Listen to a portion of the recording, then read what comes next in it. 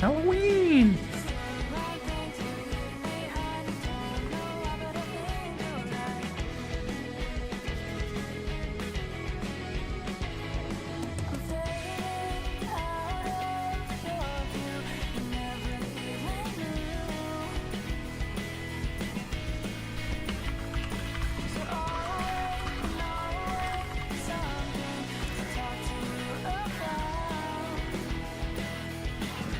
Just decorated? Nice.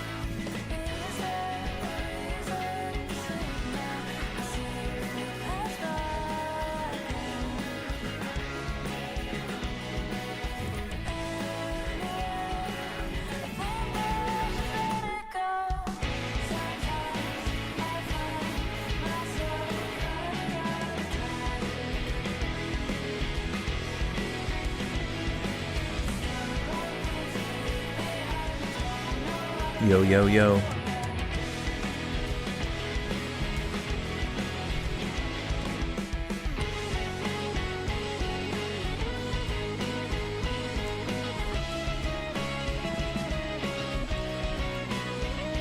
Bow, bow, bow.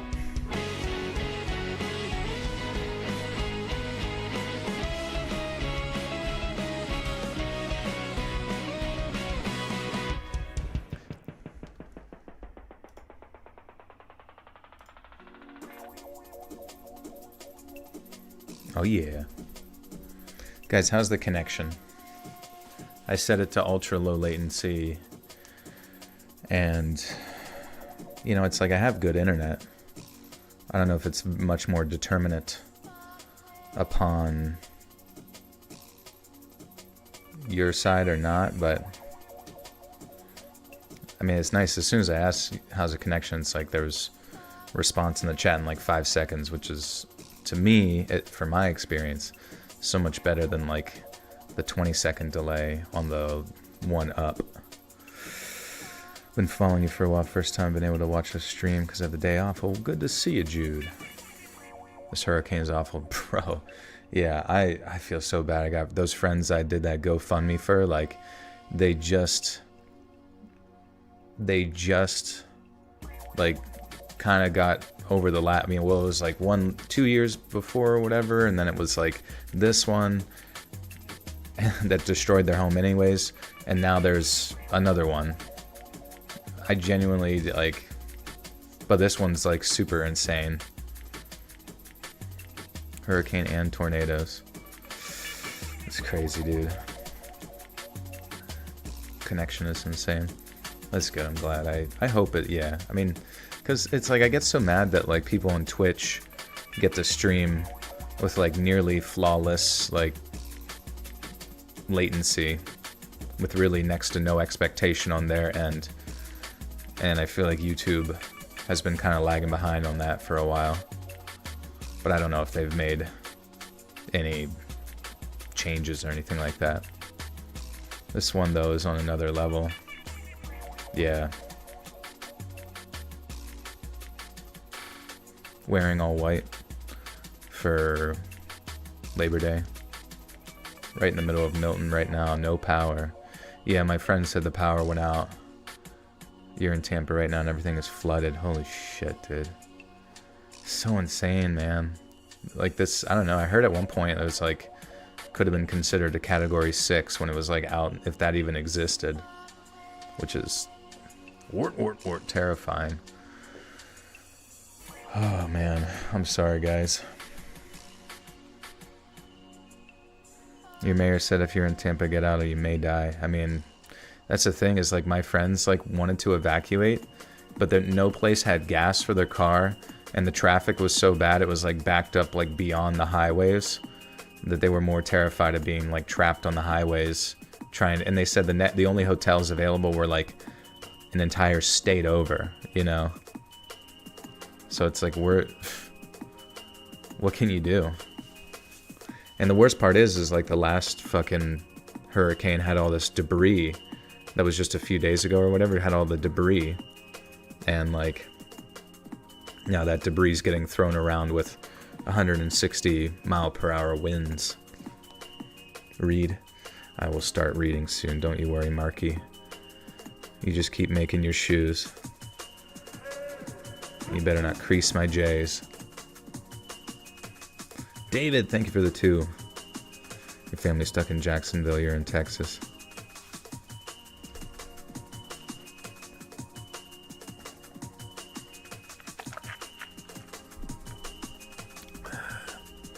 Husky Ghost, thank you. Good to see ya. Oh man, I don't know. It's just insane to me. Absolutely insane. But as long as we keep sending another $10 trillion to Israel, everything will be alright. There's these new apartments with no tenants, yet they're more than likely going to be gone. It's crazy. I cannot imagine like how much if insurance covers anything at all at this point, or if they just leave the state and dissolve the company. Paige Peterson, thank you for the 7 months. Sorry I haven't been on live lately, Joel, but I'm here now. How you been? I've been good. Been good. Honestly, cannot complain. I gotta go. He needs me. Oh, hey, see ya, Christine. Take care. Nadine is right behind Milton. Really? What the fuck is going on? So just like stacking these fucking hurricanes, bro. Dude, my friends are gonna go absolutely insane, I feel like. Hopefully after this one they can just like pack and get the fuck out. And then, yeah, Hurricane Joel. Oh, man. Big fan of peace. I'd rather the U.S. stay out. The Middle East may start World War III. Yeah, exactly, dude. It just feels like they're planning it at this point. Pushing for it. Aaron with the 2 says, can't afford more, but keep up the great Hey, no worries, my friend. Just happy to be here with you guys. Stay safe out there. Can't imagine what the housing situation is going to look for people when the evacuation is over. If they, yeah, I have no fucking clue. I wouldn't even want to. I don't even know. You're in Bolsia County, Florida. My power just went out. The wind and rain is hella crazy right now. I hope everyone else stays safe. That's so crazy. So there's another hurricane after Milton. Batters West.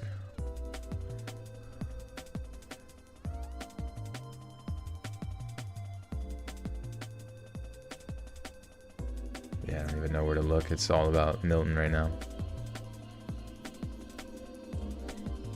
VP Harris covers mouth, says it's a live broadcast after stumbling through Hurricane Milton's speech. Jesus Christ. Whatever.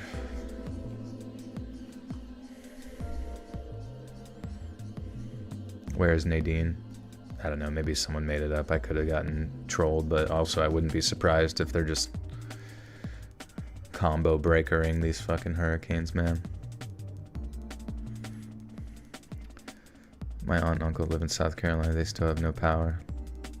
Damn, South Carolina. Oh, from the previous one. Yeah, Jesus Christ. What the fuck?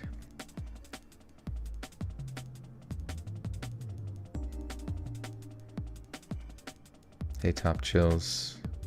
Green Cove Springs. Oh, you're talking to him. Sorry. I thought you were talking to me. The hurricane is expected to bring 10 tornadoes. That's insane. Killer Instinct reference? I don't know.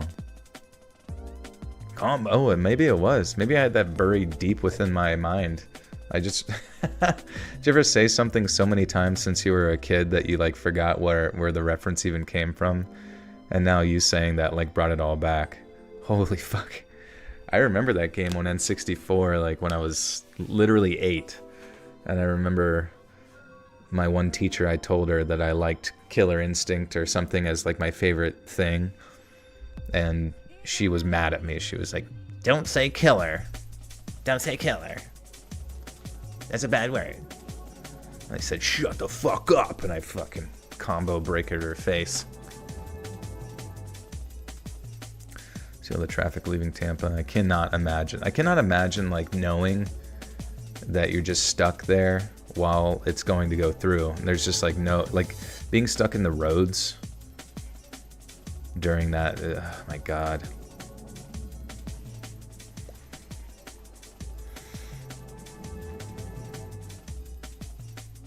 Did you hear about the video of Meek Mill getting drilled by Diddy? Dude, it sounds like everybody was getting diddled and daddled within that rap industry. So crazy. I'm really curious about all that, just like what, all the connections, all of the just insane shady stuff that was going on. Couldn't say killer whale, no. We were forced to say orca because of woke.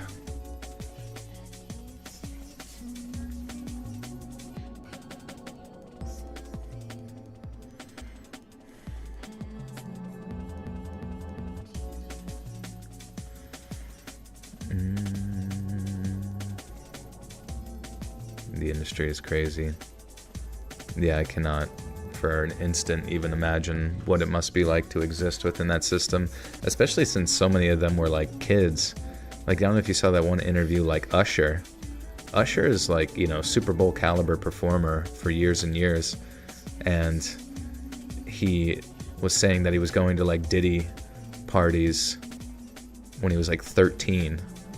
But I remember in the interview, he played it off like it was just normal. He was just curious. He was just curious. And it's like, holy shit, dude.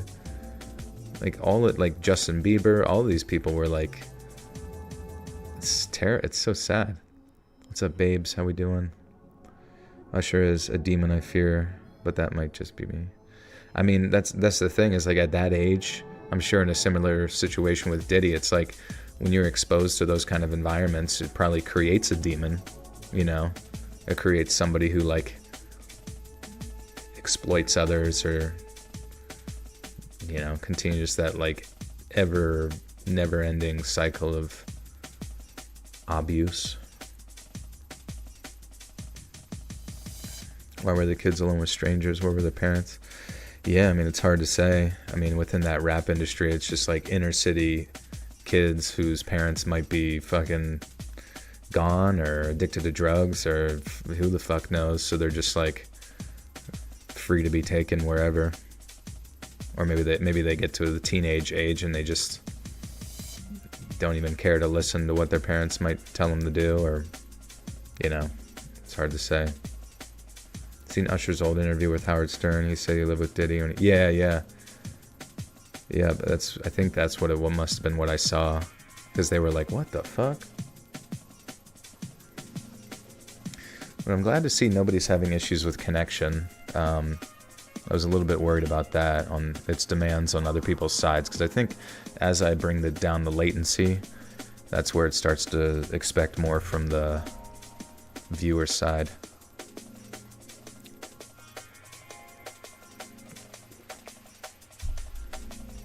The world is pretty crazy. People are getting more effed up. I worry about the next generation that'll be caring for me in the golden years. I mean, I'm sure it'll be about the same. I don't know, who knows? Maybe we're living in that perfect sweet spot where everything in the past was bad and everything in the future is bad too. Not even an ounce of bias. Yeah, the erection year. Everybody's got a big old boner. I can't wait for both candidates to hyperinflate the economy into oblivion.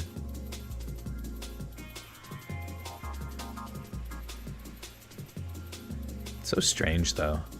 In some weird ways, I feel like the only way to like fight against like inflation is to like go to war. Just to like, if you win the war, you can just tell the other side like, we're just gonna get rid of that now. We earned it. Get rid of the debt that you bought off of some bank. Some war bonds. Things will improve. It'll just take time. I mean, I just, you know, I don't know. A lot of people compare to the past or compare to the future all the time. It's like, Earth has always been bad, you know? It's always been bad, no matter where you go. Like, the human condition involves suffering and just straight diabolical actions, you know? In many ways, you should be counting your lucky stars that you're not born in certain places that it's already, you know, been chaos for thousands of years and there's no reverting it ever. But all right, let's get to reading, shall we? We got Halloween stories to bang through. Bang on, dang on.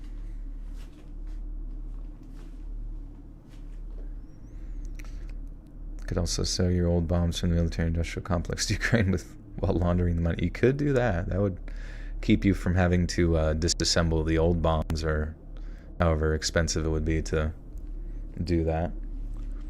Which kind of makes you wonder, like, the ones that are being sent over there to avoid having to dismantle them, like, are some of them just like duds, you know?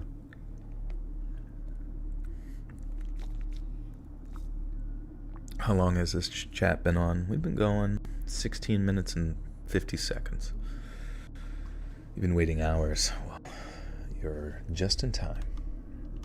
We got 3 Halloweener stories tonight.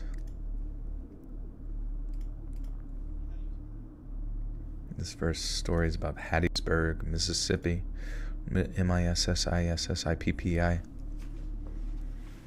I remember there was like some girl in elementary school who would know how to like spell Mississippi just like real quick by singing it like a song like that, and I thought she had fucking magical powers. I'm like, how the fuck? What the fuck?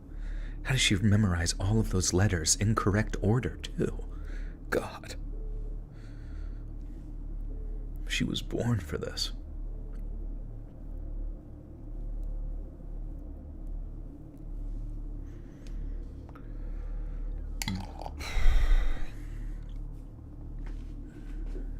All right. They go to public schools? Yeah. Private schools. I don't even know. Where would there be private schools? Yeah. Mississippi? She must be a witch. Mississippi Queen. America's going to need all the smart bombs they can get, especially if... Yeah, I don't know, dude. I genuinely think that there's entities outside of our control that have this shit on absolute lockdown. Doesn't matter what fucking candidate gets in.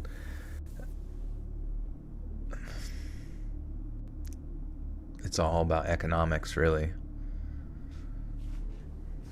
Creeper Nick, what's up, dude?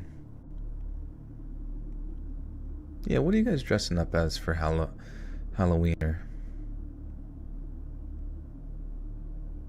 The upper beings. I just think it's gotta be money. It's just, that's the only way. Just follow the money, and you will see that I am the monkey. Joel, who do you personally want to win? I don't know. I think I really genuinely worry within the concept of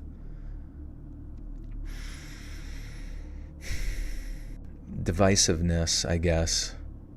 I don't want people to be divided culturally. I think that sucks. I think it's pointless. I see a lot of people just generally finding excuses to hate other people because of their political beliefs, but it's like, it's literally your beliefs. It's like believing in a fairy godmother or something like that. Like, it's just, it has no consequence to a large degree. But what does have consequence is how you treat each other. And if you were to just sort of excise, I guess, those presuppositions from your mind, you and that person would get along, you know, most likely, because you would have similar end goals of making everyone's morning latte, you know. Just because the girl with blue hair thinks a little bit differently than Toby, you know, it doesn't mean they can't make babies or whatever. So in the end, I think a lot of those sort of like lower echelon conversations are fucking pointless. I think you listen to people talk about politics and it's so unbelievably mind-numbing, and then to think that we as like ape creatures just sort of screech at one another. What a waste of energy, when in reality the only thing that genuinely dictates most of our happiness tends to be our bank accounts. And I know, I mean, the baby could be born with blue hair if it seeps into her brain and DNA enough. But I believe evolution is real. I don't know, dude. Maybe. I mean, I definitely reference like evolutionary psychology a lot in my sort of compartmentalization of like reality. I tend to like view us oftentimes as this odd mix of like monkey and spiritual being. Remember whenever 2001 Space Odyssey, when that like monkey touches the obelisk or whatever it is, the black rectangle. I feel like that is almost like a better indication of what humanity might truly be, but I have no idea. Politics is even better than gym talk. Really gets you going. The wife and I are going to be in Vegas for a Halloween party. We need to figure out some great costumes. I think you should do the Beetlejuice couple in the first movie. I haven't seen the second one, but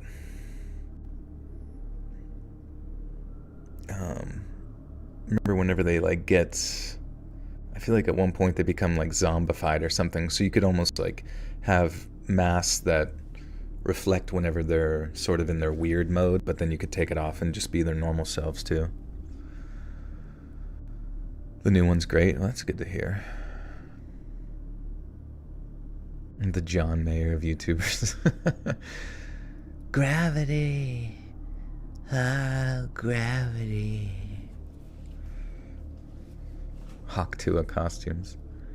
If you see anybody wearing a Hawk Tuah costume, get on your knees and pray at their altar. Kiss their feet, because you're in the presence of an icon. Miss any stories? Nope. We're gonna jump into those right now. But yeah, I don't know. Just get your bag up. Don't worry about politics. Understand at the end of the day that almost everything you do as a human is just like some abstract game.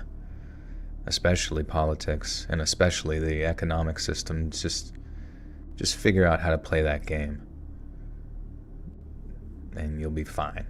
Or you'll at least you might not be fine in the head perfectly, but you'll probably be in a better place than if you were like homeless under a bridge or something like that. Drinking from a brown paper bag. Gonna dress up as a wicked ringmaster. That's cool. Yeah, that's what we should worry about. Halloween costumes, that's way more fun.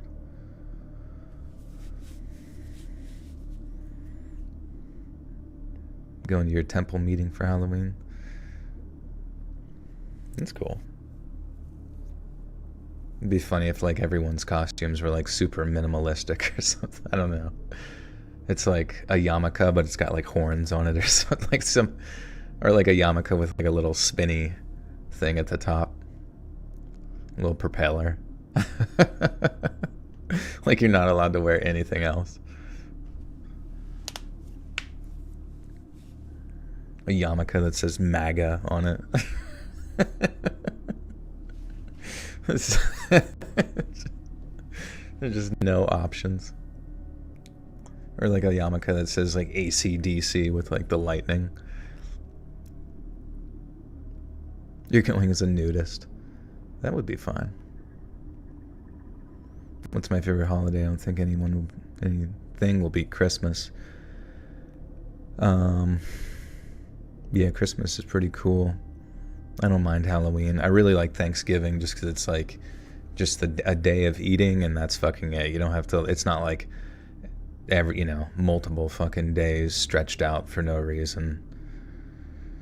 Like too little foreskin over a big old wiener. That's what Christmas is to me.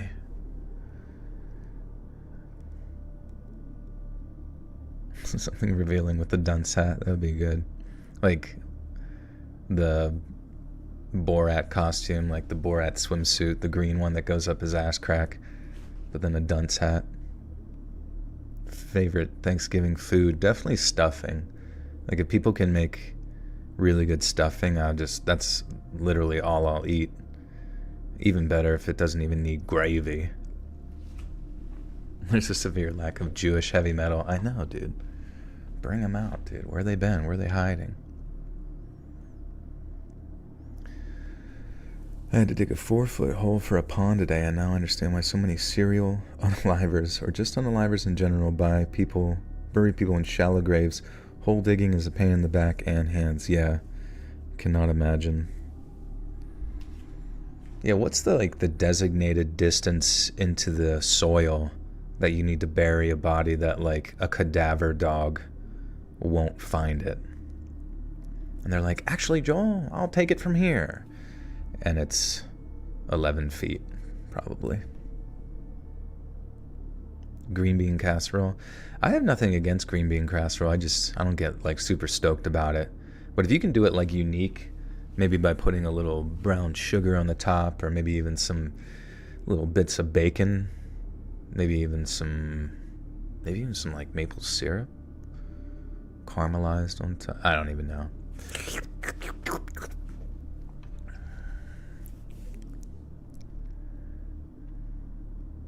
You're better off to bury it and put box springs on top of it.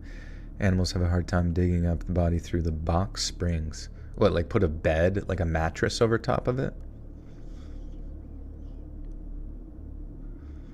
Basic white girl who loves pumpkin. Like pumpkin pie? I mean, you can't go wrong there. But I don't think I could ever eat just like pumpkin by itself with like the seeds and stuff. You're sad. Why are you sad?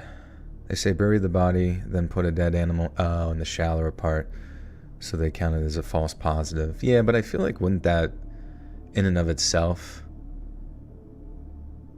they would stand out to them. They're like, why is a cat just like buried in the dirt here? Are there any other animals that would even waste their time burying an animal?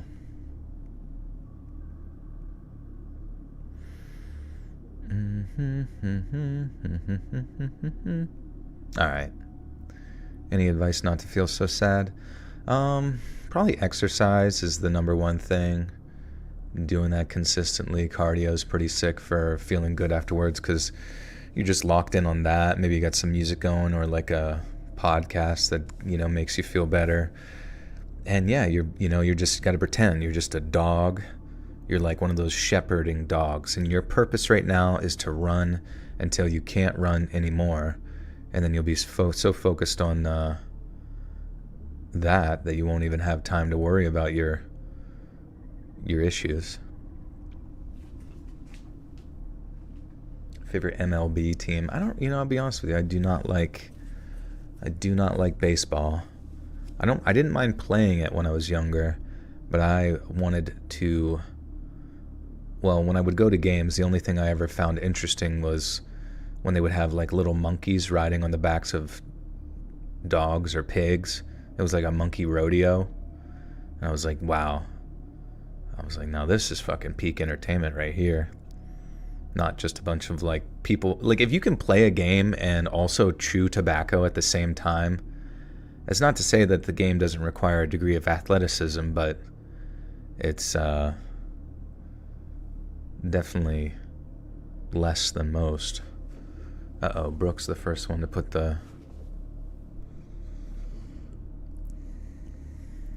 little loading thing there. I hope everything's okay.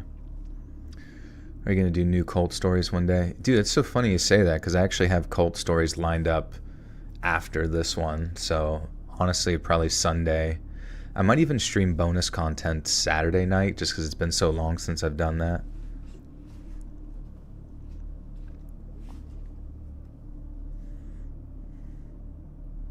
Are you sure we had a baseball game? Man, it might have been a jungle. I have no idea. It might have been a cockfight down in Mexico.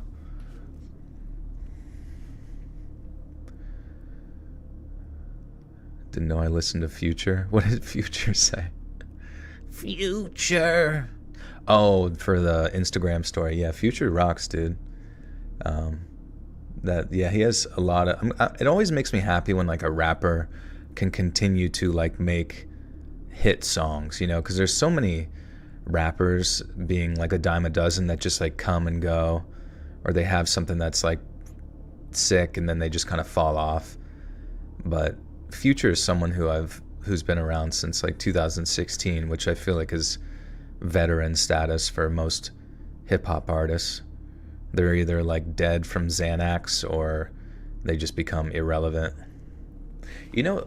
and maybe you guys can fill me in on this, but there's the one hip hop artist or group, I guess the Ray Shrummer. Remember Ray Shrummer, which is drummer's ear backwards?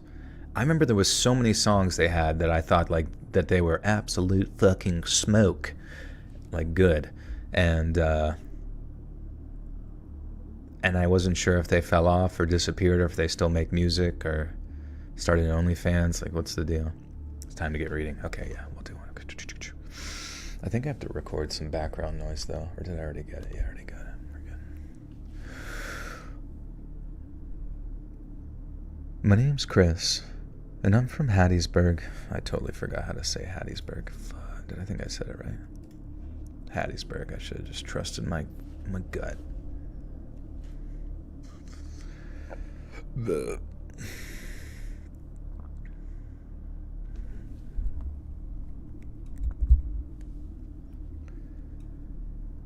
My name's Chris, and I'm from Hattiesburg, Mississippi, and I've been a listener since Halloween of last year.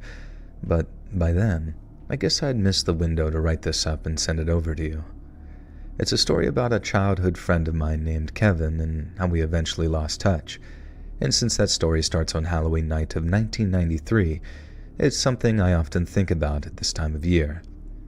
It's kind of sad in parts, but I find scary stories are like that sometimes because that thing that's so terrible and terrifying, it often has consequences, and rarely do they make for happy endings. Kevin and I lived on Decent Avenue.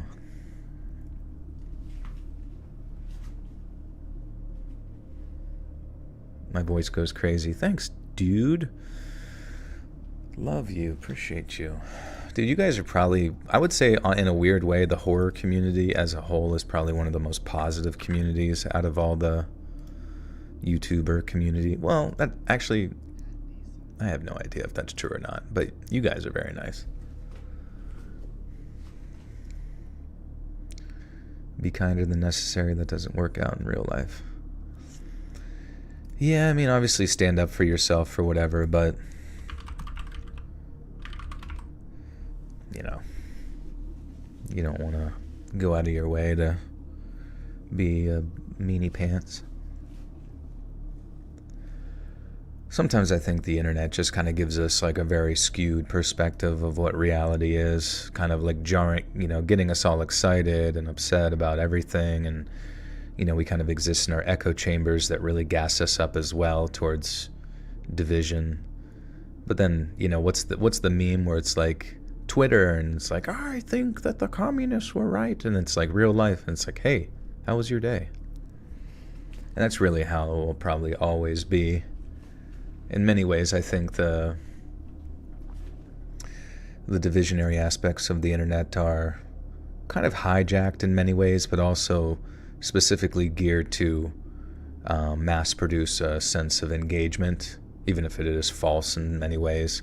But it also, I think sometimes we as people, I know for me it definitely is, we get addicted to being mad because it's an emotion, and even though that emotion is negative, sometimes I think we're almost more attracted to a sense of conflict than we are a sense of peace.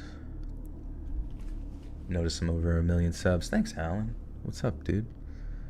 Negative person by nature. Hey, yeah, I mean, I think that most people are sort of geared towards seeing the lion in the bush as opposed to, trusting the dark. Basically, one of the members of Ray Shrummer got beat up by a girl, and they had the whole one was better than the other thing break up the group. I knew that was going to happen. I'm like, any sort of especially a rap group where they're usually kind of inflated heads about everything anyways, I know that they can never last. Even normal boy bands where, they don't have quite as much energy or negative energy, it's hard to keep them together because there's always one that's considering themselves more exciting or more cool than the other one. The online space is oriented towards our own projection of realities, and places like Twitter can be so toxic yet breed the occasional cool communities. Yeah, that's the thing, is I got off of Twitter because it's I never found that. I never found a cool community on there. I never got any good engagement on my stuff, and I'm and the memes weren't even good. Like most of the memes on Twitter were like boomer-esque memes.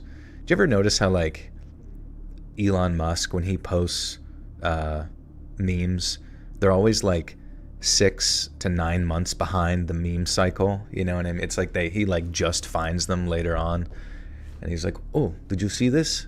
He's like, "Did you see about? Did you guys hear about Big Chungus?" And it's like, oh my god, dude. And it's almost like his curation of those memes that eventually end up on your feed are kind of like follow that same pattern of just being like 9 months to a year behind, and it's really cringe. Hey Shorn, what's up, dude? Recently found peace by focusing on what makes me happy, working out, trying yoga, meditating, eating better, and taking breaks from social media. Absolutely. I mean, like if it's gonna drive any sort of wedge between you bettering yourself or distract you from that, there's no point. There's really, really no point.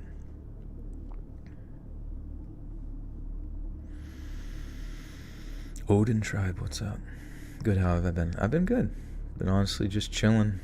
It's a deload week at the gym this week, so really cannot complain. It's kind of been trying to do a little bit of jogging this week. Alright. Reddit and YouTube are the only good social media. I mean, I don't really enjoy Reddit as much as I used to, but the nice thing about Reddit is that you can curate that to the communities that you desire. Unfortunately, I think I only have my like main profile from my Let's Read YouTube account, and so since I'm not subscribed to like any communities there, Reddit as a whole has kind of died for me, I guess, as far as use, but I understand why people would be into it.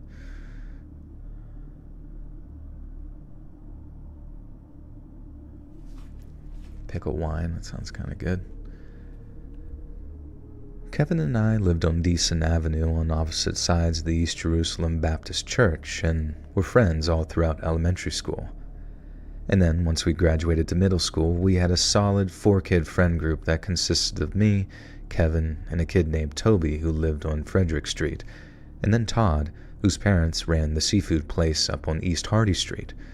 We were practically inseparable, in school and at home, but especially on Saturday nights, and that includes the night of October 30th of 1993. We were planning on some trick-or-treating the following night, but just like every Saturday, we walked around to each other's homes until the whole crew was assembled. We usually just walked around the neighborhood until we found somewhere to hang out, which was usually the ballpark of Rebecca Avenue and some of the derelict housing plots near Alcorn. What the fuck is Alcorn?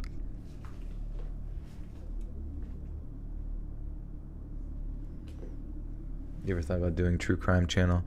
You know, I do incorporate, there actually will be some true crime at the end of this episode, but I kind of randomly incorporate true crime into like episodes if there's not enough stories for a particular topic. And I have thought about maybe doing an entire channel where I take my old true crime stuff and turn it into like videos. But I haven't kind of found someone who wants to jump on like the editing aspect of the video stuff and just efficiently do that, you know what I mean? It would be cool though.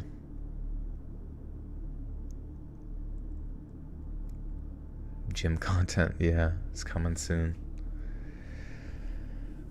My gym content would be pretty boring though. I feel like lately I just want to get in and get out.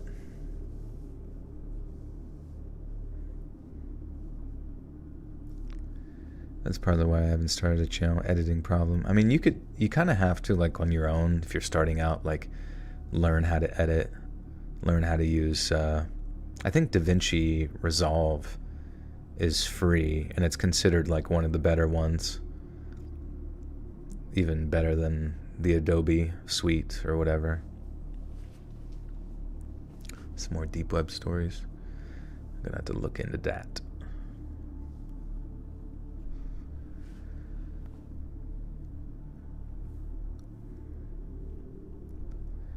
We usually just walk around the neighborhood until we find somewhere to hang, which was usually... God damn it. We usually just walk around the neighborhood until we found somewhere to hang out, which was usually the ballpark of Rebecca Avenue or some of the derelict housing plots near Alcorn.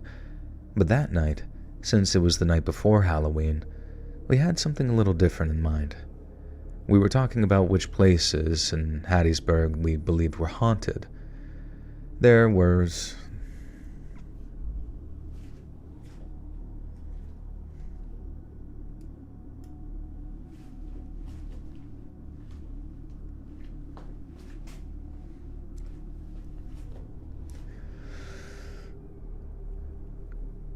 We were talking about which places in Hattiesburg we believed were haunted. There was Vernon Dahmer's old place. God damn it. What the fuck?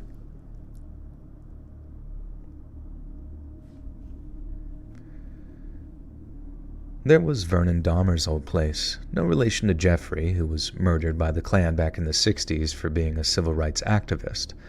His house isn't there anymore, it's just a derelict plot, but lots of folks said that they'd felt an eerie presence around the place, and others even heard weird sounds. But since Vernon's place was at least 5 or 6 miles out of town, we weren't about to try and walk out there on a Saturday night. We also had the old train yard, which was supposedly haunted, and the old Hattiesburg Cemetery was also an obvious choice for some guaranteed spookiness. But at some point, someone brought up the old derelict house at the end of Elizabeth Avenue.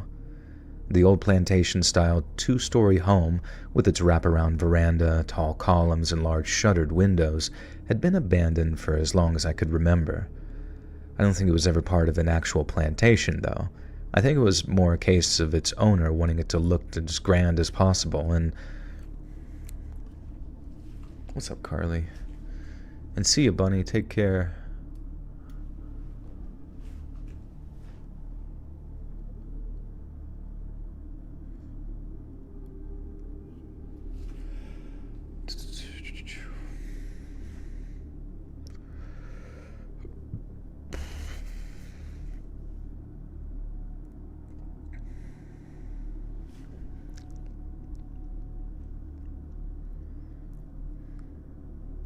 Sounds magical. What, me saying God damn it? God damn it. God damn it, I can't read a word. I'm gonna do it. Thank you for what you do. You're welcome. No worries. Thanks for being kind. Any show recommendations? Maybe like Arrested Development. I don't think it was ever part of an actual plantation. I think it was more of a case that its owner wanting it to look as grand as possible, and it must have been quite a place back when it was still occupied. But by 1993, it was nothing but a crumbling, termite-infested, ramshackle ruin, and it looked spooky as hell, though. Unlike the old Dahmer place of the Hattiesburg Cemetery, we hadn't actually heard any rumors that the abandoned house was haunted, and maybe that's what attracted us to it in the first place. I mean, the place looked like it should have been haunted, so in our minds it pretty much was. But that also gave us a free pass to avoid visiting any of the places we'd actually heard were haunted. Sort of like, we're not pussies, we're just very lazy. And so we walk all the way down Decent Avenue, across Gulfport Street, and then we're walking down Elizabeth Avenue discussing what might have happened to result in the home being completely abandoned. I remember Todd suggesting that the family patriarch had gone insane, slaughtered his family, and that the home's bloody history meant that it couldn't be resold. Toby then suggested that some kind of tragic accident had resulted in restless spirits being anchored to the place, and that's why it couldn't be resold. What is this? Would you collab with U2? You know, I was thinking about that recently, like, it would be cool to do a plushie of some sort. I feel like they reached out at one point, but I don't remember exactly. But honestly, the people who find me ads for my channel, I might ask them to look into that a little bit. Hey Bliss, what's up? Add it to the list. It's true, actually. I should probably write this down.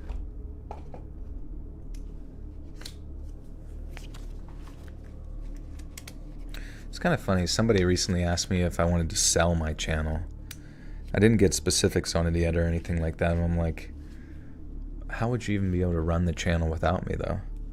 But then if they were to say, you sell the channel, but you continue to like work for us, like doing it, I'm like, if that's going to be what they I mean, I'm not going to do it either way, but if that's what they present, then I'm like, that sounds like a terrible, because I could only imagine like their proposition would be like, we guarantee that your money or something stays at whatever, but I'm thinking like, yeah, but if I just continue to run it, my money scales based on the success or failure.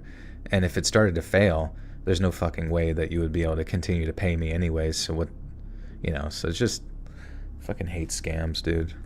But I do kind of want to hear what they have to say just to see how ridiculous it is.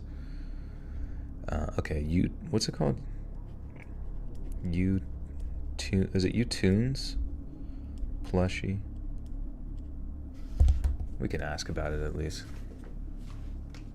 You wouldn't have any freedom. Exactly. Like, I remember even just like briefly doing, or really anytime I do like any work for anybody else, like, I get it. That's what we all U2s. Okay, thank you. I know, also, does it seem like my responses to your guys' stuff is faster than normal because of the latency change? It's kind of cool if it does. But yeah, even doing like any sort of like work, sometimes even collaborations are like a mildly annoying thing. And then, doing work for other people where I had to like record a bunch of stuff for them to get it done, or even coordinating ads and stuff. Like, it can be very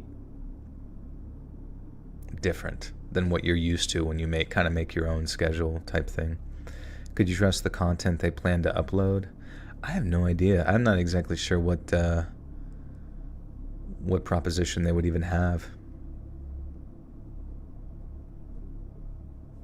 Honestly, because my only well, honestly, yeah, I can't even imagine what they would, because if they were to buy the channel and I just disappeared and then they replaced me with like AI or something, like an AI voice, I feel like people would be able to pick up that pretty damn fast, because there's a lot of aspects to my like narration voice that isn't just like straight reading. It's like putting emphasis on things. Maybe it's slows down just because I don't even know what the fuck I'm about to say next sometimes. And yeah, you wouldn't get the live streams anymore, I guess. So I just don't think it would ever, I don't even know a world where that would even pan out.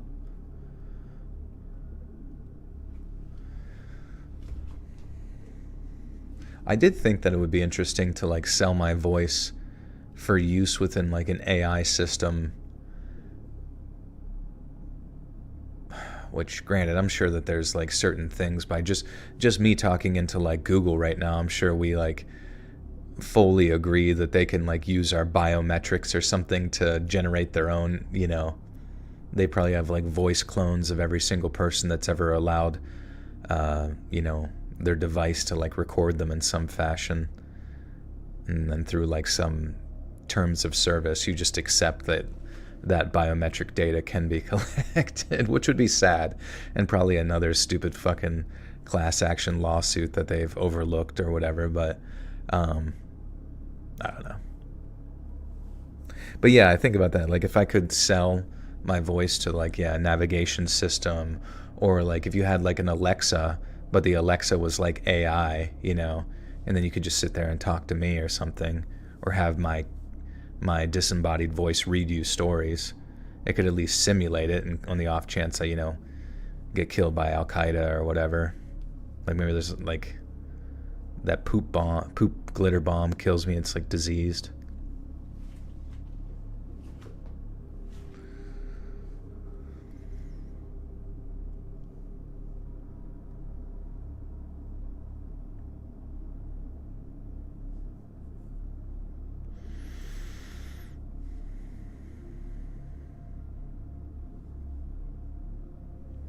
$3 million. Thank you. That's a good estimate.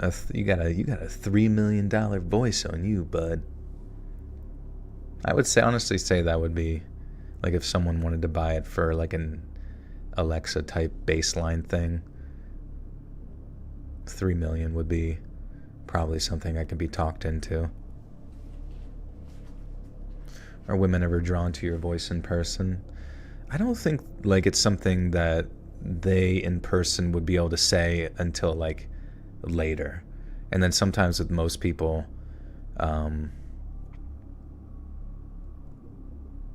it's like it's not until I tell them that I do narration stuff that any person would be like, oh, I can hear it now, or you know what I mean.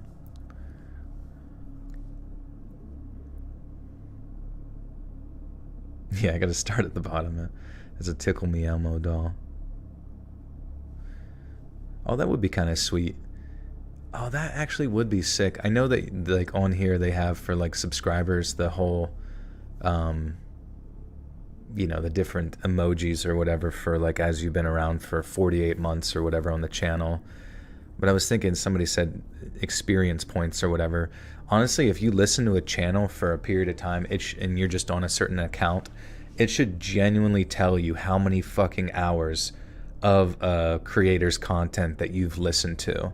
And then like, not that you need to like unlock certain prizes for their channel or something, but I don't know, it should reward you, even if it is just visual, to just like show how long you've been, like how devoted to a certain channel you've been.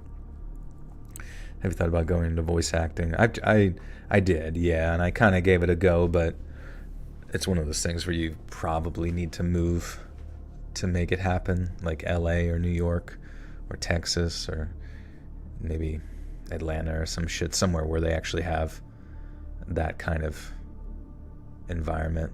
It's kind of hard. I mean, you can do it from home, but I think you kind of have to establish yourself first. Do I agree that me and your maker's voice sounds similar? I think what people were hearing in regards to me and your maker, because I know people say it's like your voice twin, my voice twin or whatever. Like, I'm going to go back to the thing here. We're going to listen to... Hello everyone and welcome back to the channel. I hope you're having a Since wonderful this is day. I know talking it's been a voice. little while. I've been busy being sick and work and all that. I've been fun busy stuff. being sick and But work. never fear, we're back with a new video. 2-year-old Riley straight. But it was another clue to aid in the search for Riley. The search continued down the river as far as the Cheatham. Huh, he's doing a much more impromptu conversational voice there, which is interesting. How far back do we have to go to here? Today's video was brought to you. Almost there too. Yeah. Oh, I know. We. He does a lot of 911 Heard calls. her last words. Yolanda Saldivar, in room 158. In room Selena was only 158. 23 years old when she... You know, I don't really hear it. I genuinely don't hear it compared to my voice. I think the reason people thought that we sounded so similar in the past is because he had a very bass heavy mic. You know what I mean? And I think sometimes people struggle to differentiate voices whenever the machinery that they use presents a very similar like frequency, such as like a bass frequency or a bassy frequency. And I think that might be in also conjunction the fact that we're just in the same field of narration or whatever. I think that, yeah, and perhaps a little monotonous, I suppose, in our presentation. I think that might have been what people hear, but I think, yeah, on the whole, we're quite different. But obviously I'm, biased since I have to hear my voice all the time.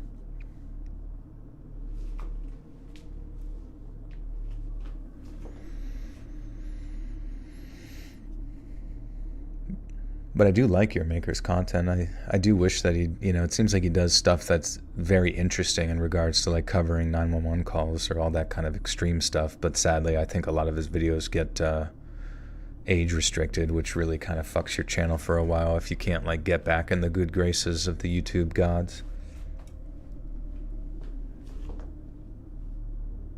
Hey, see you, Chris. Take care. Mr. Creepiness sounds similar, maybe a little higher pitched. What was my most awkward live stream moment? I guess just whenever my drunk streams when it was my birthdays. Getting just too fucking slamma-jammed.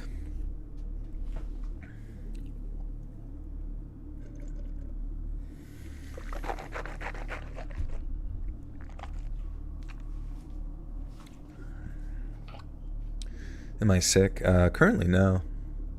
Do I sound sick? Going to see Terrifier 3 on Saturday. Did they really release Terrifier 3? Do you watch Dark 5 videos? I vaguely remember Dark 5 back in the day. Wasn't his opening like a super up close of the sun or something?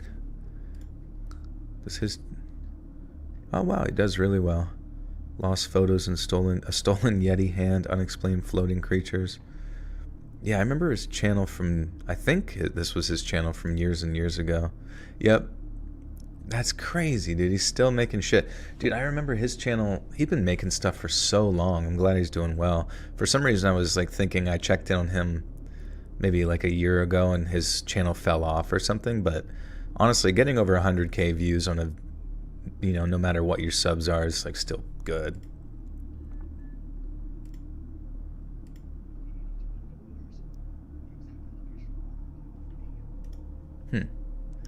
In the past, he used to not do voice, but I guess he's switched to voice, so that's cool.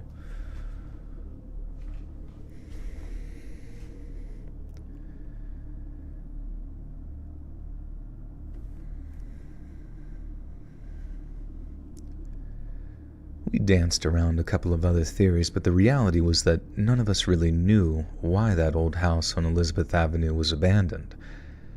All we knew was that the chances of encountering spectral activity there had to be lower than at the train yard of the cemetery. That, in all likelihood, nothing bad would... Wait, what? Train yard or cemetery, okay. Is it me or the acting on Terrifier seem off? I mean, it's probably your typical, like, slasher, schlocky, horror film type thing. I kind of have to see Terrifier 3 now after having seen the other ones. I don't consider Terrifier to be like that extraordinary of like a horror piece, but sometimes you kind of have to roll with the cultural punches. It is nice though that like most horror movies have stayed consistent throughout the years, I guess, as far as entertainment value goes. Like it's just blood and guts and sometimes tits, I guess. All we knew was that the chances of encountering spectral activity there had to be lower than at the train yard or cemetery, and that in all likelihood nothing bad would happen hanging out there. But we could not have been more wrong.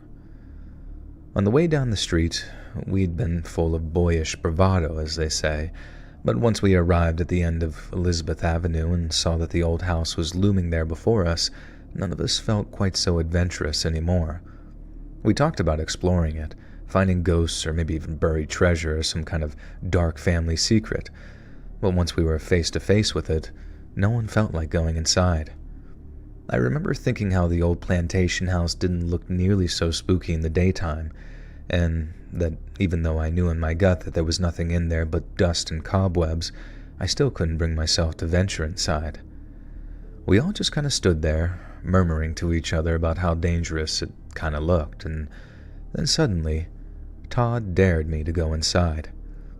I remember saying something like, "Alone? No way, man, you must be crazy if you think I'm going there on my own." Todd then dared Toby to go inside, and he said pretty much the same thing. But then when he dared Kevin to go inside, even for just a minute, Kevin replied with, "And what are you going to give me if I do?" Todd thought for a moment, but Kevin clearly had something in mind already. He said that he'd go inside, up into a bedroom or down into a basement, and bring back something to prove that he'd been there. And in return, he wanted at least half of Todd's candy haul from that following night on Halloween. Todd said something like "no way," and I even thought that was a little much of a hard bargain, but eventually they settled on this: For every minute that Kevin spent out of our sight anywhere in the house, he got one fistful of candy from Todd's trick-or-treating bag the next day. And Kevin said that he wanted a souvenir from the place anyway, something to prove that he was the bravest of all of us. But we were all convinced that he wouldn't last more than 2 or 3 minutes, with Todd being perhaps the most confident of all of us that he wouldn't have to give up more than maybe a few fistfuls of candy. We watched Kevin go off through the tall grass. What's that one character from Smiling Friends? He's like the boss or whatever. Mr. Boss. I don't know why, but every time he does that voice and kind of talks like this. to finish off what he's saying. I don't know why that makes me laugh, because I feel like I've done that voice so many times to emphasize something. Oh, you really think that's the way, don't you? Interesting. She got rowdy. You got a Beanie Baby collection? Hell yeah, dude. Oh.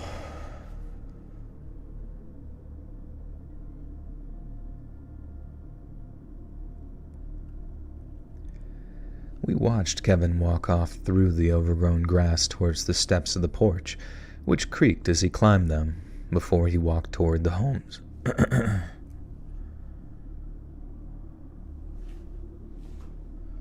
I seen Black Phone? Yeah, I've seen Black Phone.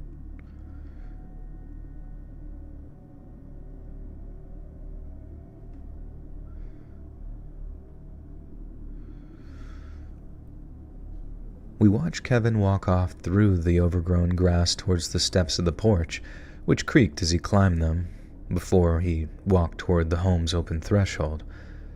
I remember the door had been completely taken off the hinges, so there was nothing but an ominous black orifice waiting for him. And when he reached it, Kevin looked back at Todd and told him to be ready to count the minutes.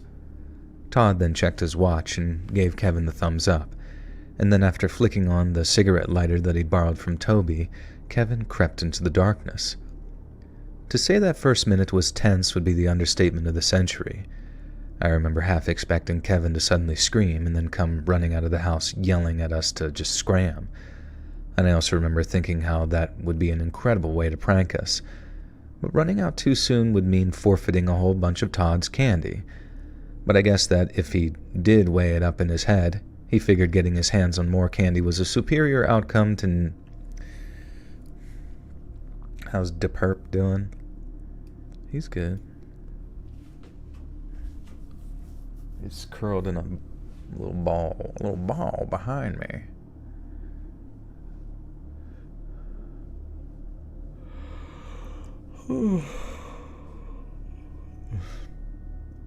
DePerp drink.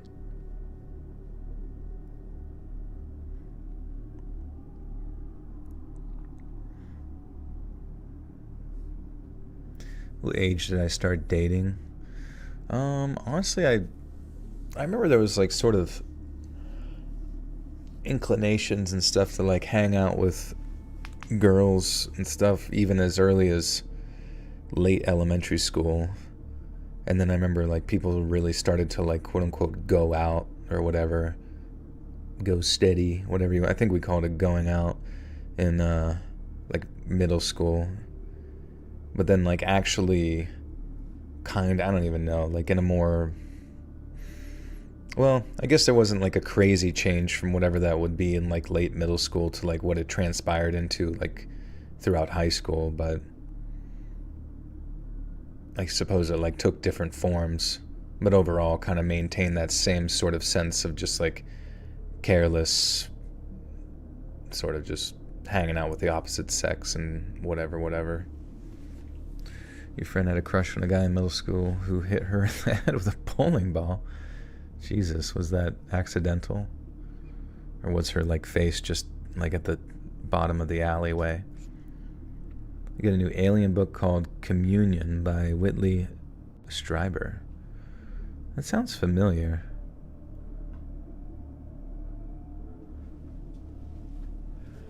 Diddy hates jail? I figured he would love jail.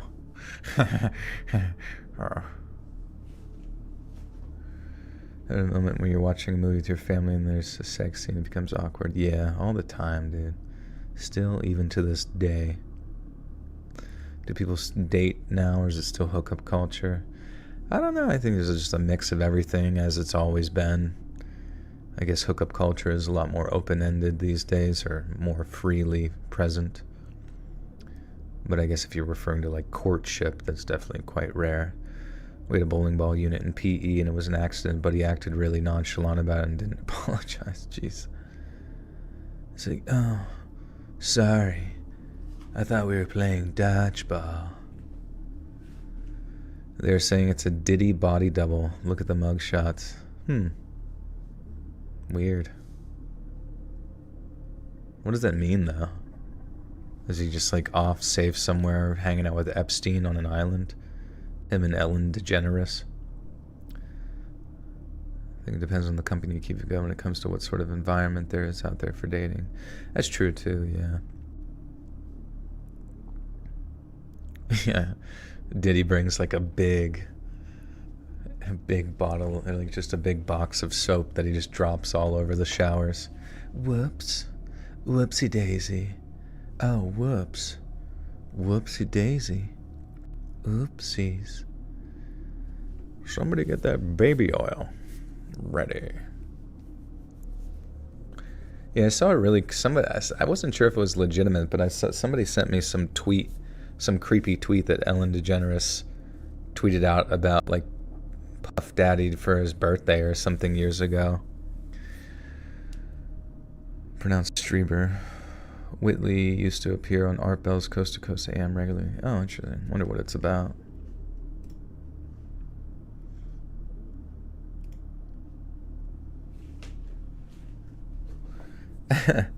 Yeah, they're all in the prison, and he's got like the baby lotion. He sprays it on like the prison shower floor, and they all stand in like in a Congo line, but their legs are like spread, and everyone just like runs and slides through their legs like a slip and slide, and see how many they could do. Wouldn't it be nicer if everybody in prison was just nice to each other? Like, why do they got to be doing all the raping and stuff and stabbing? I think everybody would be like chilling and having a good time, thinking of fun games. Obama. Whitley's been visited by aliens. Interesting.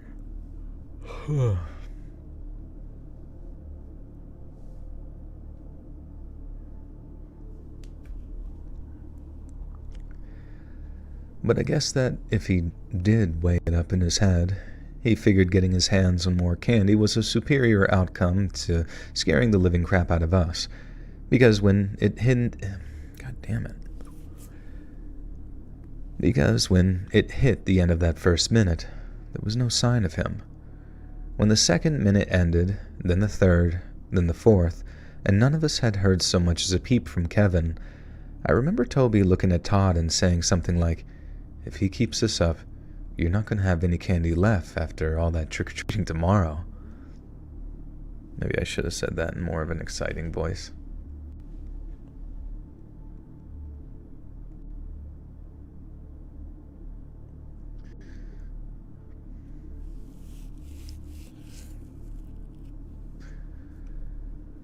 When the second minute ended, then the third, and then the fourth, and none of us had heard so much as a peep from Kevin, I remember Toby looking at Todd and saying something like, "If he keeps this up, you're not going to have any candy left after all that trick-or-treating tomorrow." And Todd actually started to panic, because 5 or 6 handfuls was going to be quite a lot of candy, and they hadn't yet negotiated if fistfuls meant 2 fistfuls or just the one, etc., etc. And by the time Kevin had been in that house for a full 5 minutes, Todd marched around halfway through the grass towards the house and yelled something out like, "All right, Kevin, you made your point. You got your candy. Now come on out."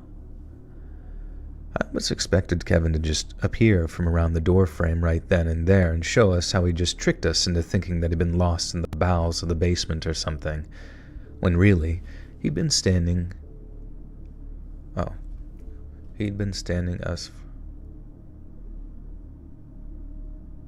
Oh. Am I going trick-or-treating tomorrow? Yeah, I should be. Be dressed as a ghost.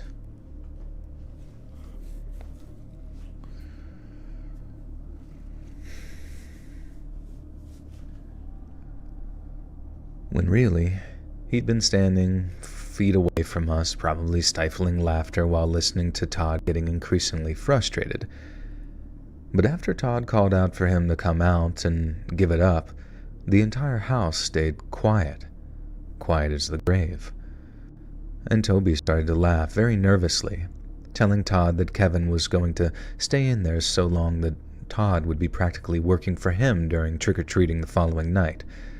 I laughed, but Todd didn't find it very funny, and yelled out again for Kevin to come outside before the spiders started climbing up the leg of his pants. And the idea of that sure motivated me to...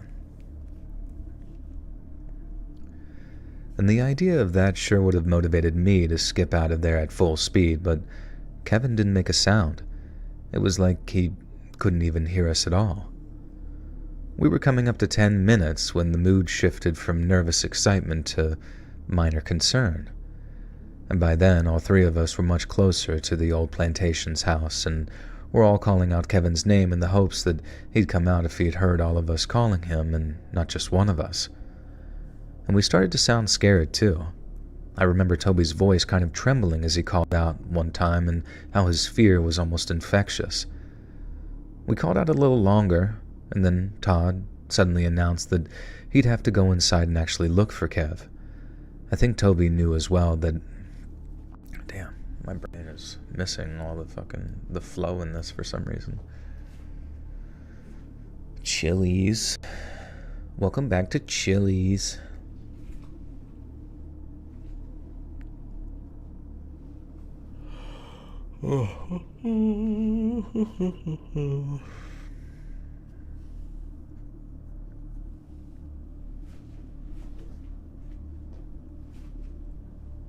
What's up, Eric? How we doing? But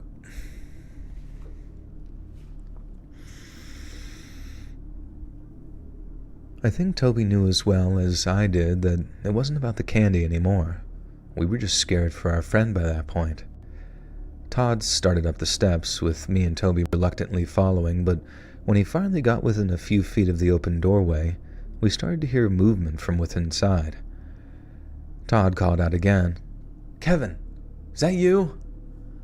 But when we got no response, that fear came back tenfold.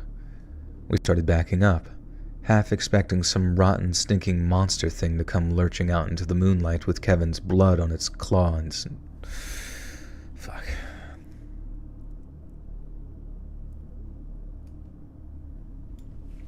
I should let you send me reels.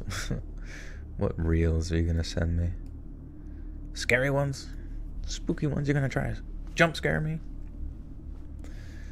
Mr. KW Jones, how we doing, dude? And Heather, what's up? We started backing up, half expecting some rotten, stinking monster thing to come lurching out into the moonlight with Kevin's blood on its claws and teeth. Whatever it was moved very slow, without urgency, just these slow, steady footsteps as it came closer and closer to the door. We kept on walking backward, getting ready to run, but then suddenly, who steps out into the moonlight but Kevin? We all breathed this huge sigh of relief because he was walking fine, not running, and he had no signs of any wounds or injuries either. And Todd says, "What the hell, dude? You scared the crap out of us." And I was waiting on Kevin to just burst laughing before...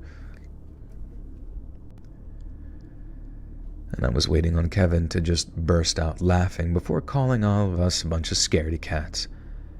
He'd secured at least 7 or 6 handfuls of Todd's candy and managed to have all of us on the verge of wetting our pants.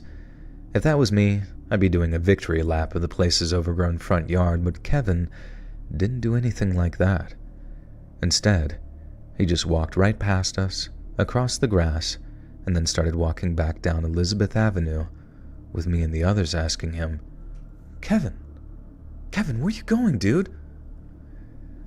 Todd, Toby, and I all just kind of stood there looking at each other for a moment, as if to ask what the hell's gotten into him, and then we followed him up the street asking what had happened inside that house. Like I said, we hadn't heard so much as a mouse's fart up there, and it had been complete silence the whole time, so we wanted to know what Kevin had been doing for so long. He also wasn't acting scared either, at least he wasn't running. He was just walking away like he was tired and wanted to go home. Toby and I ran around the front to him because... Wait, what the fuck?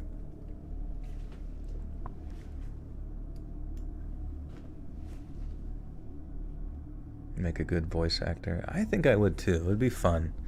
If anything, it would just be something fun to do, but I genuinely do not know how to get involved in that.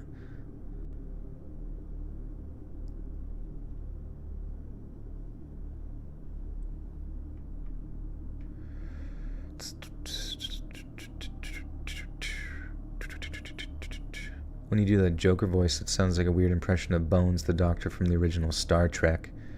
Just a more country version. What's the... Oh, Batman.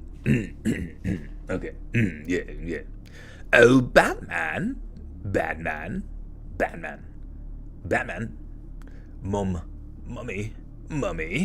Oh, Mummy. I don't know. Something like that would be fine. Joker.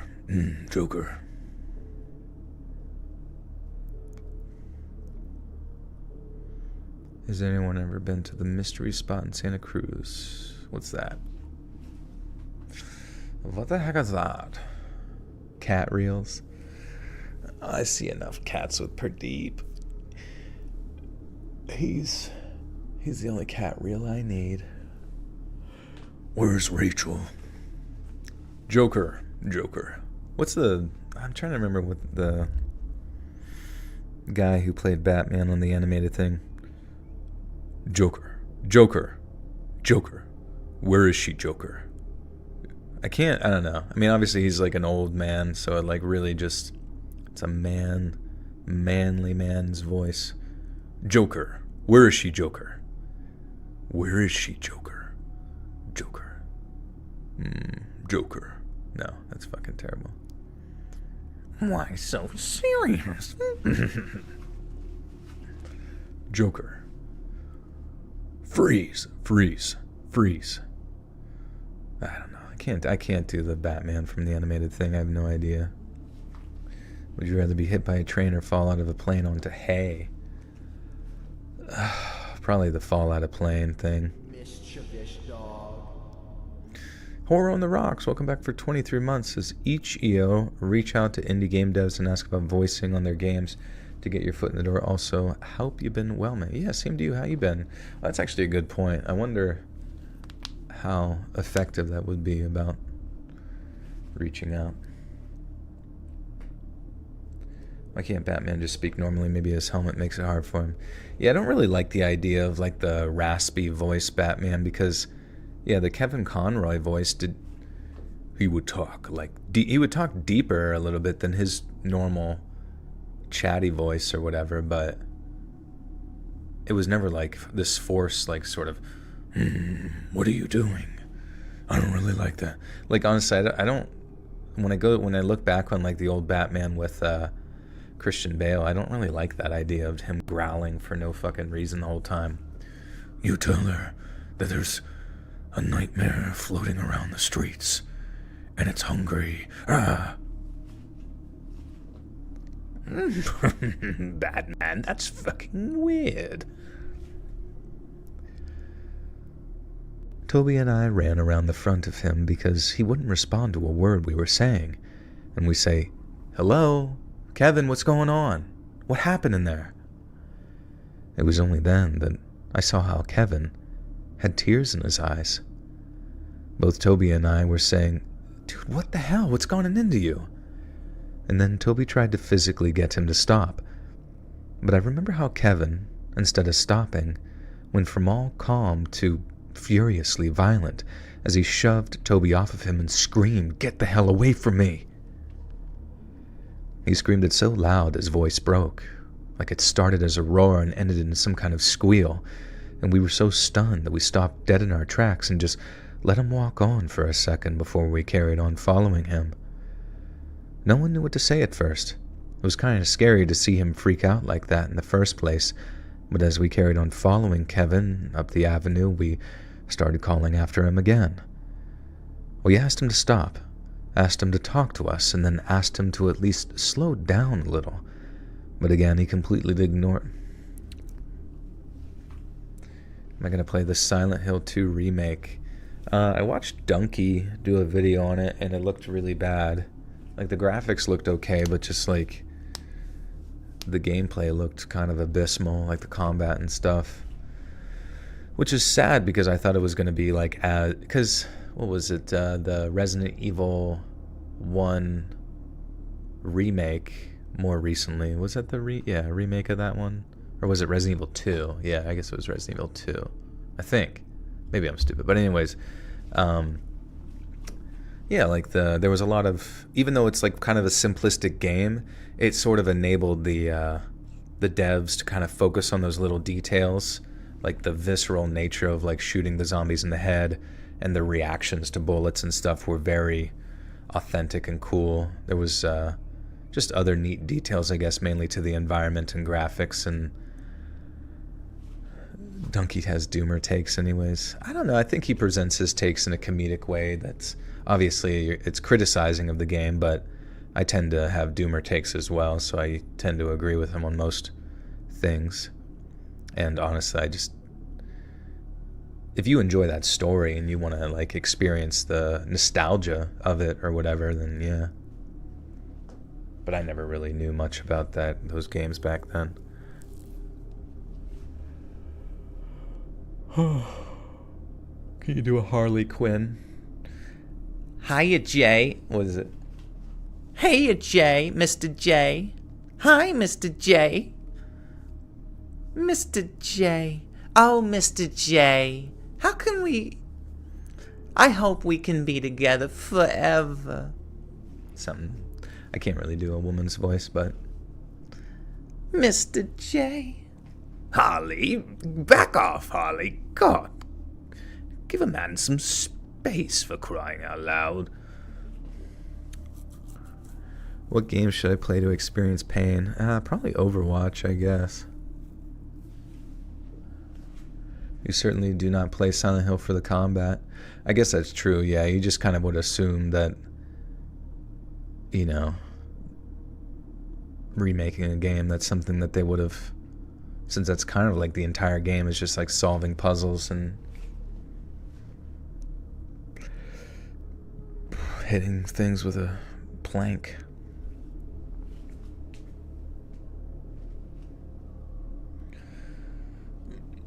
Could replace Mark Hamill. I don't think anyone could do that. But that would be fun to, I don't know, try at least. Master Yoda. Yes. There. Do or do not. There is no try.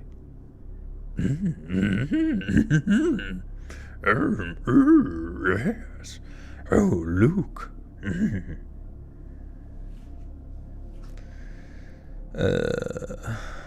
Impersonate Luke Skywalker. Luke! What did Luke's voice was just... What was his voice? His voice was just... Oh, come on, Yoda. Really? You're gonna bring all that energy to a Tauntaun fight? Or what would be...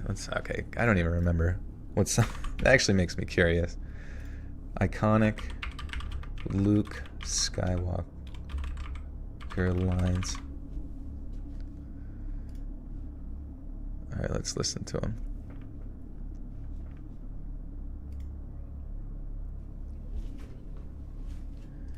I was going to Tashi Station to pick up some power converters. He's kind of whiny.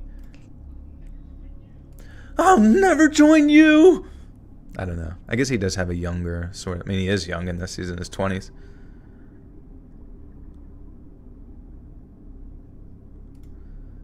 Never.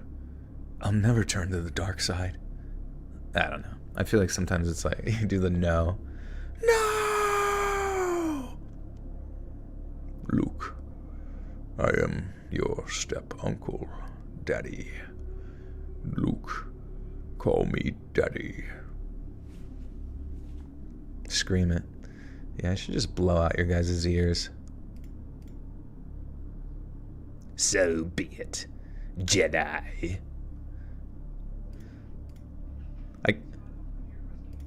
I'm Luke Skywalker. I'm here. I don't know. He's just, I guess it's just like his voice, and it's very hard to emulate someone's like a personal, just normal voice.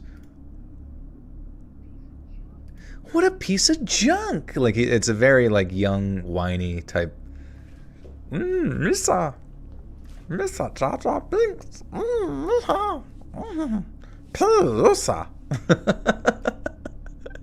Oh my god. I love when Kamala Harris does the Jar Jar Binks voice. Is it a red flag when a man asks you to call? Yeah, it's probably a little weird. Don't do that. Do Obama. Ladies and gentlemen, there's a couple of things we need to discuss as a country and as a nation. We need to do some healing and give Israel a big pack of money. You know what I'm saying? Do the roar. Can you do Jack Sparrow? Was feeling of things I've never really done myself. But listen here, darling. If you really want to come at me with a couple of bullshit, then you can fuck right off. I don't even care. Yeah.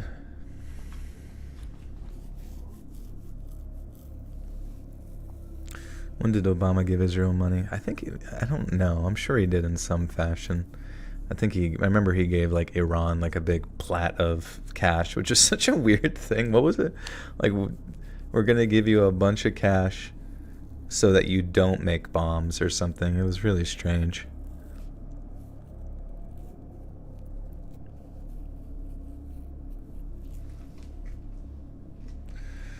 I don't know.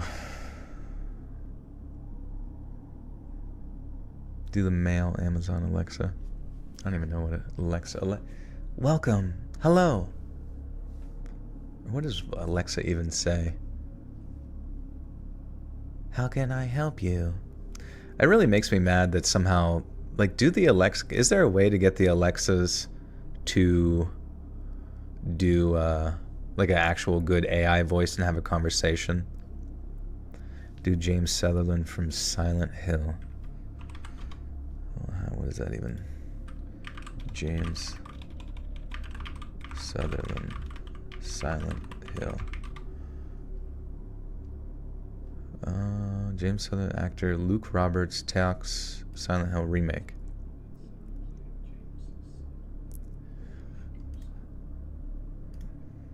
Here, we'll listen to it this way. When you're playing an iconic character such as James Sunderland, you obviously have to respect the original and not deviate too far from a much-loved legacy. So it's funny because during Luke's initial audition, everything went wrong. The audio quality was terrible, we were running super late, the lines got mixed up, but there was just something so special about this particular actor embodying this role. My name's James Sunderland.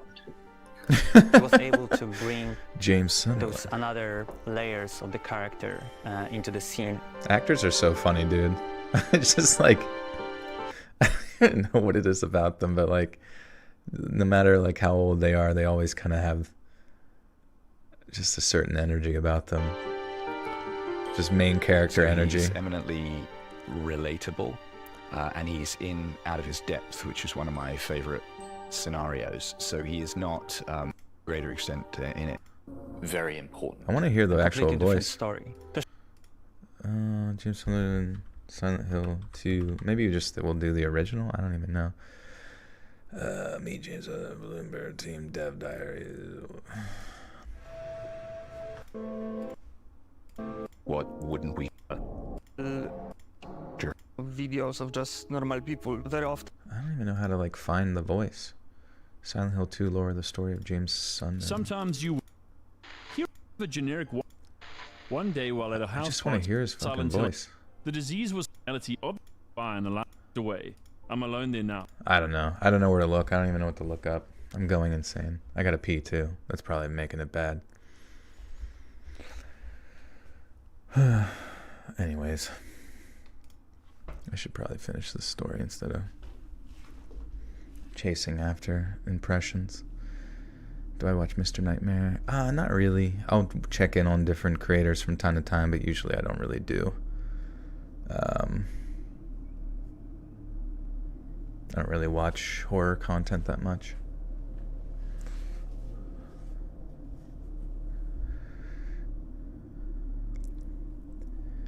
We asked him to stop, asked him to talk to us, and then asked him to at least slow down a little bit. But again, he completely ignored us until it was Todd's turn to jog ahead of him in an attempt to block his path. Kevin tried to avoid Todd by walking around him without saying a word, but then Todd stepped in front of him again. Kevin started swinging. Todd leaned back so hard to avoid the punches that he fell on his ass, and then me and Toby ran over trying to separate them, and Kevin started swinging on us too. He started screaming, "Don't touch me! Keep away from me!" Again, his voice was cracking like he was fighting back tears. And all the time I'd known him, I'd never known Kevin to act like that. He looked crazy. His eyes were wild, his face was red, and he was serious about hurting us if we got too close. I mean, he moved on Todd so fast that he fell on his butt, and if me and Toby hadn't have blocked off when we did, then we'd probably end up fighting him. We wanted nothing more than for him to just tell us what had happened in that house, but if he didn't want to tell us, then there'd be no getting him to do it, I guess. We just had no choice but to let him go. Fucking let him go.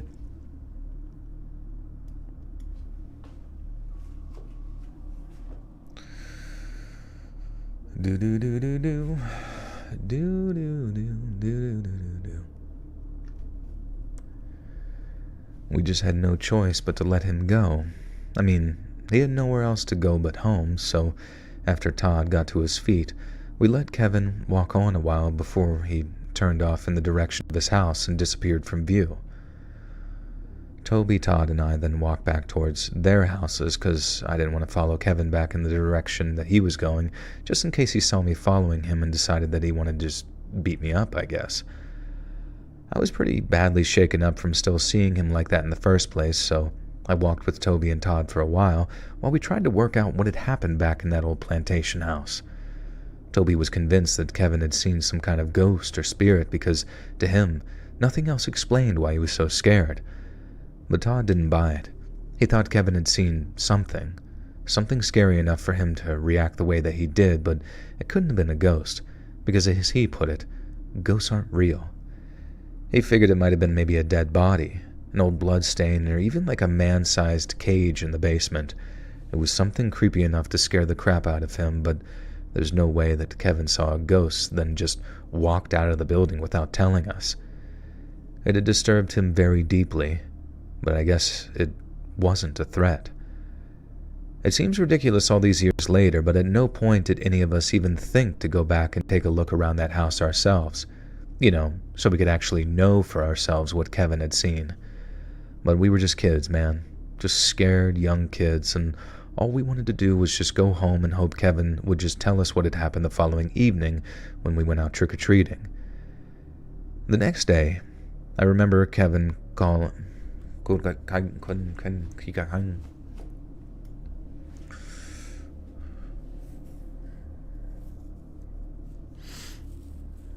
Hi, what's up, Naji?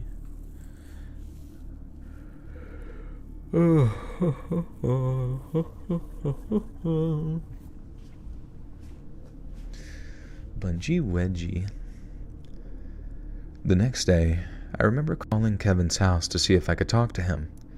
His mom answered the phone and she sounded just fine at first, but when I asked if I could talk to Kevin, she said that he was feeling under the weather and couldn't come to the phone. I asked if he was okay and she said yes, but that he was upstairs taking a nap after complaining of feeling very sick. I remember pausing for a few moments, so long that Kevin's mom asked if I was still there, and only then did I find it in myself to ask her if he'd been acting strange when he returned home the previous night. It was her turn to pause, just long enough to let me know that her answer wasn't as natural as she wanted it to sound, and then told me, no, Kevin had been just fine. He just woke up that morning feeling a little worse for wear. She wasn't lying, but she wasn't quite telling the truth either. She was covering for him. Understandably so, she was his mom, but why? And before I hung up, Kevin's mom said that she had no reason to believe he wasn't coming trick-or-treating with us, and that she'd get him to call me back whenever he woke up from his nap. I waited and waited, but got no call from Kevin, so I decided to just call him a second time. And that's when I got the news that he was still feeling under the weather and wouldn't be coming out trick-or-treating with us. I was devastated, but not so much because he wasn't heading out with us. It was more because I knew that whatever happened was still affecting him, and in a deep enough way that he turned down the opportunity to grab as much candy as he could carry. Trick-or-treating was huge for all of us, so for Kevin to miss it was a big deal, and Todd and Toby knew that too. It was almost impossible to enjoy ourselves out there, though, so much so that we ended up heading over to Kev's house to give him a share of our candy. We were desperate to see him, desperate to make sure that he was at least kind of okay, but when we got to his door, his mom told us that he was too sick for visitors. And he stayed sick, and I put that in quotation marks, for about a week before I got a chance to get him on the phone, and I asked but one time if he wanted to talk about what had happened back in that house. He told me word for word that if I ever asked about it again, he wouldn't be my friend anymore. So I didn't. I resisted the temptation for as long as I knew him, but Kev was never the same kid. He walked into that house as one guy and came out as a different one, and for the life of us, no one could figure out why. Todd and Toby and I were too scared to head back into the house on Elizabeth Avenue for fear of the same thing happening to us. Kevin had also told the two guys the same thing he told me, that he didn't want to talk about it under pain of excommunication, so they ended up biting their tongues about it too. That wasn't the end of the story, though, and we didn't think it was any coincidence that the old plantation house on Elizabeth Avenue ended up getting demolished not even 6 months after Kevin walked into it. And that was the closest I ever came to breaking my promise and asking what he saw in there, because that demolition day really was the last chance to see for ourselves. And again, there wasn't any way in hell that I was going in there alone, not even in the daytime. And maybe I should have asked, but I just didn't want to lose a friend as old as Kevin, even though he was a little different from the kid I knew before. Kevin and his family stayed in Hattiesburg. I gotta make sure I said this right again.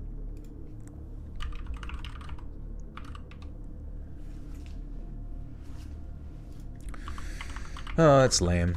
I hate stories that just kind of like literally have no like what, like I get it, it kind of leaves our mind to like wonder what had happened, but I think what would be scarier is something happening.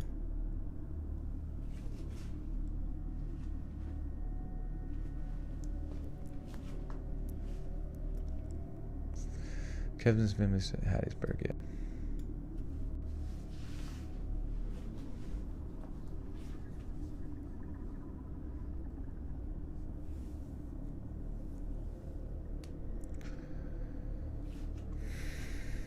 What was in the house, though? I don't know. I don't even know. It's just...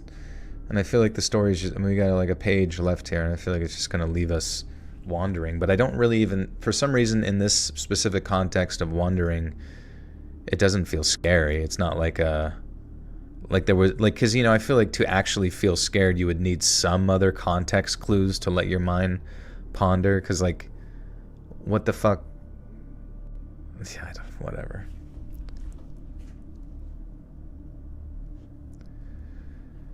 Kevin and his family stayed in Hattiesburg for about another year, long enough to graduate 8th grade, and then he told us one day that he was moving away. Kev moved up to Jacksonville, apparently because his mom wanted to be closer to her parents during their old age. And we tried to keep in touch with him, but we always seemed way...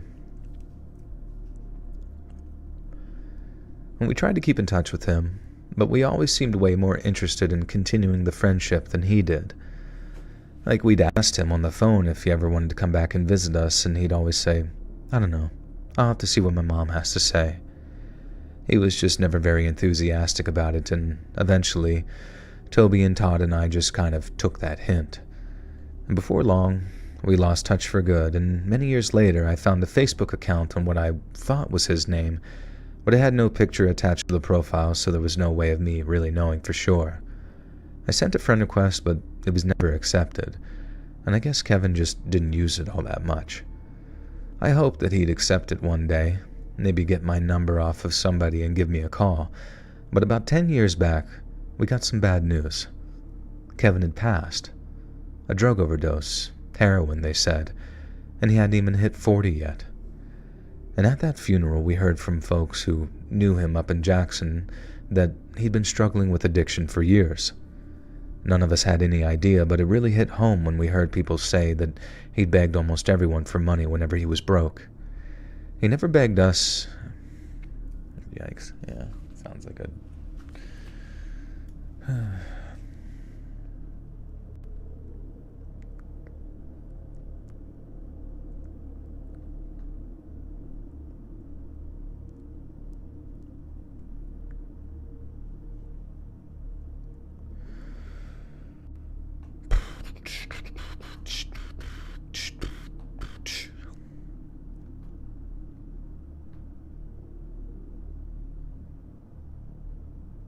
Hey Erica, what's going on? We're almost done with this first story.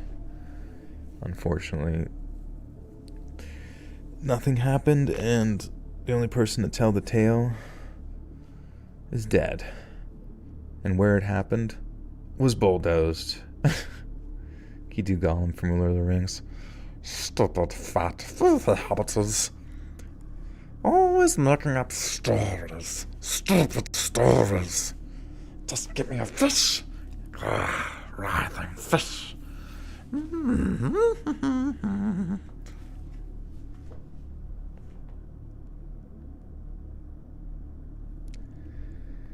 He never begged any of us, and hell, I'd probably have given him all the money he needed just to talk to him after all those years, but he didn't reach out. Even in his worst desperation, he never came back to Hattiesburg. And I think that has everything to do with what he saw in that house on Elizabeth Avenue on the night before Halloween all those years before. At the funeral, I ended up getting the phone number of Kev's old Narcotics Anonymous sponsor. He was the guy who probably knew Kev the best up in Jackson, as he spent a great deal of time with him in the years leading up to his death. He talked about his addiction at the funeral, and the guy told me that if I ever wanted to see a few less depressing anecdotes regarding Kev's last few years, I should give him a call. Well, I did give him a call, but it was only to ask him if Kev had ever mentioned the night of October 30th, way back when we were young, and more specifically what happened in the house. He told me no, that Kevin had never mentioned it, not even once, and he and Kev had talked about all kinds of things from his childhood, even mentioned us a couple of times. I thanked the guy, hung up the phone, and cried. Not because I didn't get to find out Kev's terrible secret, but because I realized guarding it so hard might have just ended up killing him. Rest in peace, Kev. I still miss you, buddy. Who makes my thumbnails? That's Robin Mikalsen. He is the talented visual guy.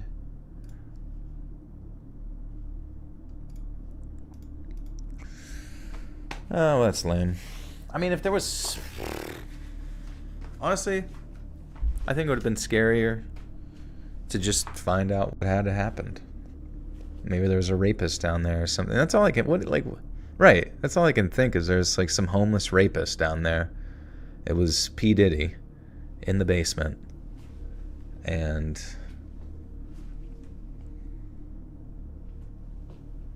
yeah, I don't know. Joel, are you into BDSM? Alright, I'm gonna go pee. I'll be right back.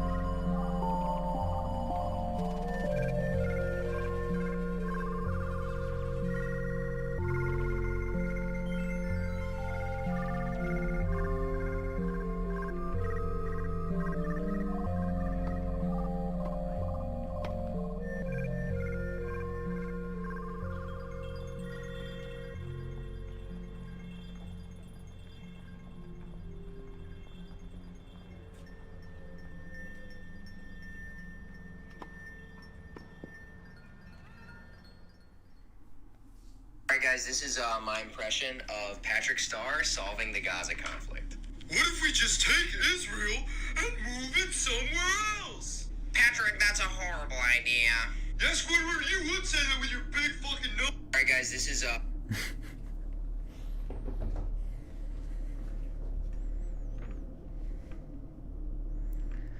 Patrick's right, man. I've been saying that for years.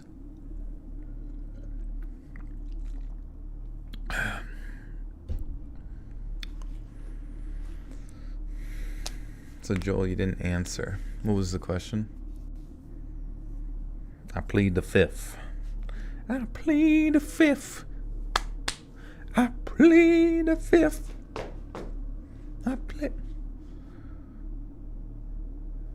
What does BDSM even stand for? Big, dangling, silly monkey? Like a big dangling silly monkey hanging from a tree, like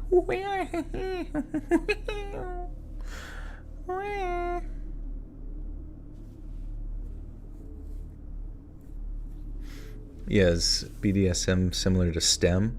It's like something you study in college?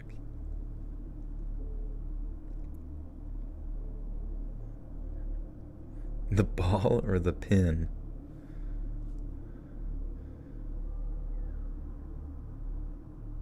Maybe more like the safety rails on the side. It's kind of like a referee in that situation. Like, tweet, tweet. She said the safe word.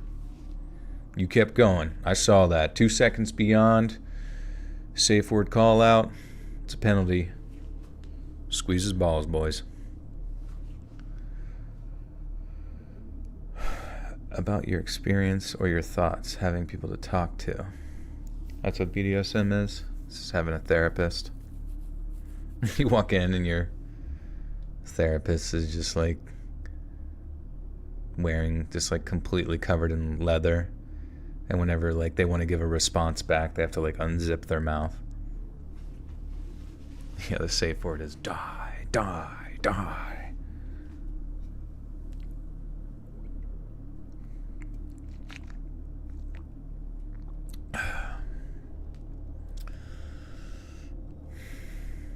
Bondage, domination, submission, masochism. You mean Brazilian Jiu-Jitsu?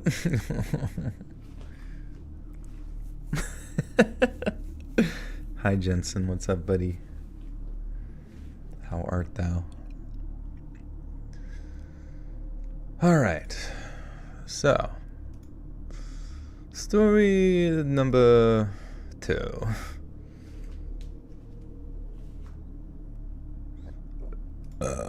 Oh wait, you know what? That's the true crime one.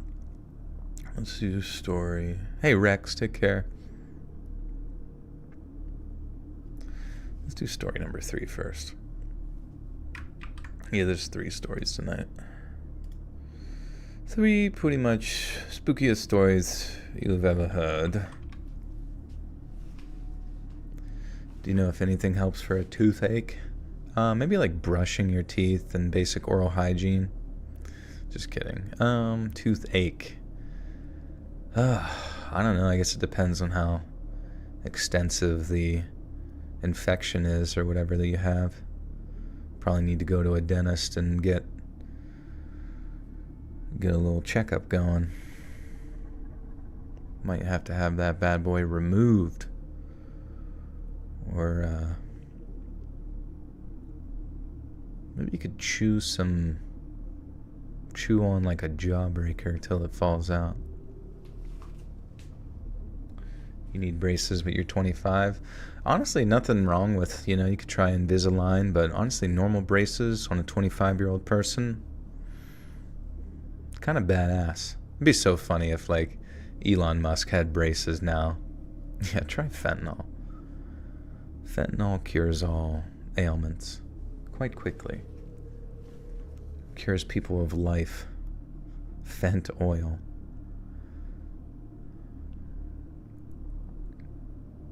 What if Hallmark Channel and Disney World got together and made a company? Honestly, I wouldn't be surprised if Disney doesn't already own Hallmark Channel. Actually, let's figure that out right now, because you might be onto something. Does Disney own Hallmark Channel? No, Disney does not own the Hallmark Channel. The Hallmark Channel is owned by Crown Media Holdings, which is a subsidiary of Hallmark Cards, Inc. Disney has no ownership stake in Hallmark or its media properties. Interesting. They must be doing pretty good. It's kind of funny. Imagine making like a card shop and then being like, all right, we're going to make an entire media movie company specifically for lonely middle-aged women. Ready, break. Oh yeah, do Muscle Man. Wait, what's Muscle Man from regular show? Hey, boys and girls. That's totally not the voice at all, but that's... Or no, it's kind of like, it's like, okay, yeah, I'm listening. It's like a little bit higher pitched or whatever. They don't own it yet. All right. Pops from Regular Show. What's he sound like? I don't even remember. You know what else is funny? Pops Regular Show. Oh, the gumdrop guy. I've been making pies all morning. I don't know. Oh my god. Thoughts on candy corn? It's honestly grown on me over the years. It's really good for a toothache. Have you ever encountered a flat earther? I have, actually. I went on a missions trip one time, and this guy that went on the trip was a flat earther. And, like, you know, you would ask basic questions like, well, why whenever you're up in the sky does the, you know, can you see, like, the horizon, and why does it sometimes look curved when you're at, like, the certain height or whatever? And he said that it was because the windows inside the plane were curved and creating that effect. And I was like, that's not true, because you can do a balloon. You could take a balloon up to a high altitude and see that same curvature. He didn't want to hear that. He said NASA is a big old lie.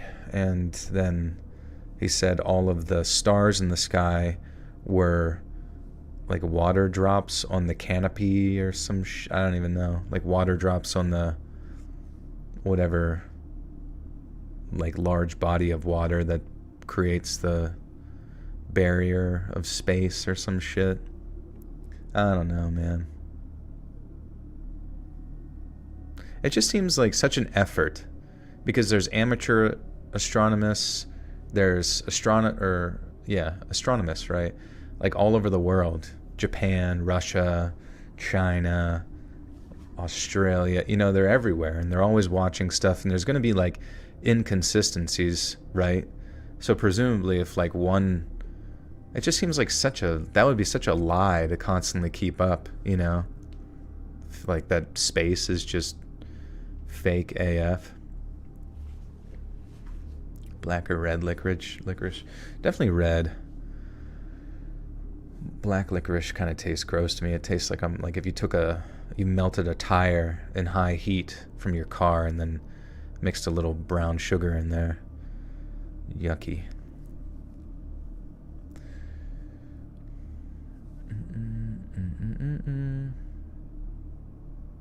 He believes mountains are fake.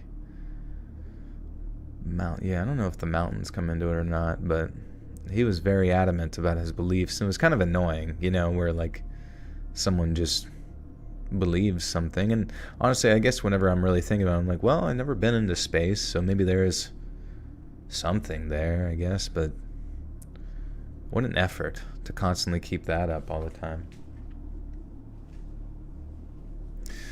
What am I going to name my future children? Probably Pradeep too.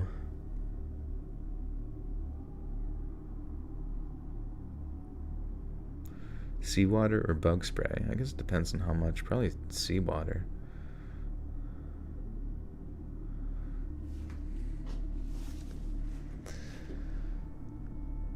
One of my earliest childhood memories is going trick-or-treating around the neighborhood that I grew up in.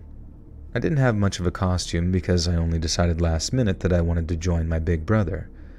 I've been terrified at the idea of all these miniature monsters walking around outside, but that fear was gradually and eventually outweighed by the promise of a huge haul of Halloween candy. My mom used some leftover monster makeup to paint my face like a skeleton, and then I wore a torn-up trash bag that I was some kind of...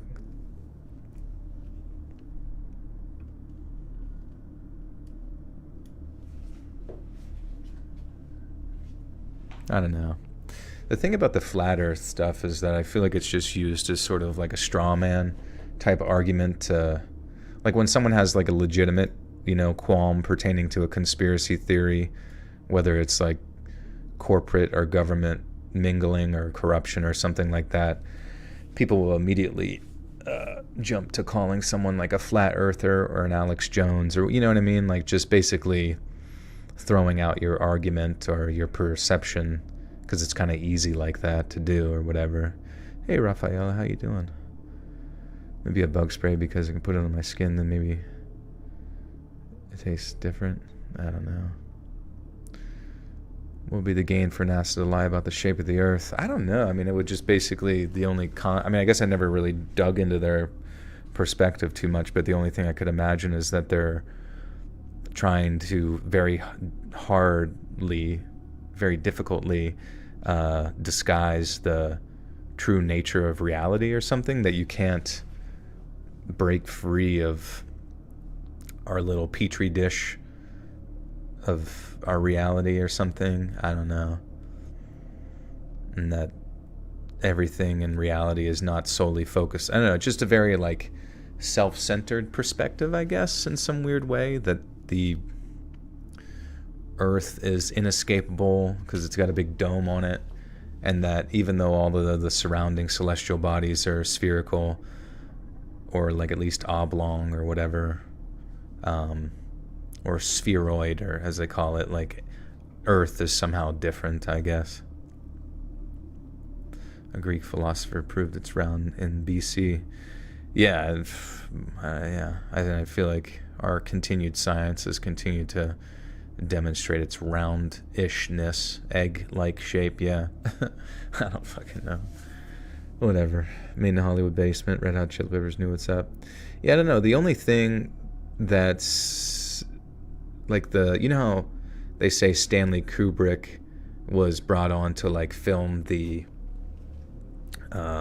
moon landing, which sure, maybe, whatever, but the only perspective that would make more sense to me is that like on their way back from the moon, the footage got completely fucked up from radiation that was, you know, bouncing around in like space.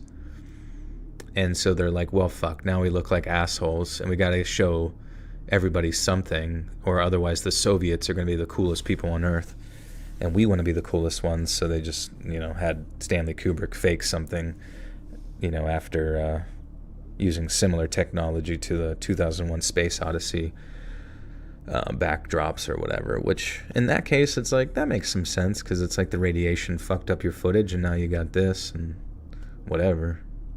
But then, you know, space itself just kind of being like some inaccessible void. I mean, at the end of the day, I have no idea, but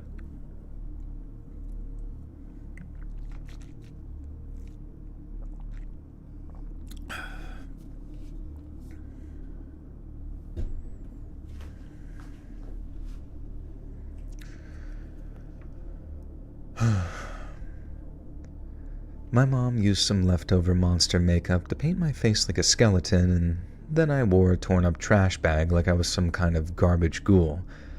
And I must have looked pretty silly compared to some of the other kids in their Batman and Superman costumes, but that didn't really bother me. All I was interested in was getting my fair share of candy, and boy, was there lots of that. My brother was 13 at the time, so he agreed to escort 9-year-old me around the neighborhood with him and his friends from middle school. And I couldn't believe that I'd been so frightened by the whole thing, because actually being out there, knocking on doors and showing off our costumes, it was some of the most fun I'd ever had in my entire young life. People were giving us candy. People were giving us a ton of candy. And not just candy either. They were giving us all kinds of things. One house we call...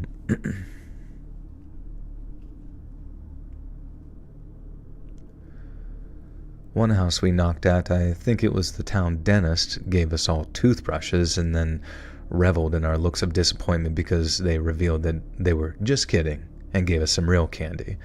And another place gave us all these miniature Charlie Brown comic books.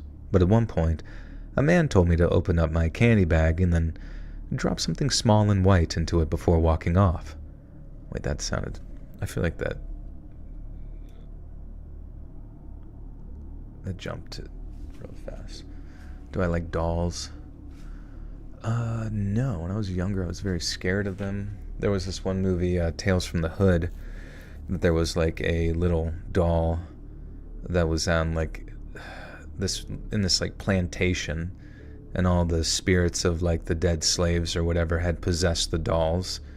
And at the end of the movie, those little dolls are like eating some dude alive. And I remember just like catching a glimpse of that movie as a kid as my family had watched it, because I was scared the whole time. But then I caught at the end whenever he was just like being eaten alive by like these little dolls, and it messed me up, dude. Tales from the Hood, yeah, it's a good movie. Well, I think there's a couple of them, maybe. Dude, Tales from the Hood was scary.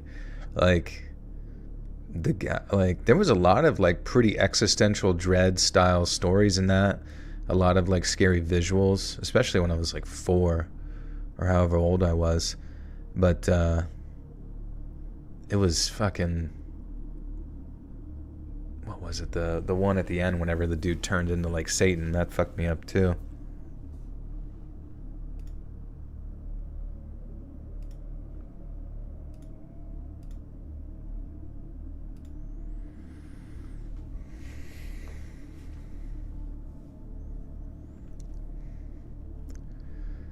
Another place gave us all these miniature Charlie Brown comic books, but at one point, a man told me to open up my candy bag and then drop something small and white into it before walking off.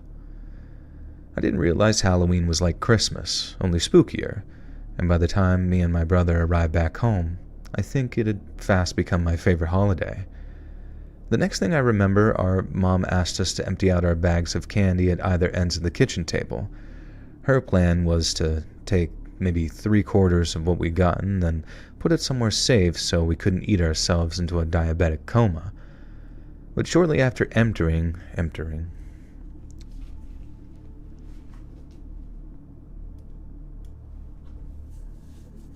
What's that one meme where it's like Twitch streamers saying mods? Like a king saying guards to like seize somebody. That shit makes me giggle. Mods? Ban the person who said that that I'm not perfect. Seize them. Would I rather explore Mars or the moon for 1 year? Shit. Maybe the moon, honestly. I feel like I might have a better chance of like finding something on the moon. I don't know. It would be sick to like figure out how to like astral project. Like to really do like the crazy astral projection that you hear in like MK Ultra sci-fi bullshit. Not MK Ultra, but like CIA style stuff, where it's like you can not only travel all over the place, but you can travel in like time to different places and like view what the world is like. That's demonic. What? Wandering around the moon as a little spirit man? If that's demonic, then call me Henry Winkler.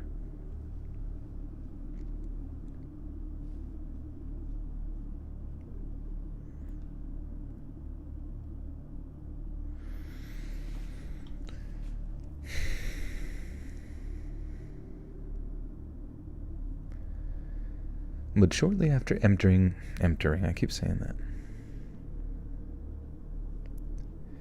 But shortly after emptying my bag onto the table, Mom came over to divide up the spoils and took one look through my candy and then immediately started to freak out. She kept pointing at this one particular item and asking me, "Honey, where did you get this? Who gave this to you?" Then when I told her I didn't know, she kept yelling at me to think harder, that I had to remember who put it in my bag. I remember getting upset and starting to cry, then crying even harder when my mom picked up the phone and told the operator to...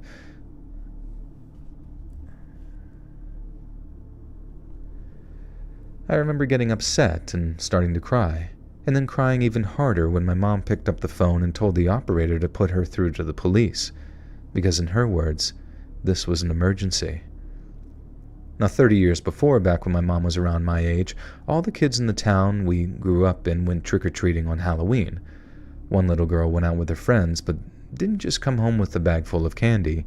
She returned home with a little white doll stitched out of cloth rags.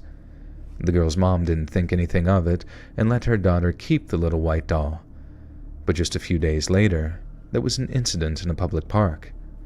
The girl's mom took her to the park, some place that had like a sand pit and a jungle gym, and while her kids were off playing with the other children, she strikes up a conversation with one of the other moms. The whole time, some guy had been leaning on the fence surrounding the jungle gym. The lady figured that he must have been one of the kids' fathers, maybe even grandfathers, just watching on as his kids or grandkids played with all the others. But then, as the mom's looking on, she sees the guy get her daughter's attention, call her over towards the fence, and then starts talking to her. Again, this all appeared perfectly harmless, but then the mom watches at the guy who's wearing a long coat, hat, and a scarf, just covered up so his face is slightly obscured, reaches out and asks for her hand. The mom watches as her little girl gives the man her hand, and then when the guy leaned forward and appeared to start smelling her little girl's hand, she starts walking over to intervene. She tells her kid to get away from the strange man, then starts asking him what his business is talking to children like that. The guy didn't say a word. He just turned around and walked off before the mom could actually confront him. Naturally, the mom wanted to know what the man had said to her little girl, but when she asked her, the answer she got back raised more questions than they answered. First off, the little girl said she couldn't understand what the man was saying to her, but when her mom asked how she knew to walk over and give the man her hand, all at his direction, she acted very confused and then said she didn't know. The girl also said that when he raised her hand to the man, he hadn't sniffed it, like her mom thought he had. Instead, he'd said something to it, something which again the little girl couldn't understand. The girl's mom then asked if she knew the man from anywhere, like if she'd seen him around town, and the girl replied yes. It was the same man who'd given her the little white doll while she was trick-or-treating. As you can imagine, the mom was terrified, and in discovering the connection between the doll and that creepy man, she rushed to inform the police. The cops put out some APB on the guy, and almost every cop in town was out looking for him, but after no one caught sight of him, they figured that he'd been a drifter that had skipped town at the first sight of trouble. None of the moms from the park recognized the guy, which, in a town of our small...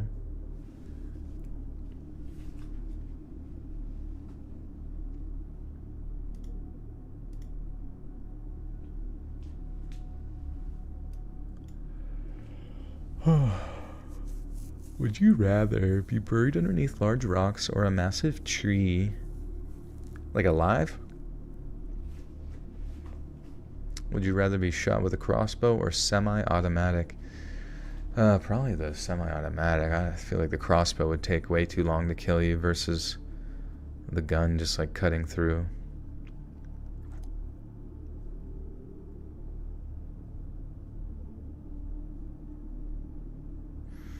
We got this story, and then we got one more after this. A story about accidents. I'm curious how my friends are doing in this storm.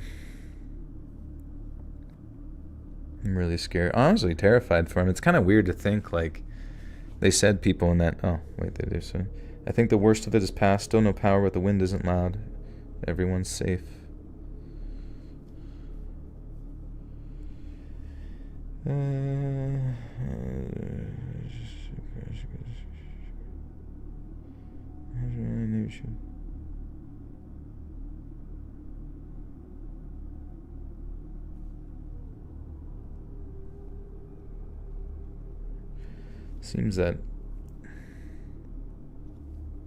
Seems that they're good.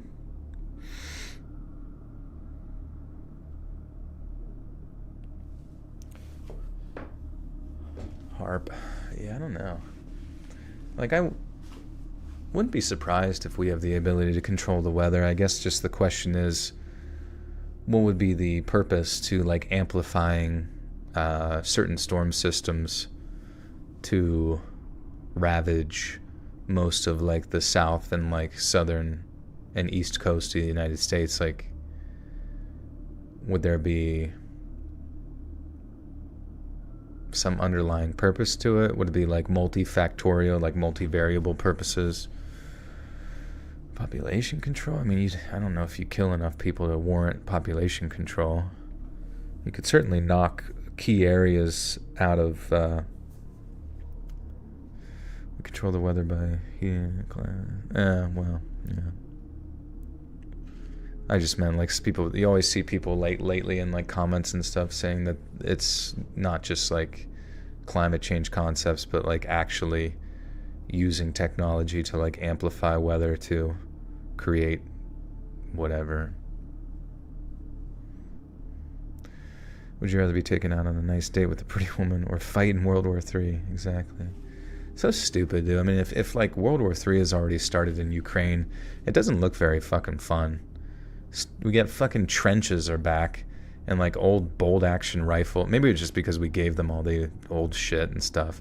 But then mixing that with like drones and just like hearing a drone and having to like run from it before it like impact grenades on you. That seems great. I don't know. Just so dumb.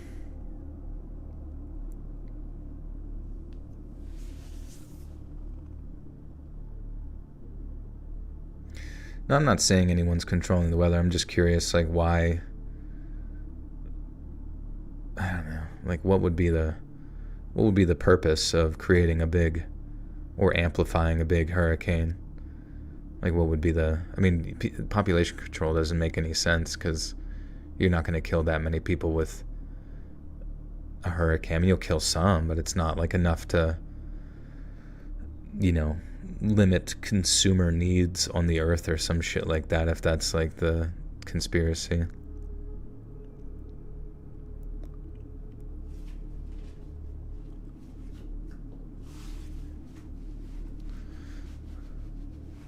Joel, if you could have a near-death experience and become rich, would you? How would I become rich from the near-death experience? Would I, like, have some sort of conversation with God and he'd be like, be sure to invest in Bitcoin.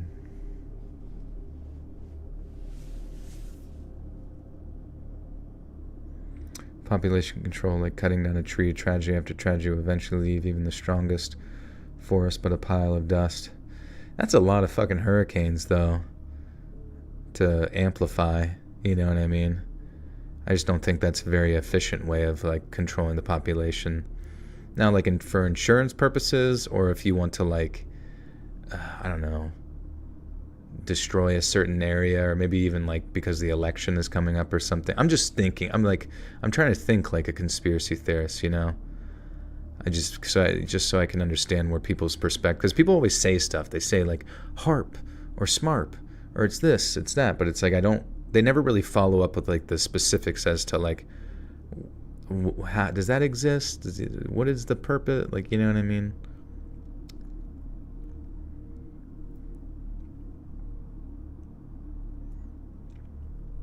Would you rather grow up with abusive parents or suffer extreme abuse at school?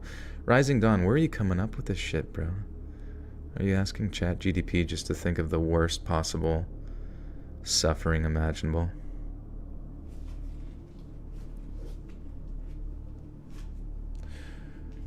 TikTok tinfoil hats. I mean, I don't know. I think also the people who just kind of like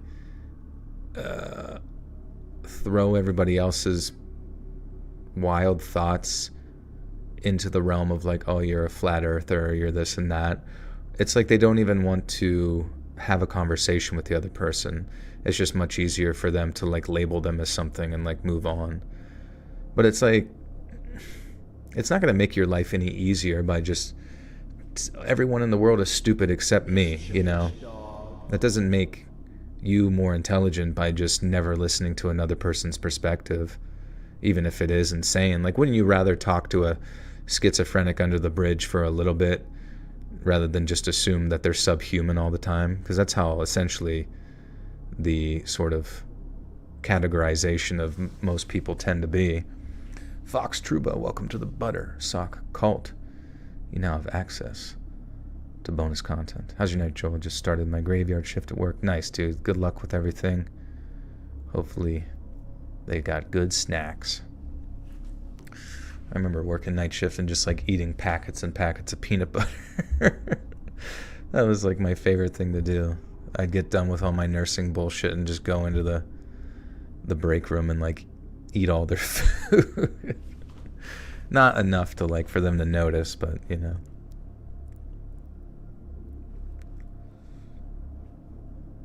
So much more than going on than needs worried about. That's true too, but I mean, like, what's the difference between entertaining like a ridiculous conspiracy theory than like worrying about something that you're not going to change anyways? You can sit there and talk about it, but the outcome is still the same. We're just sitting here on our asses waiting to die. Like, what the fuck? Might as well chit chat. Would you rather have no thumbs or one knee? That should have been a debate question. You need a nurse, Joel. What happened? Oh yeah, how'd your date go? Didn't you? Or somebody had a date. Maybe it was Charlie. Why only upload one on Apple Podcast a week? Yeah, it's kind of like... I should sync up. Well, I can actually sync up because while this comes out on YouTube, I would have to send it over to my podcast guy. I don't know. I just like to do the big compilations, and it is kind of behind the channel itself, but it just is what it is at this point.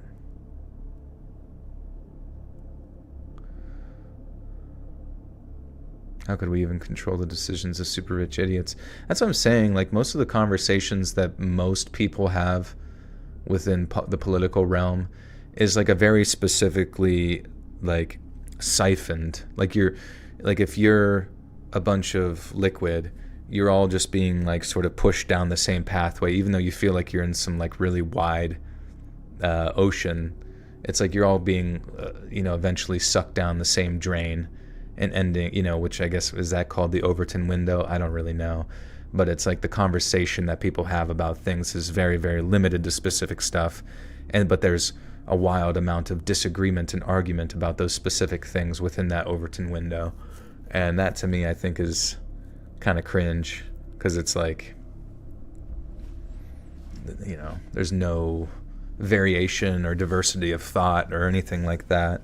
Nobody ever talks about like interest. Like, nobody, very seldom anybody is ever arguing about like the spending, like the inflationary process of the left versus right. Like, both sides, each presidency, continue to outspend each other every time and continue to inflate your money, making it more and more worthless. I don't know. We are very comfortable sending it off to conflicts elsewhere. Maybe that's a conversation. I don't know. This is my main job. Just sitting here doing literally fuck all. Heading to bed. Just wanted to pop in because of trouble. Yeah, no, see you, money. Have a good night. No one bothers to read the budget, so they don't have the info. I know, yeah. Isn't it like thousands of pages that gets pushed through Congress, and everyone's just like, yup, looks good for the military. Give it to them. Granted, I guess like sometimes the fact that our economy is what it is because of the backing of the military. Because if anybody disagrees, we just blow them up.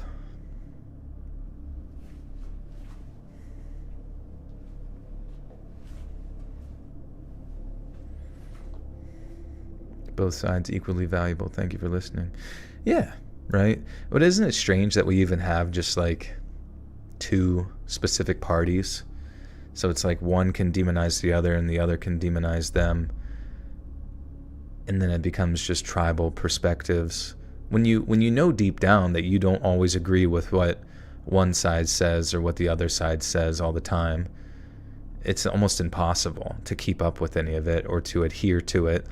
Or one side changes so much that eventually you just start agreeing with the other side because you find the one side so fucking annoying and dumb. It's just like, I don't know. And then even if like you get your favorite president person in there, like my favorite guy, my favorite color, my favorite guy won for my favorite color. It's like, did anything change for you personally? Did your life get any better? Maybe it felt like you just felt abstractly at ease because your favorite person won and you feel good for a day, but it's like you still got to go to work. You still got to deal with interest rates being what they are. You still got to figure out life and shit. It's like it just all seems like a big silly goose mess. And honestly, I remember when I was, back in like 2012, I was in college, and I'll be honest with you, there were a lot of people back then that did not give a fuck about politics. They didn't care about politics. They thought both parties were corrupt. They thought it was all rigged. They thought it was all just like pointless. We're all gonna do what they say, And then all of a sudden Trump comes onto the scene, and like this like hyper left versus right amplification kicks off again, and it's like all anybody can think is in like black and white zeros and ones, anymore. And it's so odd to me that like it was that easy. It was that easy to get the population, rather than thinking about what benefits them. It was much easier to get them to demonize each other time and time again, I mean, you can talk about politics. I'm talking about politics. Let's be civil about it is all I'm saying, Hawk. It's no big deal. We'll be able to stop and listen. I'm just wondering if there will be more Halloween stories come up in the next few weeks. There shall, actually. We're recording some right meow, and they will, no, yeah, I can't talk about politics. I mean, I don't even know what it is. It's just like this strange cultural phenomenon that we exist in, where we're just arguing day in and day out about hypothetical hierarchies that we have to deal with, and yet somehow all of them always turn out exactly the same. The military, gets more powerful and gets more money. The value of our dollar continues to go down, and the cost of goods go up. It's like, it's just when inflation continues to go up, like you're just always going to get left behind. If you haven't gotten that house or invested in like assets or whatever the fuck, you're just continuing. Like they talk about everything becoming a subscription, but that's how it's becoming, and it slowly will just get closer and closer to that, where it will be impossible to own things, and you will just be a forever subscriber to almost all goods and services.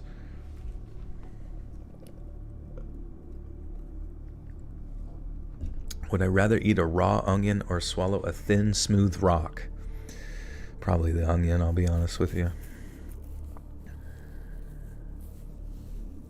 What's irritating is if you agree about half or more of what someone's platform is, then people think you agree 100% with that person's platform, and that is far from the truth for most. Well, exactly. It's silly. Or the fact that like somehow both sides have been convinced that if you disagree with them at all, that you're somehow like a threat to them. Like what a weird, like how did your brain arrive at that point? Like how did you earnestly arrive at this perspective that if someone disagrees with you on like words and hypotheticals that neither of you have control over, that somehow that immediately launches that person to like Hitler status? Like that's so fucking brain dead and odd and weird and strange, yet you still see it, and it still lingers in like the popular vernacular. And part of the reason I had to get off of Twitter, because I just can't stand seeing the stupidity of people. It's so painful to observe. Would you rather run naked in a marathon with your siblings or parents? Probably my siblings, honestly. That'd be so awkward. Chug apple cider vinegar for 20 seconds or do 20 backflips in a row. Hot pavement. I mean, I can't do backflips, so I'd probably have to... Oh man, that much apple cider vinegar would probably fuck me up. My family is very divided on that we do not talk about politics. It's very brain dead. Like we can't talk about without hating each other, no understanding. Well, yeah, I mean, what a silly goose. It's really, I mean, at the end of the day, the fact that you don't technically affect anything, especially if your only contribution is like one vote or like a vote here and there and like every 2 years or every 4 years, and yet for some reason it just like makes you so steaming hot mad that you can't even talk to your family about like hypothetical conversations. Like you might as well go argue about the politics of Hufflepuff versus Smogglesnorf in Harry Potter for it to actually have any fucking like it probably has more validity in your existence than like your effect on politics. Like it blows my mind.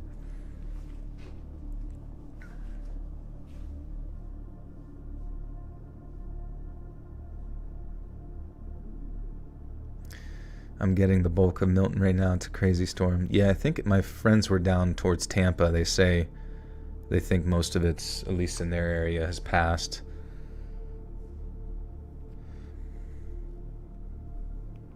Yeah, united we stand, divided we fall. That's a great point, actually. I mean, as simplistic as that is, like, if anybody brings you divisionary, like ongoing divisionary style, like rhetoric and conversation, just stop them and say,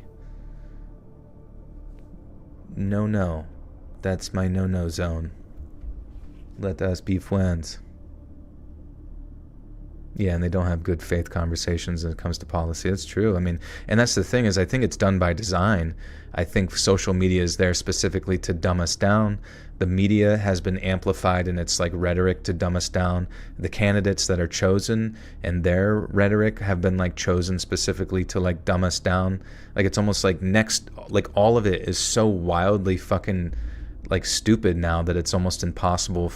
It's crazy to me that like none of us just like as a whole are ever just like, what the fuck is he or she talking about? Do you think government should acknowledge God? No, I don't think so. I mean, I think it should respect people's religious, right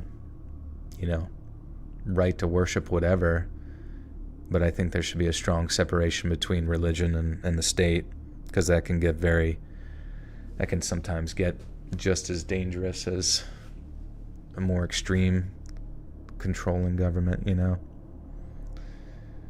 And the fact that it's so subjective and open-ended, it's like you'll never have an earnest conversation with anybody if like you're constantly trying to like one up each other with your spiritual values that can change, like dogma, which it is technically.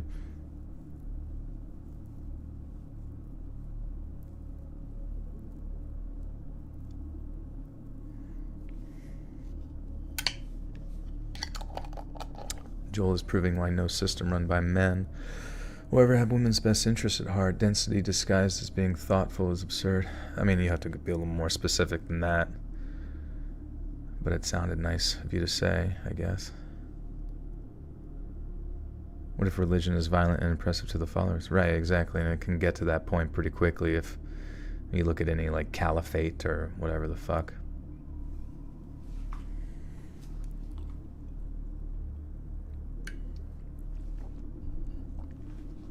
Favorite Prime flavors? Yeah, I guess just the popsicle one or whatever.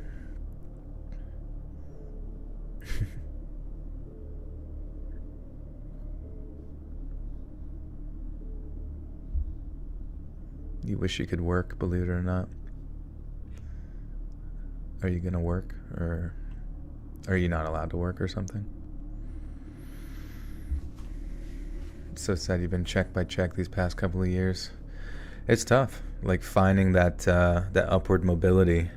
It requires a large degree of energy that sometimes is almost impossible to have without some sort of support system outside of that.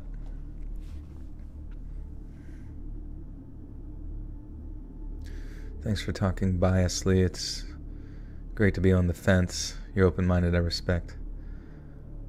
Oh, isn't biasly like not on the fence?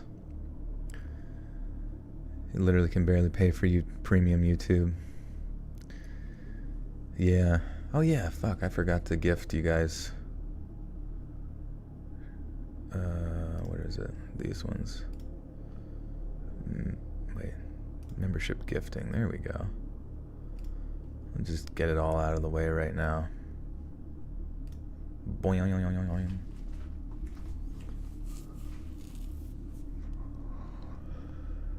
Whoa, let's read. Thanks for the 10 gifters, dude. Do a backflip. I wish, man. It's pretty sick.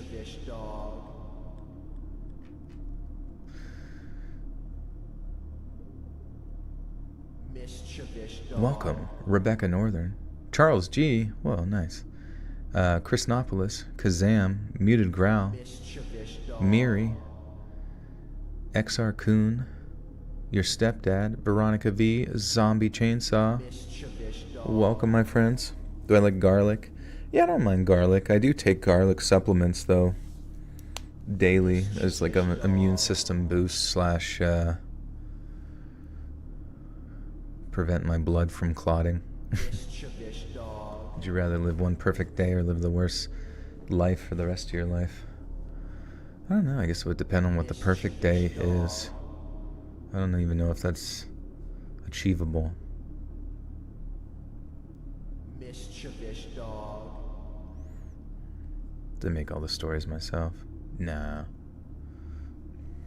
Mischievous dog. Our towns are destroyed, no power, water, many homes destroyed. Yeah, man.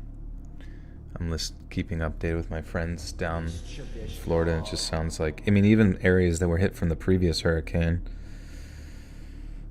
Wind is still whipping pretty good, saying wind should go down by 3 now. Rob has a generator but doesn't know how to connect it to the main house. It's hot as fucking here. I gotta get out of this state. Jesus. Getting the fuck out of.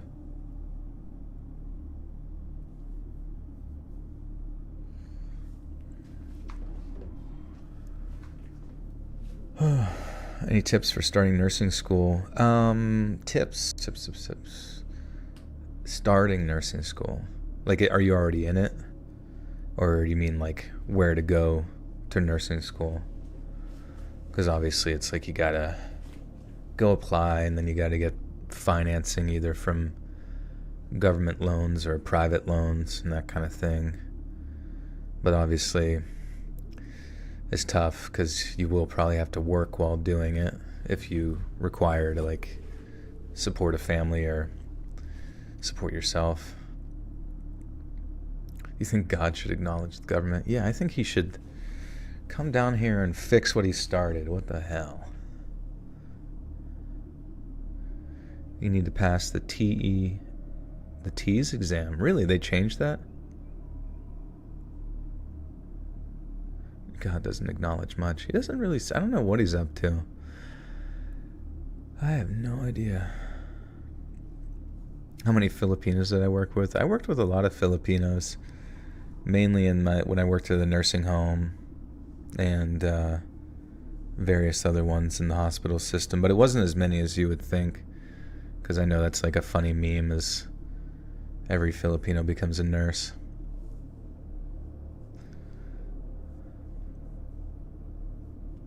Someone was mad in the chat about politics, and then they didn't continue to talk about it. So I don't understand that, you know? Get mad, but don't continue the conversation. Like, what? That's the point. You get it out, right? And then we calm down a little bit, and we recoup, we come together, and we have a discussion. And granted, we're still going to end back up at square one prior to being angry or not, but at least we sort of talked about something if that was somehow, for some reason, necessary.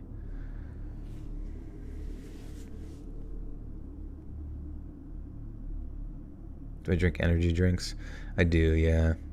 I usually have like a 300 milligram one, at least daily. And coffee, too. I don't even feel anything anymore. Would I rather be shot in the spine or torso?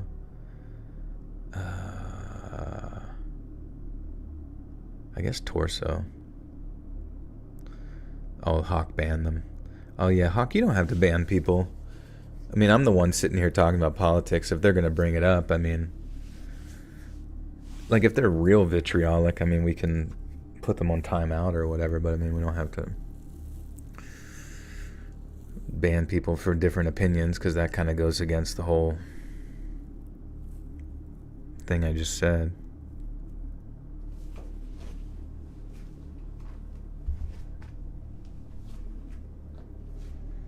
The hammer. Fears of Fathom. Oh, you didn't ban anyone? Oh, okay, no worries. Maybe they just left. Sorry. Fears of Fathom. What is Fears of Fathom? Fears of Fardom. Fears of Fathom. Oh, Markiplier. That is kind of awesome that Markiplier can just, like, play horror games and, like, make them popular. That's gotta be a good feeling to just be so influential that you can make a video game actually successful. Does your color ever pop in your head when you think of a number? It does, yeah. I remember asking my mom that when I was real little. I was like, do you think colors or numbers have colors or something? And I was like, because I think I always thought of like 4 as like a green. And I think 7 was always kind of like black. Have I listened to the Hawk Tua podcast?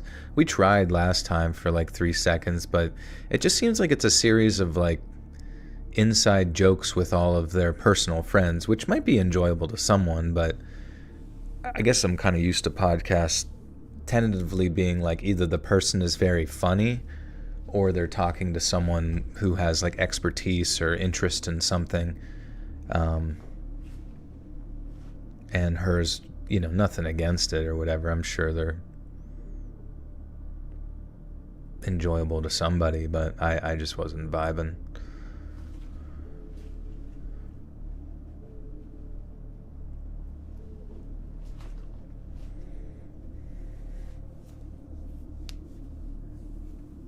Four is green was what I thought. Oh, that's funny. Yeah, it's like 4 is kind of like, it's weird. I almost like see 2 colors for them, like green or yellow, and then like 7 is like black or red. What could be 1? 1 kind of seems like maybe like a bluish white. 2 seems more like yellow to me. 3 is red, more distinctly red. Credit to the girl, she took 15 minutes of fame and became famous. It is pretty impressive making that happen. I wonder how she got the manager, though. I mean, obviously they must have masterminded the whole process. My favorite color, definitely within the realm of like green, like greenish blue, greenish yellow. I like various greens. I think they're cool. Your roof just tore off? There's no way, dude. Really? Holy shit.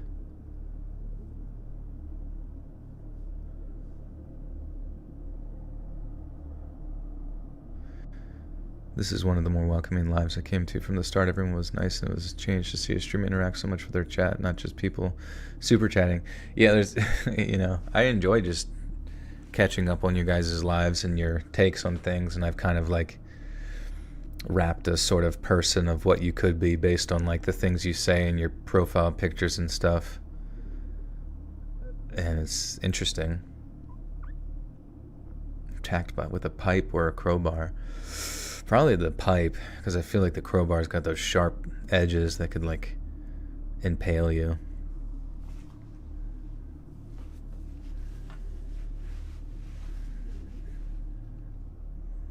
Army green or darker green is your favorite?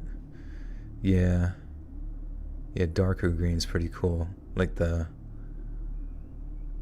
pine, sort of like pine tree green, where it almost, in a certain light, you almost can't even see that or distinguish that it's a green. It might even come off as like black a little bit.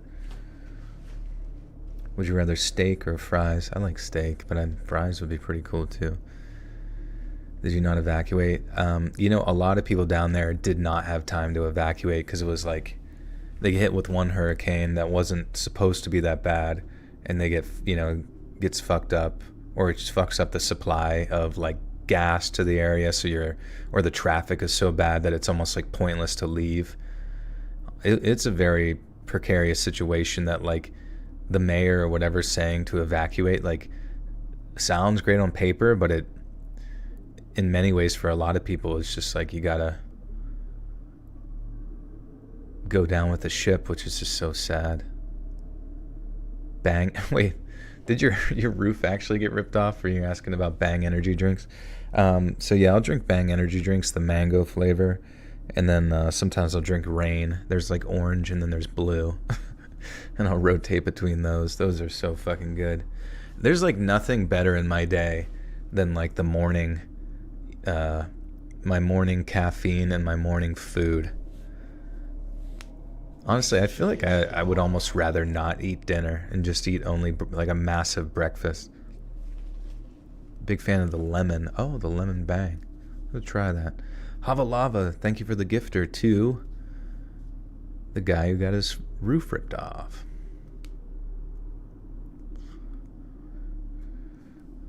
Rather vomit for 10 hours or not sleep for 42.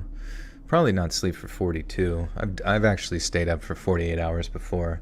It's weird, but did do it. I feel like your body, you would have like a seizure if you've been thrown up for 10 hours. Rather dinner and no breakfast. I guess that's true too, because then you feel like you really earned it. Oh yeah, I mean, whenever I was working night shift and stuff, it was kind of like one of those things where when you would get through, if you've been up like crazy hours and didn't sleep, and then you worked into the night, and then by the time it was morning again, it was like your brain sort of reset. Now, you didn't feel great, and there were many times throughout the day where you're like, all you can think about is sleep. But sometimes you can make it and just like keep going. Not that you should. I feel really bad for some friends who have been struggling with sleep lately. Are you guys familiar with Ativan, the drug that's for like anti-anxiety, but sometimes they give it for like sleep and relaxation? Attack on Titan mentioned. But yeah, I remember there were so many nurses. No, that's good. Stay away from Ativan. It's basically it's a benzodiazepine, which is very addictive. And they don't really tell you that when you take it, right? Now, granted, if you only need it like very sporadically, you're not going to be in it as the addictive process, but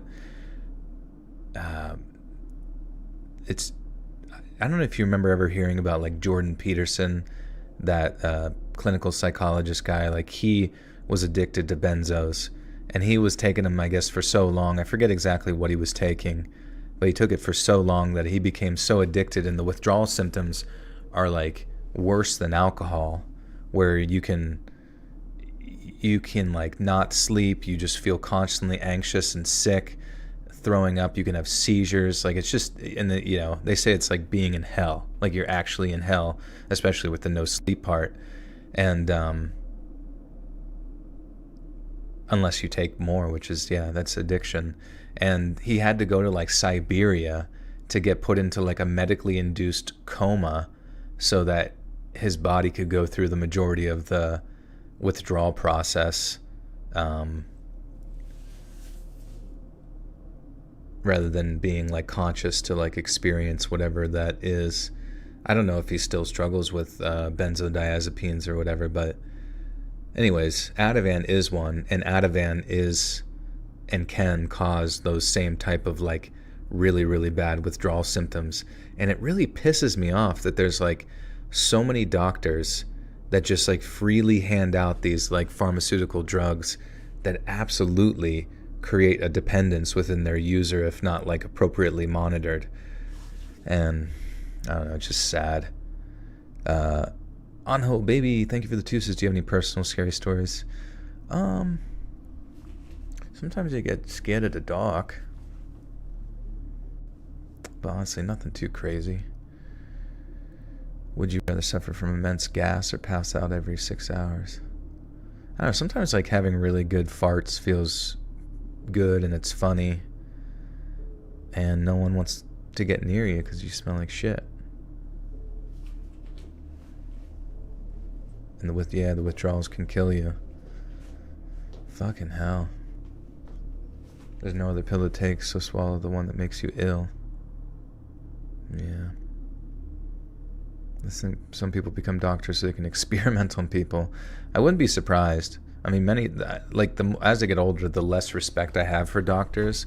I guess just being relatively more aware of my health and like the health system, and having worked in the healthcare system and like interacted with doctors, and how a lot of them just kind of like, they think they're doing the right thing for, giving these people these medications or whatever, but they're ended up just like essentially making them like dependent upon the endless pharmaceuticals for the majority of their life or whatever.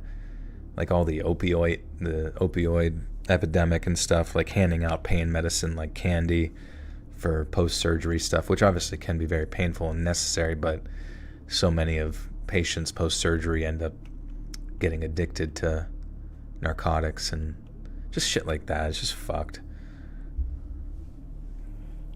It is a business. Yeah, it is a business, but it's marketed as this like perfect thing. And it's not to say that they're not. You know, it should be. You know, there is the oath or whatever, the do no harm oath. But at the same time, it's like, what if you like unconsciously are causing harm on people? I've been thinking about getting medicated for your anxiety, but I'm scared to become super dependent on it. Yeah, dude. Please don't. Like, I mean, figure it out. Like, have a discussion with somebody who maybe, like, find alternative pathways, but just be aware that Ativan, Xanax, all that kind of shit, like, can your body look very heavily into, like, how addictive that shit can be, and the fact that getting off of it and tapering off of it can be hell for your body. But, you know, there are many ways, I guess, to alleviate anxiety naturally, whether it's exercise, like, you know, imagine if you just went, I'm not saying that this is going to work for everyone, but you could just like work yourself out to the point where you just like want to sleep afterwards. Thoughts on Think of It by KSI. You know, I haven't heard the KSI song. Should we listen? Oh no, you know what? I heard that their company or whatever that distributes it was like taking videos down that used his song, which seems kind of stupid. Like, how you supposed to go viral with that? But I gotta be honest, I don't know anything about KSI. I never watched his videos. I knew that he was like, he did boxing and that he was like somewhat controversial, but he's like one of those like celebrity, like YouTube celebrity type characters that's just popular and rich for no other reason than that they are. Like, that's like I'm catching them. It's almost like they just manifested into existence and they're popular just cuz, and I've missed all of the lore or any of that kind of stuff. What's that even stand for? I don't know. I guess kissing some of the homies inside. I don't know. Kissing some ink. Could be. Kissing some Inca soldiers. KSI is a pretty cool dude, kind of a goofball, but pretty genuine. That's cool. I mean, it seems like, I don't know. And honestly, anytime those guys like have beef with one another or with some YouTuber, I mean, I'm sure it's all just to generate buzz and conversation about whatever silly thing they're trying to promote, whether it's food or a drink or rap or whatever the fuck. There's no lore anymore. They're just, yeah, that's what I'm saying. It's like, was he one of the people who got popular on Vine and then came over to YouTube with like the Logan Paul group? He knows it's all a show and kind of a joke. Yeah, that makes sense. Kissing some Indians?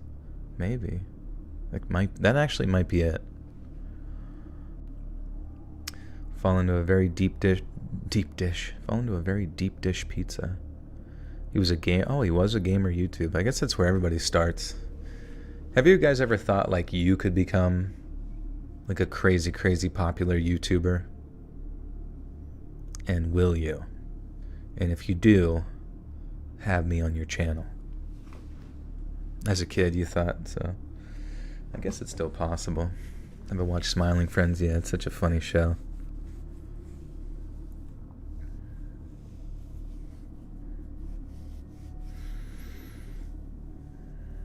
Game on YouTube and make money. Yeah, maybe you could, honestly. You never know. I mean, like, you might not be good at first-person shooters, but you might be really good at like a particular strategy game that you could make YouTube content and just like farm content off of that or something. Thoughts on Mr. Nightmare? He's cool, man. Yeah, he was definitely one of the inspirations for this channel to do true scary stories, and a lot of people, honestly.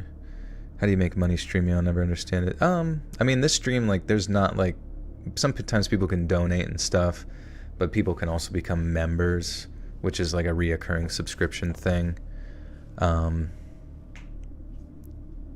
But yeah, I mean, I guess the channel itself mainly makes money from advertisements and stuff. Yes, chat GDP about my channel. It said my name is Michael. That's funny. Oh yes, Michael from Let's Read. Michael?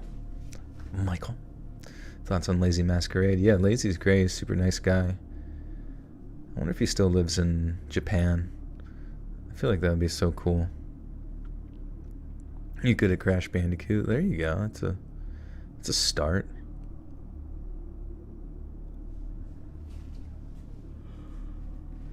The Amazing Digital Circus was a victim of content farms. The Amazing Digital Circus. Oh, is that an actual thing? I thought that was like...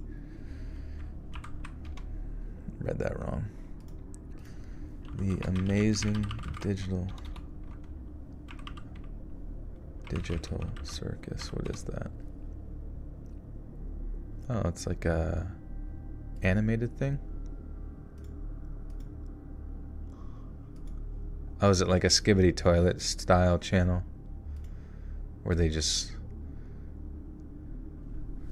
do viral animations and stuff.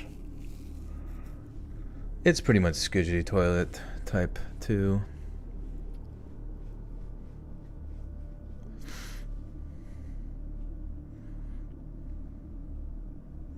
Aren't Japanese racist towards others?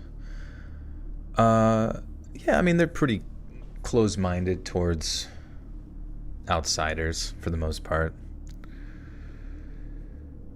They just are very honed in on maintaining their original cultures and, I guess, maintaining their demographic as primarily Japanese within their country or whatever. And they definitely, I don't know, I know there's a lot of like interpersonal hatred amongst like various Asian countries that you don't really hear about.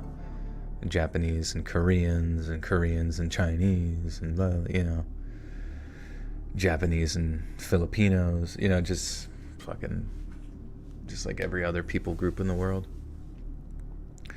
The man with the yellow hat with the phone says, "Hey Joe, I just got paid. Should I do the max amount of money for this super chat?" No, you don't do that, man. You save your money. You buy a video game. You can go get the new Zelda, or what's a good video? Oh, do you have a PS5? There's like a Mario style game on PS5 that actually looks pretty sick. I forget what it's called. The Officer, Arrested Development. I think they're both good, honestly. If you ever want to make a 3D voxel game in Sandbox, it would be easy to change things. Oh yeah, I remember you talking about that in the past. Most useless holiday. Fucking Valentine's Day, man. Where's the love? Where's my love? Got a favorite thing you enjoy doing the most? I guess eating food with friends. I really like going on long walks, talking with people. I do like exercising and like lifting weights, but I guess being on a nice long walk, chatting with friends is pretty, especially if it's a hike. There's something deeply satisfying about that. Joel X Nature, yeah. The collaboration we've all been waiting for. And then I get a tick, I just get Lyme disease and die. Lazy lives in Japan. I don't know, I think so. I think he's posted pictures there. I know his wife is from there. Have you tried to stream games? I did many moons ago, and I think I did, was it this my past birthday or the previous? I don't even remember, honestly. But streaming doesn't get a whole lot of viewers. I mean, like right now we have 500. Streaming, if I were to do it consistently, might get like maybe 100. Which machine is best for inner thighs? There's like what do they call it? An adductor machine that you can do. I I guess overall there's variations of like squat and hamstring stuff that you could probably still work those same type of muscles or engage them as much. I guess you could do the one where you like lay on your side and maybe have like a band between your knees and do like clams, what do they call it, like clam somethings. That'll be, yeah, kegels. Canadian Rockies, no, that'd be cool.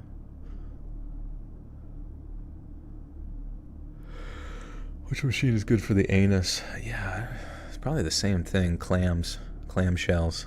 Just stick the clamshells up your ass and hope for the best. Wait till a pearl comes out.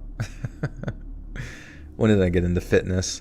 I started playing like football when I was like in 6th grade, and that was like kind of my first foray into like actual regimented exercise. But I didn't start lifting weights till 8th grade, and then it was just all about being as strong as possible from like 8th grade onward.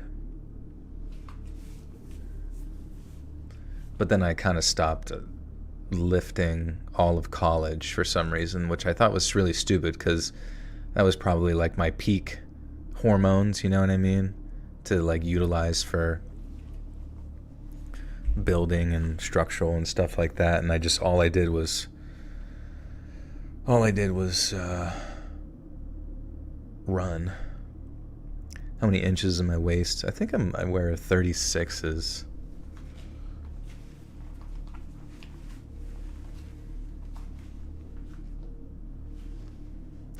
You're only as strong on the outside as you are on the inside. That's not true. I can deadlift 515, and if anybody says anything mean about me, I cry. Do you think the U2's collab will happen? I think maybe if we can start a conversation with them about it.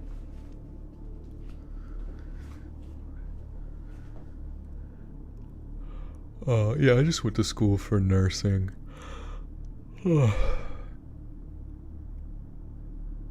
Bit by hyenas or wolves?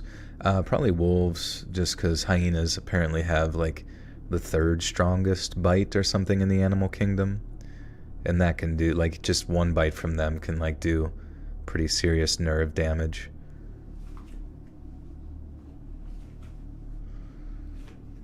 Would I shake hands with Mr. Nightmare? Yeah, it'd be cool if I ever. I do admire the fact that he just like doesn't really do social media. He literally just like since the dawn of time has been just killing it doing scary stories and stuff, and I don't think anybody really knows anything about him, which is probably like ideal life, you know what I mean?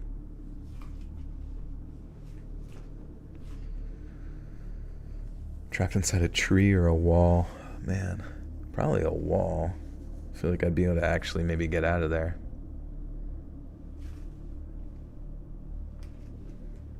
How was that? Because I've been looking at nursing programs lately. It's hard. Nursing school is hard.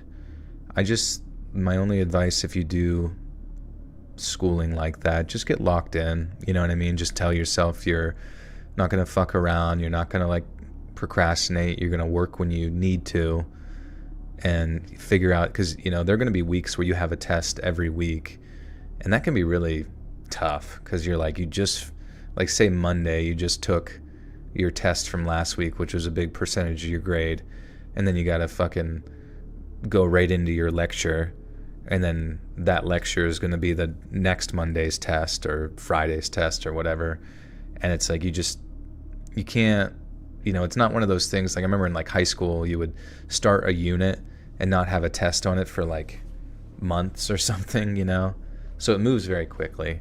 So it definitely pays to not work as much while you're doing nursing school. But I saw people like have entire families, you know, work many, many hours and still find time to like put in all the time they need for studying and finishing, you know, schoolwork and shit. You just need to tell yourself, like, especially if you're younger, that I'm not going to party. I'm literally just, I mean, you can party if you can really designate a day to do it, but I think it's one of the majors that you definitely need to kind of get focused. You want to go to med school, and I'm low-key dreading it. I might switch to PA. I think you would be happier with PA. There's a lot of med school people who, and I'm not even joking, but they're like suicidal after fucking the strenuous nature that is being a doctor.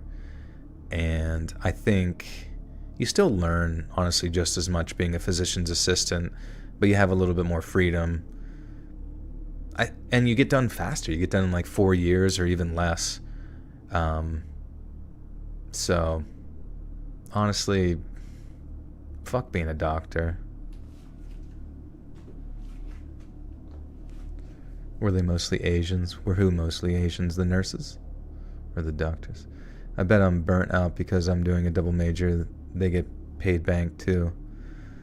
Yeah, I mean, I don't know. I remember hearing about that. Like, people would go to like med school or pre-med or something and do like multiple whatever. And it just seemed like such a waste of like loans and time, because it's like, if you only needed a specific major to get into pre-med, or you could literally go to schools that just like put you right into your PA program.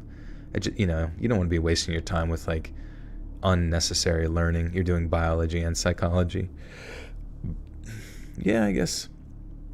I don't know. I would figure out how you can kind of like leverage from that and the credits that you have directly into like a PA school as soon as you can. Because some people, like, they get their undergrad and then they have to take their MCATs or whatever to get into med school. I don't know, dude. I think you'd be way less stressed too without med school. I'm not even trying to talk trash on doctors, because they just have a tough life, man. It's fucking 80-hour. Sometimes, dude, I've heard doctors with like the 120-hour work week. I don't know.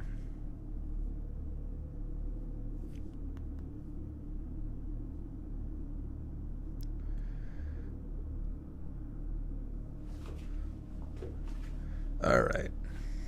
Would you rather take care of 30 babies or 30 old ladies? I feel like probably the old ladies. I have some experience there. I don't know what to fucking do with babies, man. They'd be screaming and crying, and I'd just be catapulting them out the window. Just kidding. There's only so many you can shake at once. Double just kidding. Whoa, a double joke? A double dark joke at once? TTGB with the 2 says, what's your take on the paranormal news stories? I think if you look for it, it will find you, because I think there's something about the paranormal that like wants you to be more open to it, almost like it gives it energy, you know what I mean, by being more prone to it or looking for it, almost like it's opening up not necessarily like a portal, but I definitely think the realm of the paranormal, especially like more negative entities, feed on what you give them. If that ever happened, would you collab with Markiplier? Yeah, I would love to collab with Markiplier. That'd be awesome. But wait, what would happen? What would happen? You do anything special for Halloween? Oh, is that Charles? Hi, buddy. Did you see that you got a membership, Charles? Now you can have access to bonus content, dude. Holy crap. But yeah, Halloween, I am just doing typical weekly Halloween uploads. There'll probably be like at least 3 or 4 this month. Also, there's going to be a cock reveal on one of the videos, so that'll be hidden deep within. It's going to be like a public ARG. Everyone's going to have to figure it out together. Everyone's going to get like a small... Well, we talked about that last time, how everyone's going to get a small picture over to all my 1.2 million subscribers. Everyone's going to get a small picture of my asshole, and they're going to have to piece it together.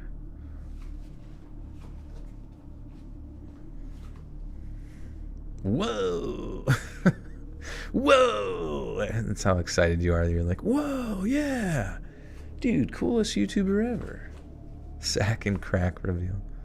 I'd cry. I remember my 72-year-old forensic teacher told me she was a freak on her birthday, and to this day I'm still confused. She went to a Diddy freak off. Yeah, it's like Cicada 3301, but it's my pooper.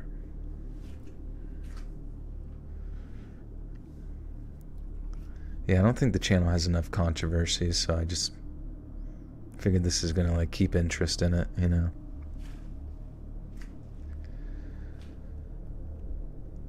None of the moms from the park recognized the guy, which in a town our size usually meant that he was an out-of-towner. So when 48 hours went by and there had been no sightings of the guy from either civilians or law enforcement, everyone just kind of figured the guy had moved on. It took just days before they realized how wrong they were. One morning, a young mom walked into her daughter's bedroom to wake her up from elementary school. Shite.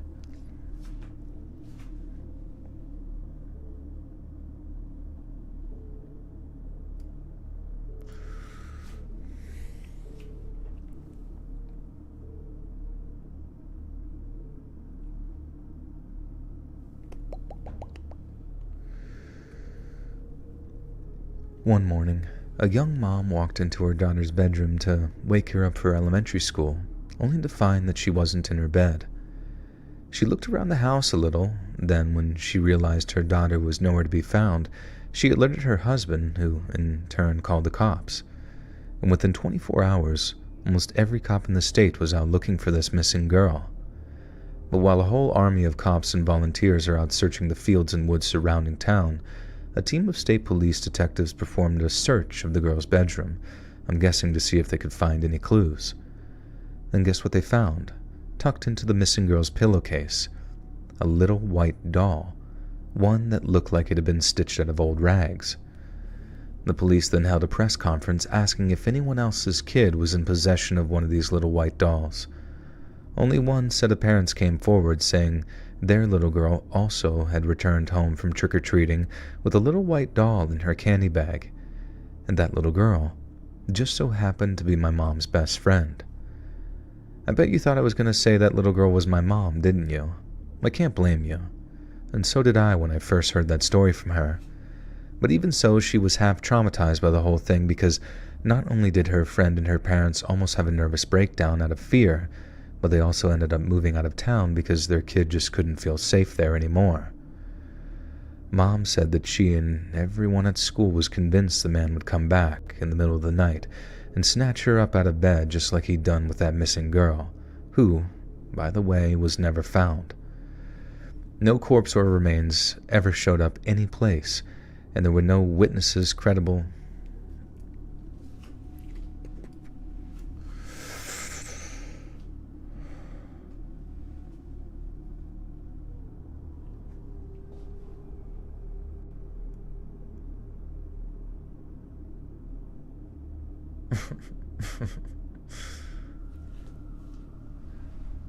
No religion in the chat, practicing for mod, yeah. No talking in chat either, guys, come on.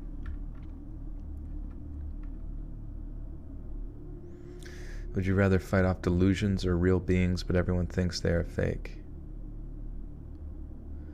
No, that one doesn't make any sense.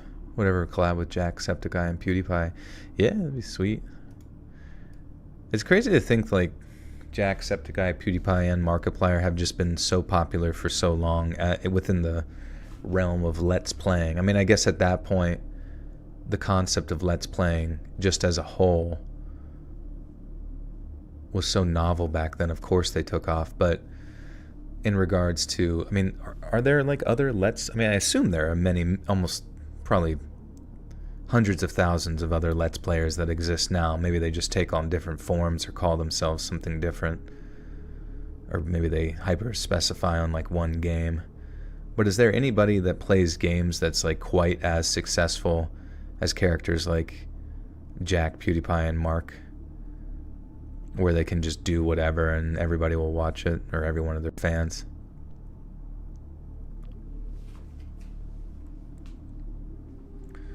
The big thing is the consistency. Yeah, what's Markiplier's Oh yeah, I always feel bad for his friends. Because, like, he's got these friends that have literally been featured on his channel like 9 million times in a row. I don't even think he, like, links them in the description anymore.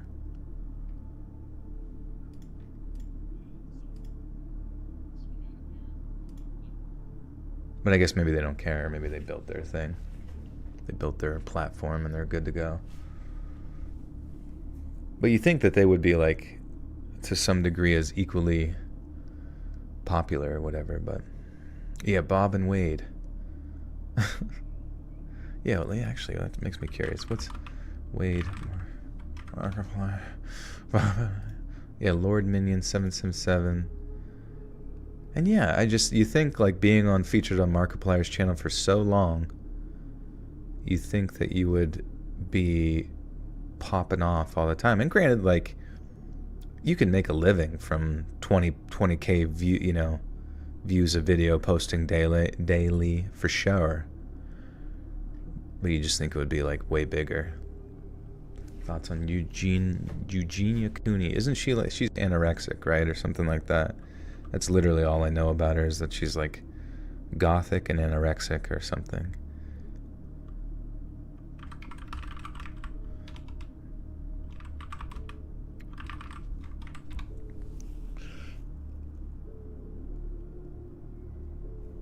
Oh yeah. Wait, who's this? Oh yeah, this is the Wade guy. Interesting. Yeah, it's like what? Because, like, I know PewDiePie has, like, a buddy that he started featuring. What the hell's his name? Ken, my Cinnamon Toast Ken. Which, how do you even just, like, casually become friends with? Because it seemed like it happened after the fact. Cinnamon Toast Ken. And he popped off, I think, for views. Let's see. Yeah, I mean, like, 1 day ago, 200,000. 3 days ago, 300,000. I mean, those are great views. Those are, like, life-changing, views. And I'm just curious, like, what it is that maybe his personality is more exciting than those other guys or whatever. But I don't know. Kenergy. Thoughts on David Goggins? I like David Goggins. I think I know some people meme on him and stuff, but at the end of the day, you can't deny that he's a fucking Navy SEAL and, like, just mentally indestructible.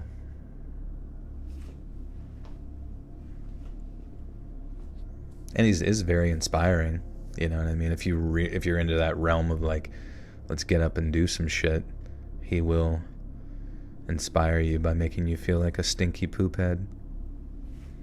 He lost 100 pounds in 3 months. Yeah, it was a very short period of time. He said he only ate, like, a banana a day. I would not be surprised if maybe there was some involvement of, testosterone involved in there as well to help, like, maintain musculature on, like, a very minimized diet and recovery as well. But honestly, I don't care. Like, if you're going to be a Navy SEAL, like, I would hope you would take steroids, to be honest with you. Just because it's like they don't sleep. How do you recover? Oh, you have some sort of external superhuman serum? Well, thank God, We're trying to make some fucking space marines out here. We need some good shit. Stories in different language. I don't speak a different language, so that would be hard.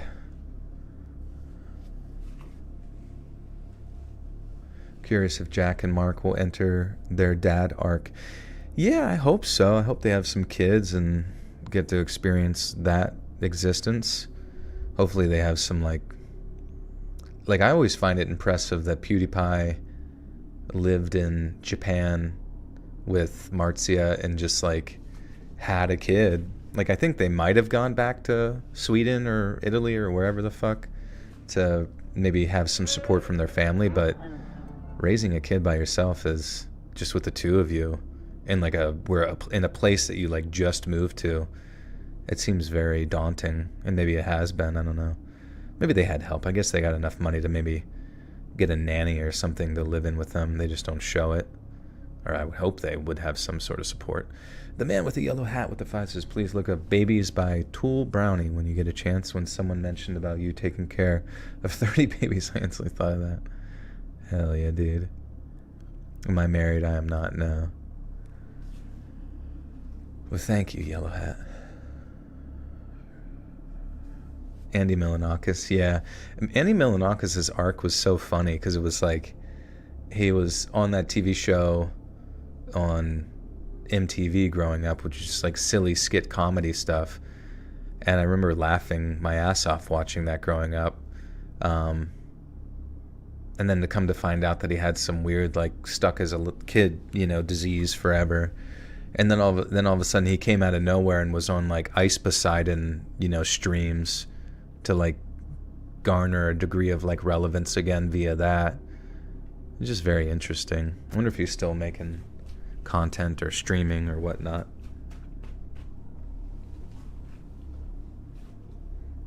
Kill Tony. Yeah, I've seen a lot of clips. Well, not a lot of clips. I've seen various I gotta be honest with you, like, the Kill Tony clips, I have nothing against them. I'm sure it's very funny, and I do enjoy stand-up comedy. But the only ones that ever made me laugh was whenever Shane Gillis was doing Trump. You know, that was funny, because he's good at that impression, and the other guy does Biden, and that's funny. But, you know, there are some, like, parts where they, like, roast somebody, but Tony Ratcliffe or whatever his name, I don't really find him, I don't find him unfunny. I just don't find him, like, shit my pants hilarious with, like, some of the stuff he says. He just kind of has a bit of a sass to him, and it's funny, but it's not, like, great.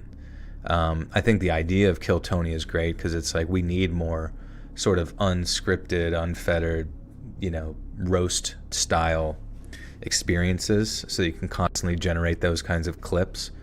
But overall, just kind of, I don't know. Maybe there's a good episode. I Can Be Your Dad. Yippee! Who do you miss collabing with?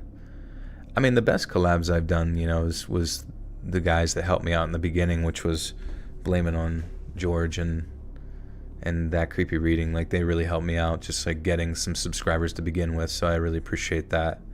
Same with he kind of talks like this. What's his name? Mr. King Spook. Sorry, yeah, King Spook was one of the first channels that allowed me to collaborate, and he really liked my voice, and he was very nice to me, so that was always something I'll never forget, even if he did kind of go AFK or whatever.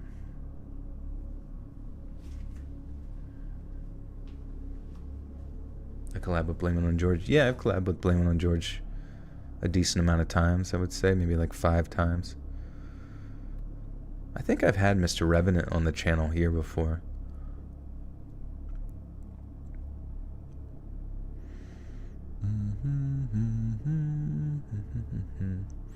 Though I will be honest, like, some of my friends who have had kids more recently, like, I don't even know, the sleep deprivation, it seems to drive them nuts. They're like the other day, my one friend was saying that another friend was telling me specifically, don't have kids.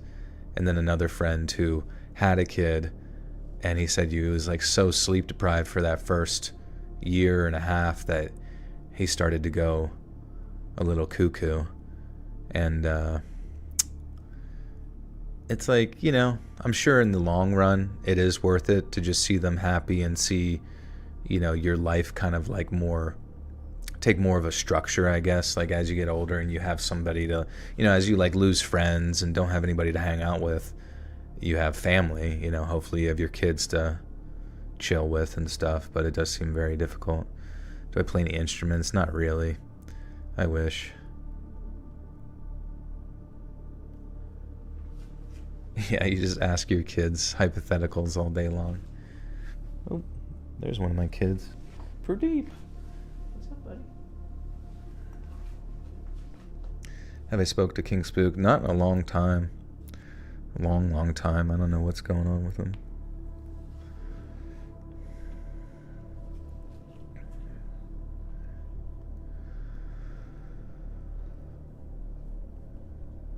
No corpse or remains ever showed up any place. There were no witnesses credible.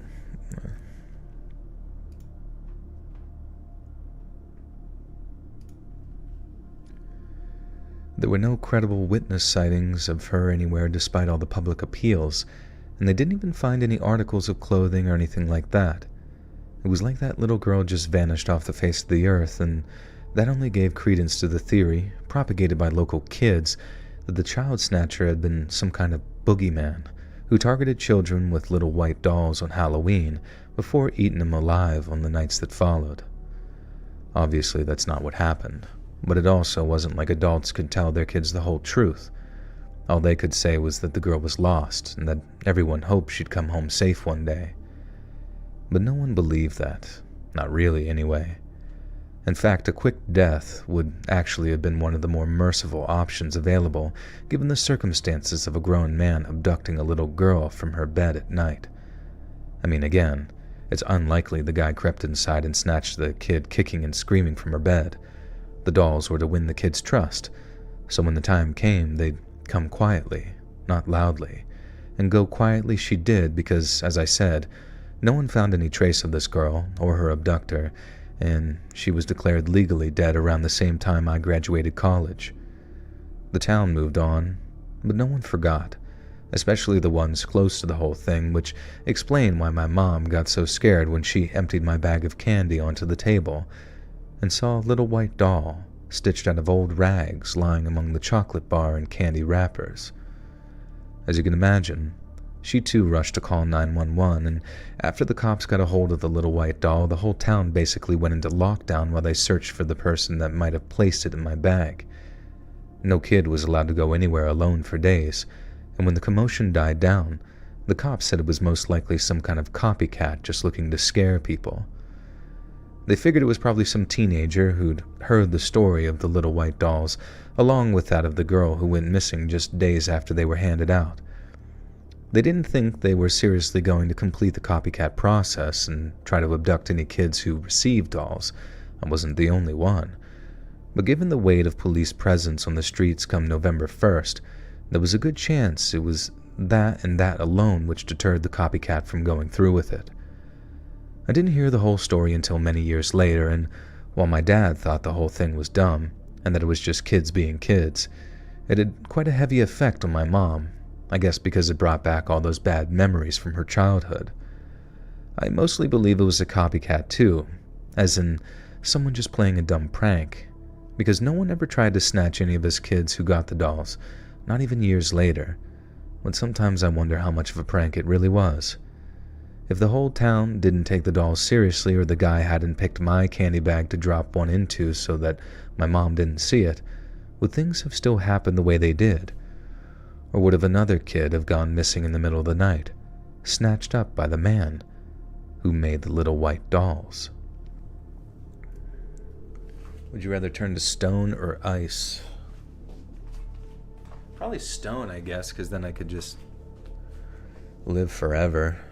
Well, not live forever, but, be around for a while until I got pulled down because I was deemed an evil statue.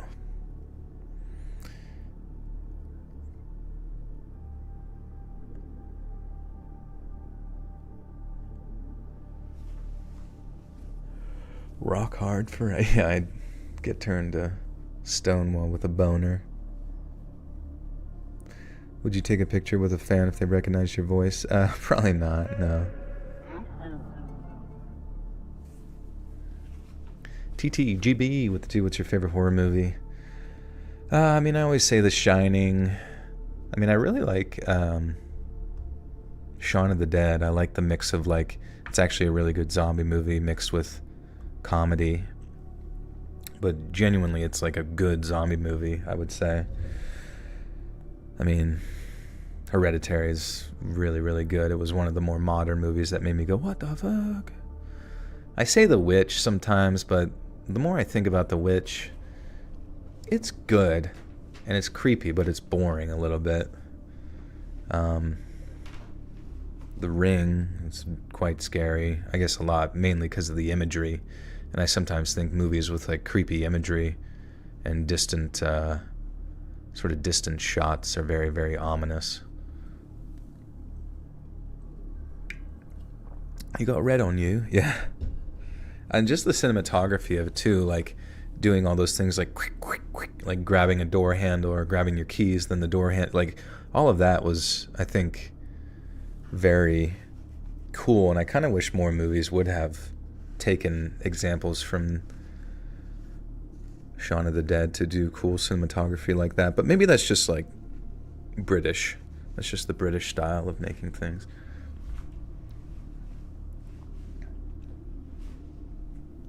Would you rather be lost in the swamp or forest? Probably definitely the forest. Swamps are fucking...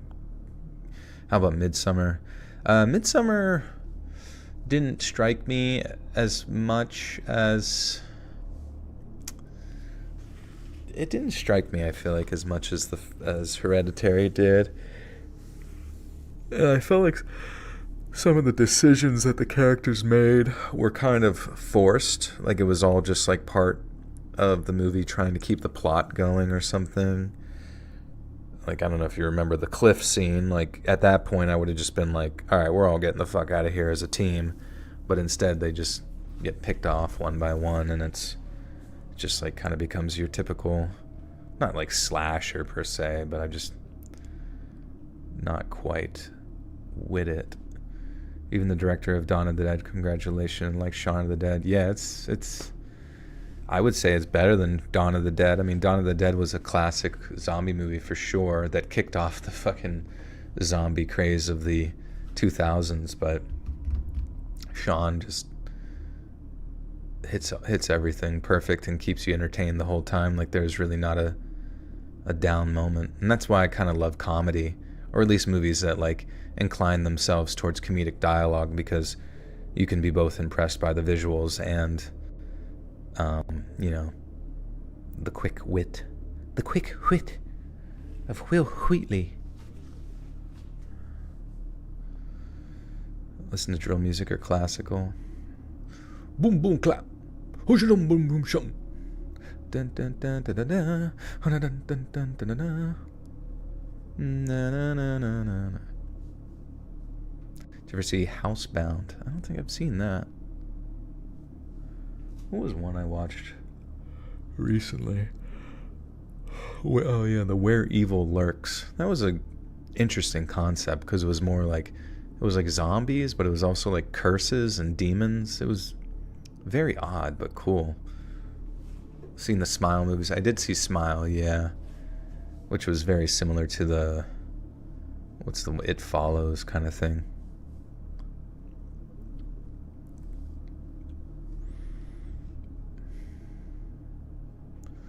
Gonna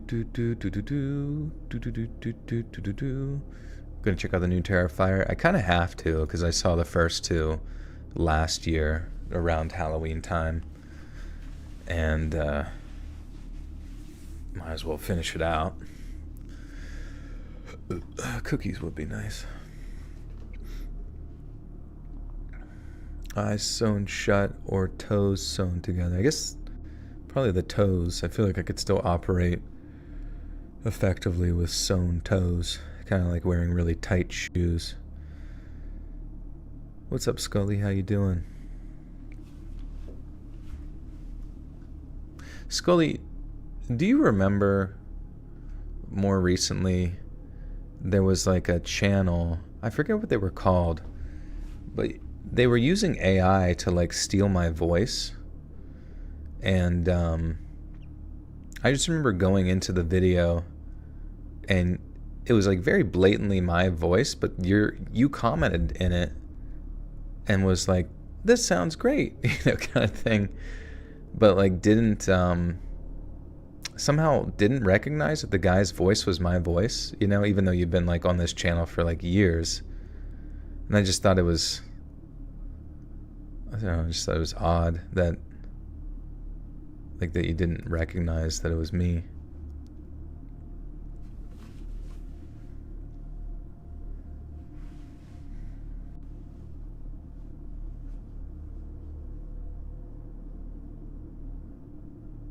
Your buddies and I have a little watch party going for the first and second. Nice, dude. I kind of feel like I'd have to go. Whenever when it's in theaters.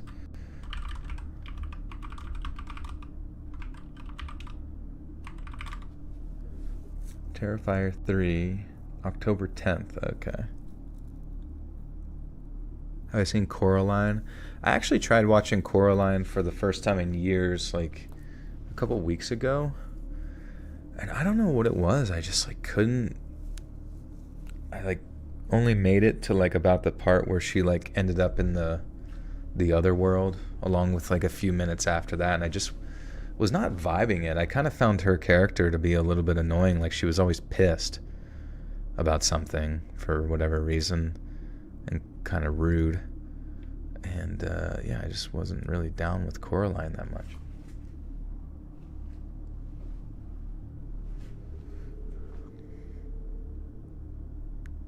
No, I don't think I ever been to a horror nights. She's a child. Well, it's more like, you know, in The Nightmare Before Christmas, it's like I enjoyed all the characters, but there was just nobody in that one that I was like really finding them to be endearing or interesting or anything like that. I know that sounds kind of bad because I know some people got a whole ass Coraline tattoo probably down their lower back or whatever, but just don't, I don't know. Okay, on Halloween night, 1977, the parents of 19-month-old Nima Louise Carter. All right.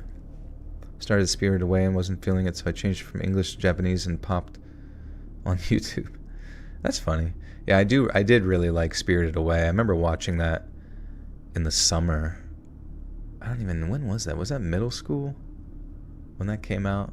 And it was kind of one of those things where it's like, I saw it, and it wasn't even like people had talked about it at the time, but it like just came to DVD, and I rented it and watched it, and just really, I remember kind of actually wishing that it had more to it, because I felt like it was almost like rushing through a lot of the story by taking that train to go visit the old lady and stuff. But that doesn't mean that I still don't find a lot of like what was in it to be really cool. Like I don't know what it is, I love scenes, like you might remember when she was like descending these really rickety stairs along the side of the high tower construct. There's something about that I really like, something about that type of aesthetic that I really enjoy. Just like really high towers, or like not steampunk necessarily, but just like metallic buildings that you kind of come out of the side, and there's just a series of like unsafe steps down it. It just feels very dreamlike, you know.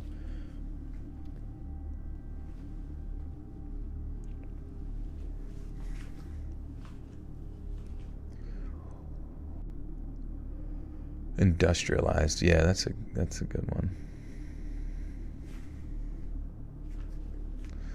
Okay, I'll make sure I'm saying Nima Louise.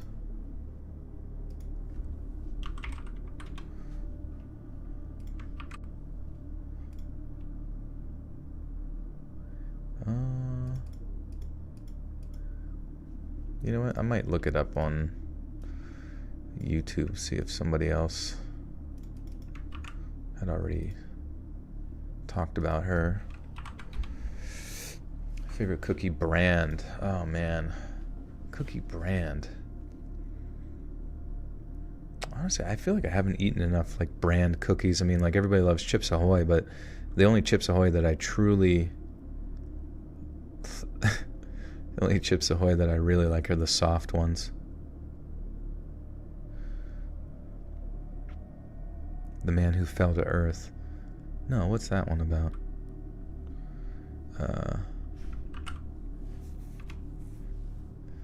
Okay, here's a true horror person.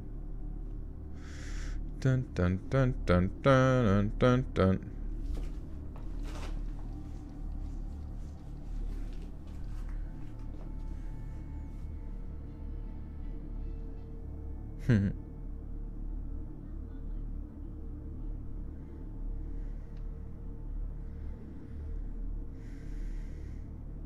Oreo double stuffed. Oreos made of stale cardboard and disappointment. That's funny. Just gotta quadruple stuff it. Oh my god, true crimers love to fucking talk about themselves. Who gives a shit?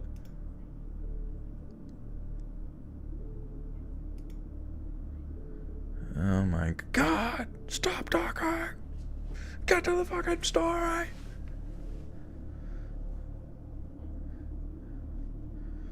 Warning, this true crime story has true crime in it. Joel, answer the question. What is it? I can't read. Please, God.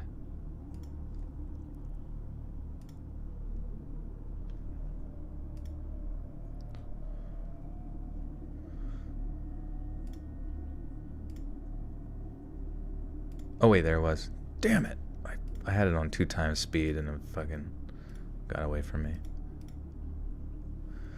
How would you discipline your kids if they beat someone up at school? I'd give them like a fist bump. I'd be like, good job, buddy. Bully, just like me. Okay, Nima Louise Carter. Duh, I knew that. Just wanted to verify. If they beat up a kid at school, I would give him the secret handshake. Just I'd dab his ass up. I say, yo, get ready, because they're gonna come back with the ops and take you out, kid. And I ain't gonna be around with the Kevlar.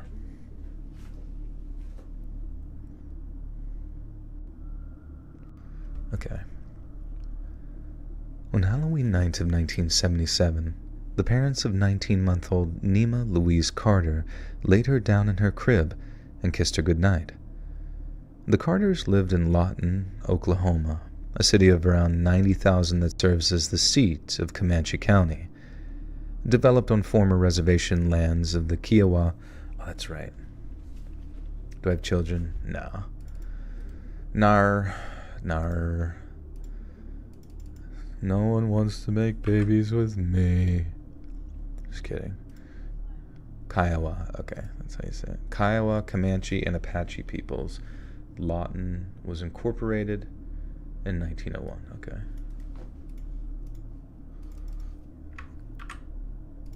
Make sure I see it. Lawton. Okay.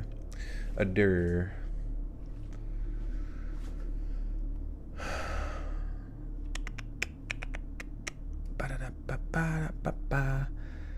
The video changed time a little. I hope I'm listening to the current voice. I think you can click on the one thing in the bottom left and like switch it to live if it's not red. If there's not like a red live thing, and switch back to the live footage.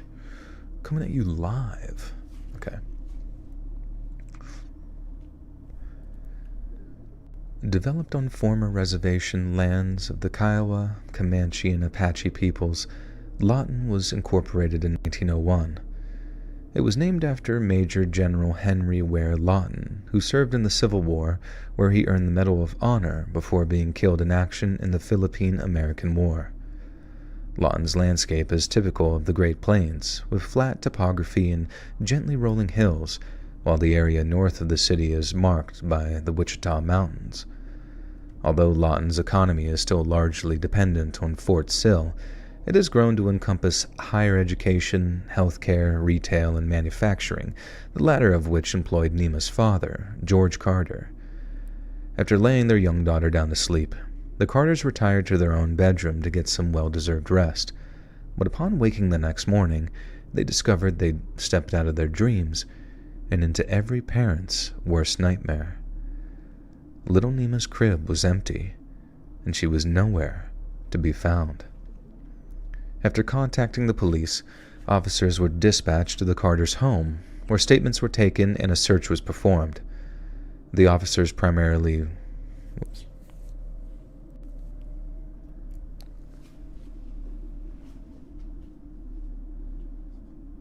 The officers primarily wished... Oh...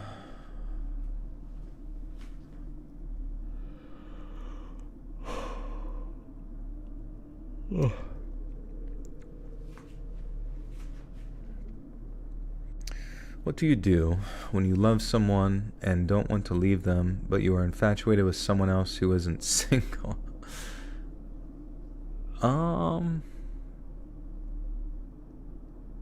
Yeah, I guess it depends on the infatuation, because if it's primarily just like lustful, then, but if you were to achieve said lust, I don't think that you would be as happy having achieved that and gotten rid of your previous established relationship, you know what I mean?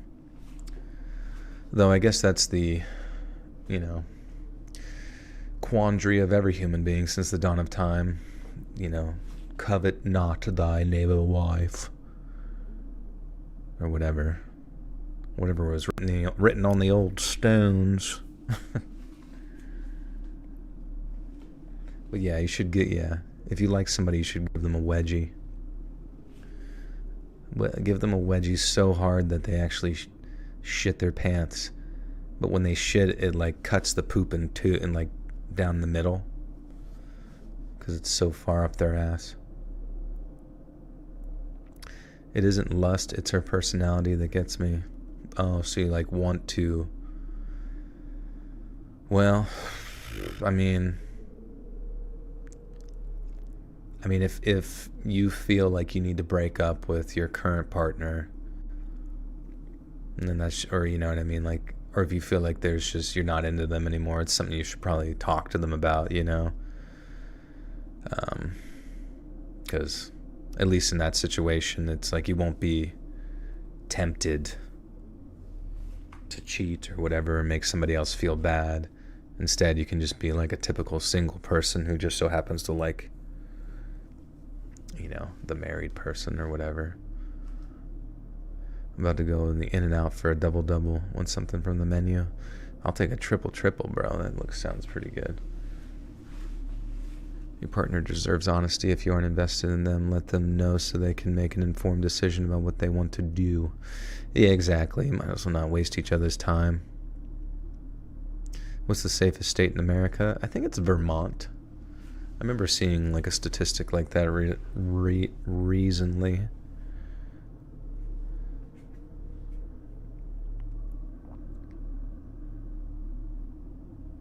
Is it not Vermont? I don't know.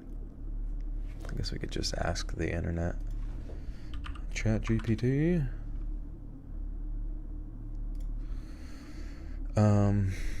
What's the safest states in America? Safest from what? Safest from dragons, probably. Looks like we got Maine, known for its low violent crime rates. Maine consistently ranks as one of the safest states. New Hampshire, Vermont, Idaho, Wyoming, Massachusetts, Minnesota, Utah, Rhode Island, New Jersey. Interesting. So that's a lot of fucking, you know, New England states. I wonder if it's like just super rural. What the deal is.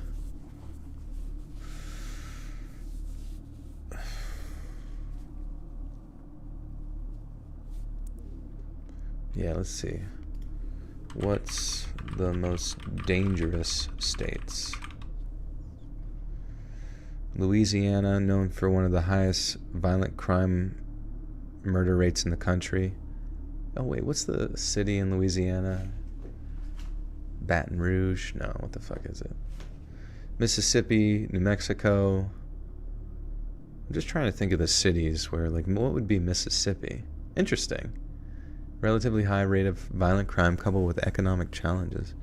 New Mexico, I guess, yeah, maybe that's close to the cartel or some shit. Arkansas, Alaska, interesting. While sparsely populated, Alaska has a higher rates of violent crime, including sexual assault. Hawk? Just kidding. Missouri, particularly in urban areas like, oh yeah, St. Louis, dude. I've always heard terrible things about St. Louis, one of the highest violent crime rates. Tennessee, violent crime, especially in cities like Memphis. Oh my god, Memphis, dude. So you don't, like, you always hear about New York and Philly and shit like that, but they never talk about St. Louis and Memphis, bro. South Carolina, interesting. Oklahoma, Alabama. Wow. California's not even not even on the top 10 violent, and New York's not either. Interesting. Kind of blows my mind.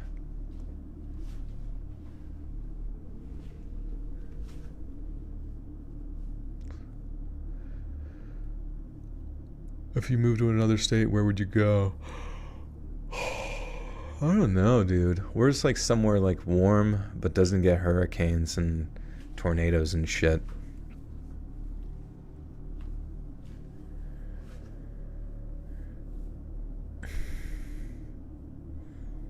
California. Dude, I don't know if I would move to California because I wouldn't want to deal with like 13% state tax in conjunction with whatever other dumb fucking local taxes they could come up with.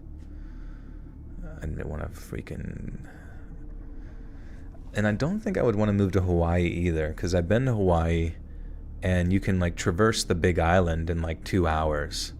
And to me, like being locked in, like landlocked into that place, and like how inconvenient it is to like go between the islands, and then the fact that it's pretty much the intercontinental length of the United States to get back to California. Just, and then Hawaii itself, like I guess if you're from there and you're really into the fucking surfing and all that kind of stuff, you know, Oahu, bro, you know, or whatever, like that would be cool. But if you're on the outside, I know they don't really like outsiders that much within the local population, which, once again, I get it. And it's also kind of like one of those things where it's like in America, and I guess it's probably this way in a lot of places, but no matter where you go, even if it is the beautiful like Jurassic Park style mountains of Hawaii and its beaches and whatnot,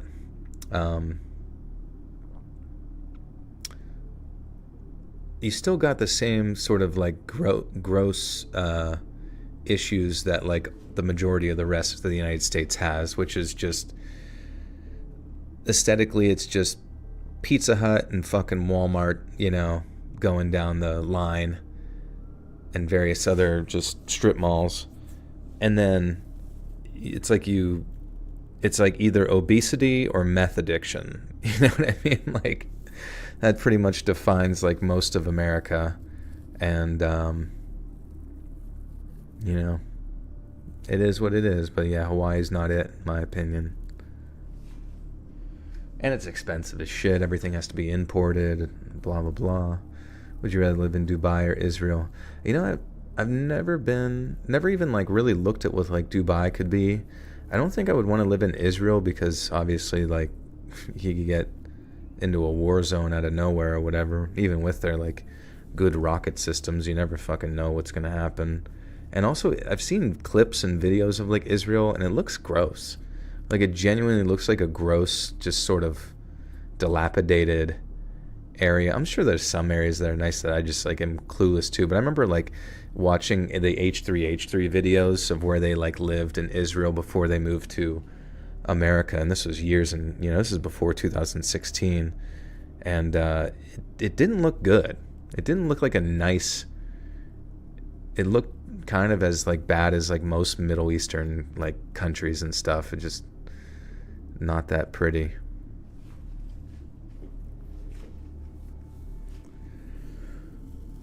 Do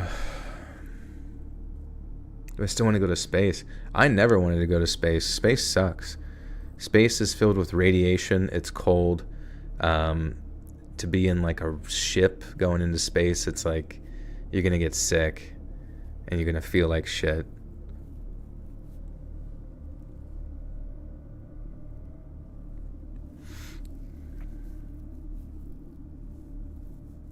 Deep sea over space, yeah. God protects Israel, take the chance. Yeah, no thanks. I mean, maybe I could visit it, but I'm pretty sure the anti-missile systems do probably most of the work for God. Maybe we're God. Maybe Raytheon is God and we don't realize it. God works at Raytheon as a defense contractor.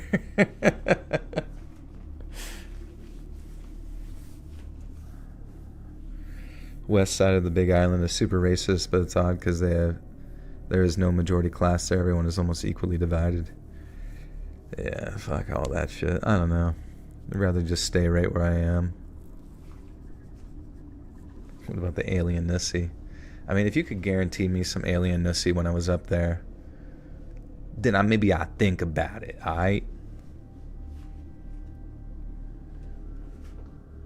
From Hawaii, hope you enjoyed your time. It was beautiful. I'll be honest with you, like, it was like every day was like a new beach and a new hiking spot, and it was perfect, you know? It was genuinely a beautiful place to go, but it was not where I wanted to stay. What island did I go to? I think it was Oahu. That's Big Island, right?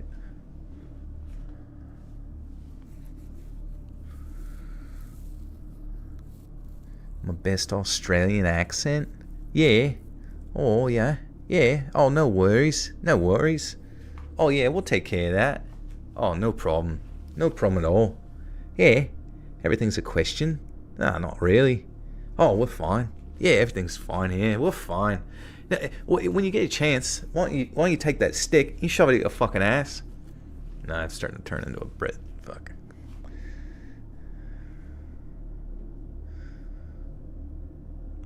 Alright.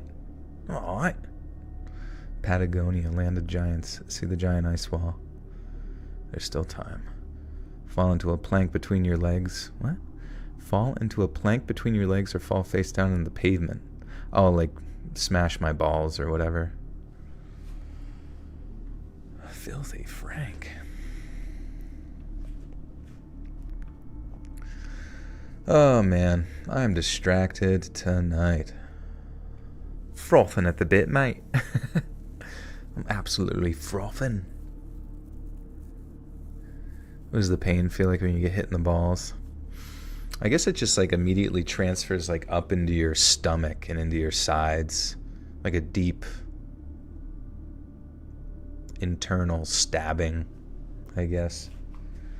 Honestly, I feel like it's hard to say if it would be. I'm sure if you got kicked in the vagina real hard, it probably wouldn't feel great.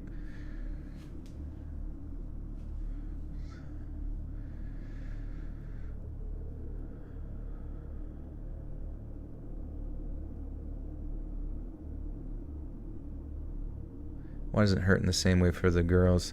I guess just because of the testicles, because that's like where the pain would originate from, as far as the blunt force trauma hitting the testicles and then it transferring, you know, up through your alienussy. Every guy has an alienussy that just creates a lot of pain when it gets smacked.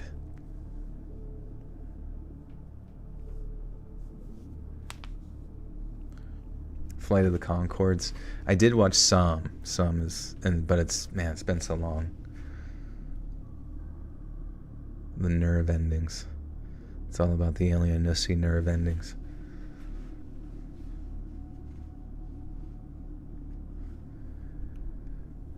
The officers primarily wished to identify the method by which Nima's abductor had gained entry to the Carter family home, but after a thorough analysis of the house, they came to a deeply chilling conclusion. Since Nima's bedroom windows had apparently remained locked during the night of her abduction, and the possibility of her forced entry had been ruled out, officers were faced with the horrifying possibility that Nima's abductor had had used syrup. Is that what surreptitiously means? Yeah, that's it. It's all about syrup. What does that mean? In a way that attempts to avoid notice or attention secretively, Mary surreptitiously slipped from the room. It's called the Old Irish Exit.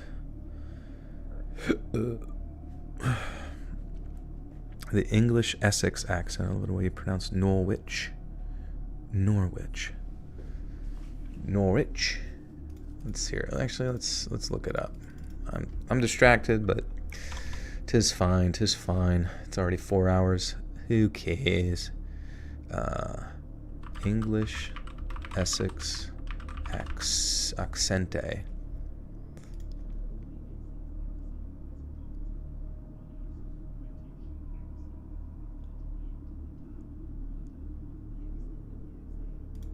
Oh my god, at the end of the day, I don't find my accent amusing. How about an English Essex accent? I love the way you pronounce Norwich.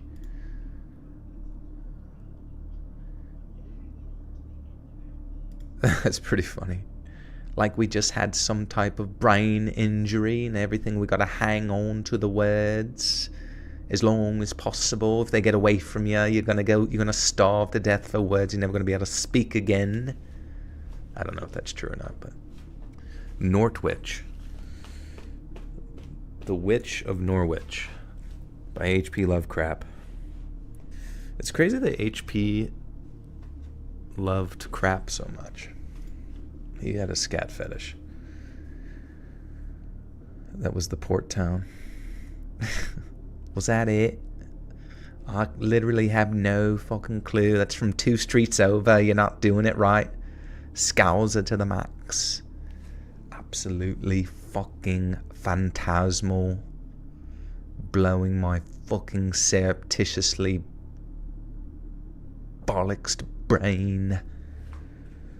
Would you ever have teeth pulled out or nails or toes or your... Hey, you know what, Don? Would you rather... would you rather leave a tip or pay the whole bill? Bloody scatty, mate. Oh my god. It's just so funny to think people get so excited for football, and it's gotta be maybe almost as boring as baseball. Sitting around waiting all fucking day for even a shot on goal. Like, holy Christ, no wonder you have to get so absolutely slamma-jammed with a big, tall glass of frothing silly juice. That's my Zodiac. I think it's a Capri Sun. The video when you narrated the poop that took a pee, I never knew existed. Yeah, that was the face reveal. Football is for day drinking, that's fair. And it makes sense. Sitting around waiting for them to do anything.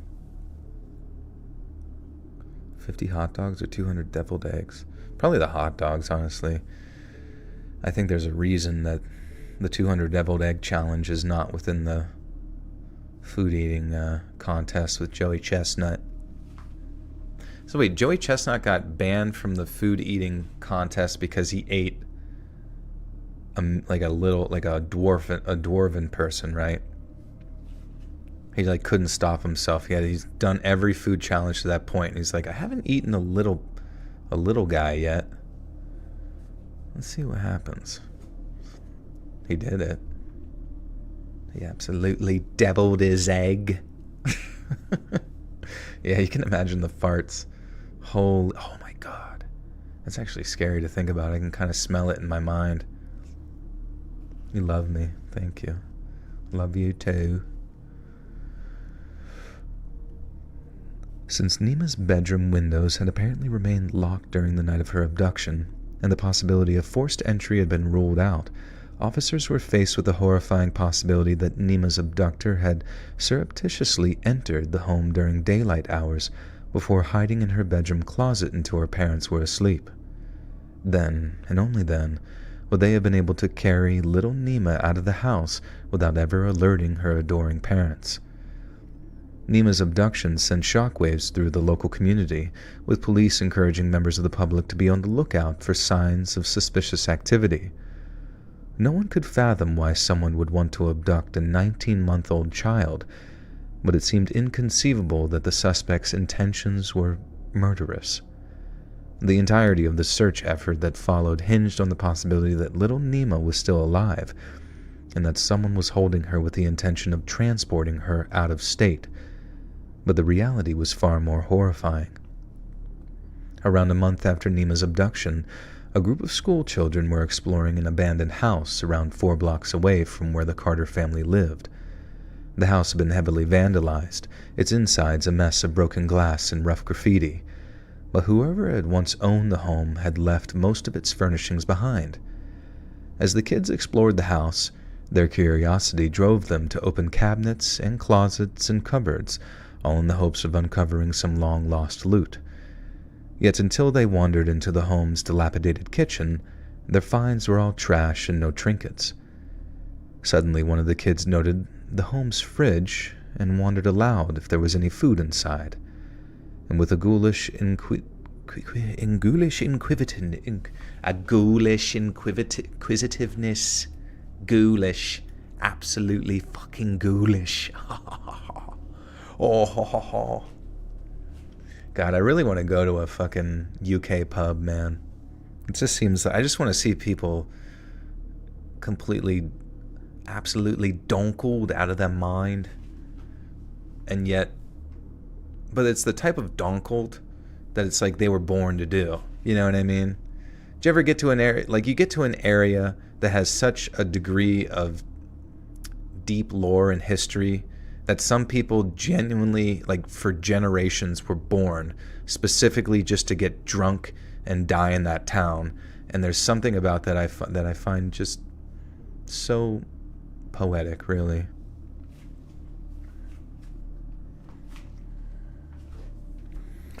Yeah, just hanging around watching them chatting all night. Yeah, exactly. Because what is there even to talk about other than the fucking footy? Yeah, I would love to head to the pub and drink a pint with the mates. With the mateys. Yar, mateys, let's get fucking slamma-jammed.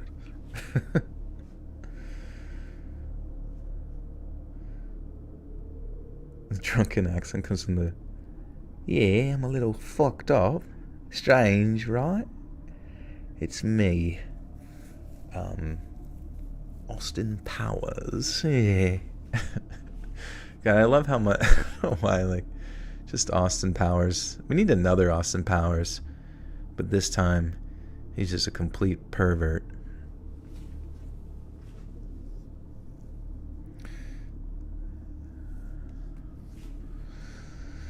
Alright.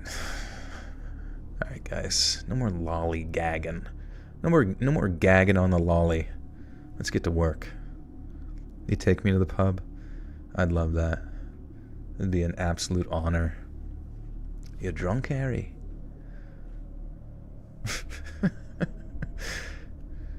With ghoulish inquisitiveness, the boy's friends encouraged him to open the appliance's door. The boy did as they willed him, approached the fridge, and then swung open the door. But instead of being greeted by the sight and...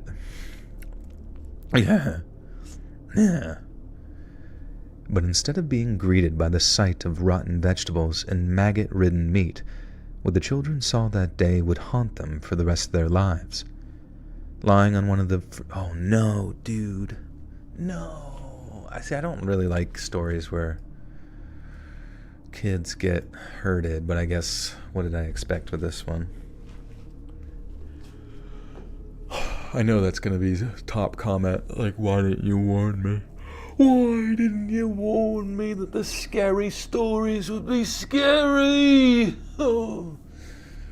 But what can I say? I like to surprise everyone. Lying on one of the fridge's bare glass shelves was the suffocated, decomposing body of little Nima Carter. Lawton has always been something of a rough and ready place, and was no stranger to petty and sometimes violent crime. But the abduction of children in the middle of the night was unheard of, or at least almost unheard of. Just the previous year, on April 8th of 1976, twin sisters Mary and Tina Carpenter were abducted in broad daylight while they watched TV. I gotta make sure I say there.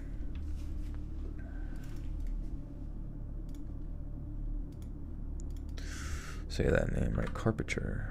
Oh. Doesn't exist. It's made up. Jesus Christ. How you say carpenter? It sounds like you're asking how to pronounce a word that sounds like carpenter. Based on the phonetic sound, it might sound caricature, which is pronounced... No, it's a... What the hell? No, it's a last name. Silly goose. Oh, I see. Carpenter. The pronunciation of carpenter, where the emphasis is in the first syllable. Oh. Carpenter. Oh, okay. I don't know if it was going to be something like carpenter.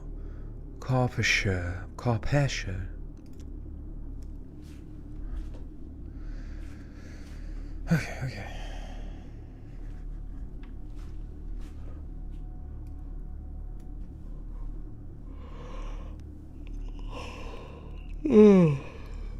Does the AI respond if you call it a silly goose? Let's try it. You're a silly goose, you know that?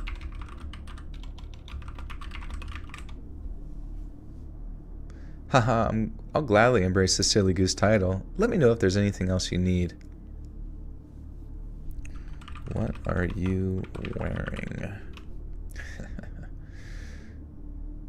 I don't have any clothes or physical body. Oh, so nothing to wear here. But if I did, I'd probably rock something stylish, like a cozy hoodie or maybe a sharp suit. What about you? Khakis. Like, oh, that's gross. What? Versatile. Comfortable. Khakis.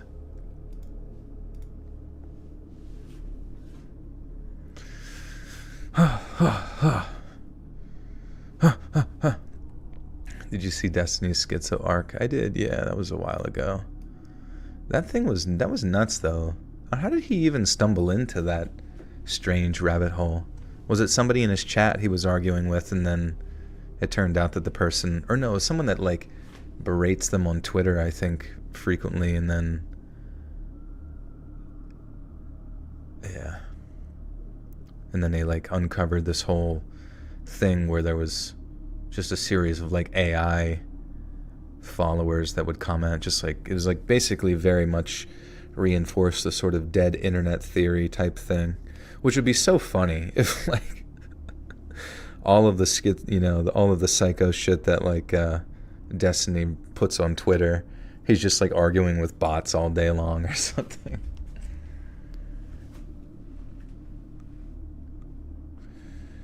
Did anyone see the new Joker? I did not, no. I was excited to see it, and then I heard it was just like, for some reason they went out of their way to like dismantle the entire series, or the entire like movie thing. Just sad.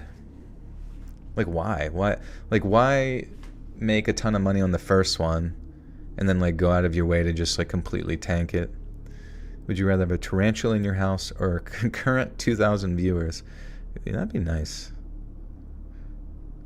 Yeah, that would be a question actually. Like, I'll give you 2,000 concurrent viewers, but you will have a tarantula in your house. You don't know where or when, but it will be there. Oh, you have a tarantula named Sedona. That's cute. Oh, they scare me, man. They really do. Are they territorial? Like, if you were to just, like, let them out, would they just, like, go for somebody instantly to, like, fuck them up? She's an Arizona blonde. That sounds extra dangerous, to be honest.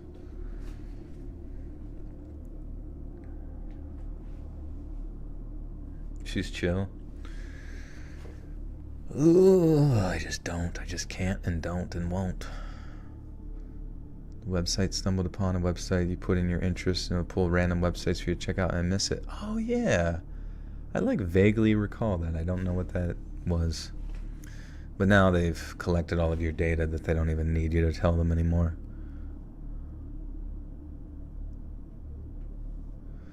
I remember there was really like almost like in like a taunting way.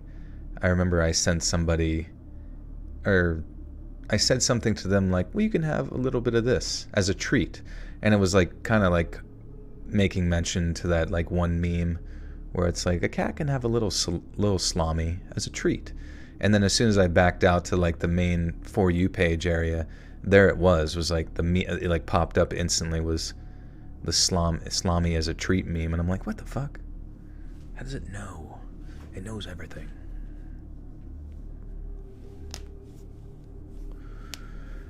Would you have 10 viewers who you love or 10,000 viewers who hate you? Oh man, definitely the love. I don't think I could deal with like negative comments all day. Even like, I don't even know, what's the one guy?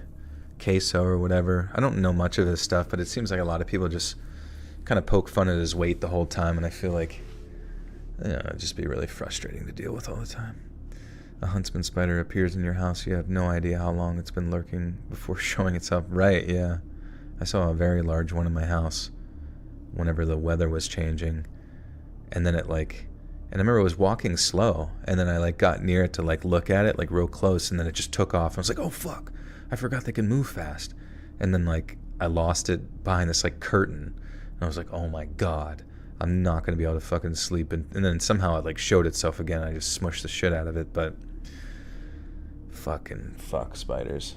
I am allowing a lot of, what are they called, like house centipedes to live, because I hear they are very good at like killing all the pest bugs. I always ask people if they remember a site called Liquid Generation. Everyone looks at me like I talk nonsense, like E-bombs but cartoon ad. Interesting. I do remember E-bombs. Don't even upload the stories you're reading, or just upload this whole stream for tonight. I mean, yeah, the stream does go up in the streams playlist, but so it technically does go up as like a live video. But it is funny, like when people who aren't used to the streams like see it and they're like, what the fuck is this? I'll kill you. I'll fucking kill you, let's read. This is not exactly as my day was supposed to proceed as such. Fucker.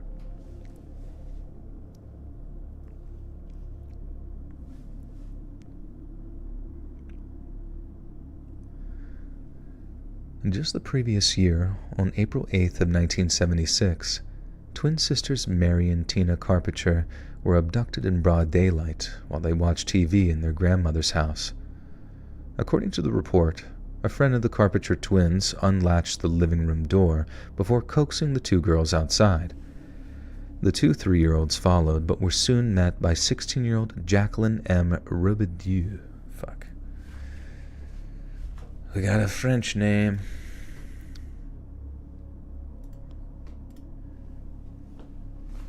Mr. Ballin, coconut crabs. Did the coconut crabs eat somebody?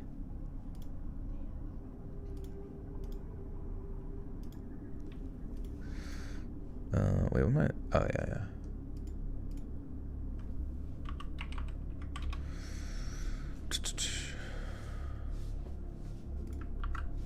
Robidoux. Oh, come on. How you say Robidoux? Rubidoux. Oh, Rubidoux. Rubidoux. Ru rhymes with blue. Bido part sounds like Bido. Okay. Rubidoux. First time seeing your stream was wild. Started to hear you say all this outlandish shit. Knew I found a good streamer and stuck with it. Oh, thank you, dude. Yeah, I actually wouldn't mind finding like good streamers to watch.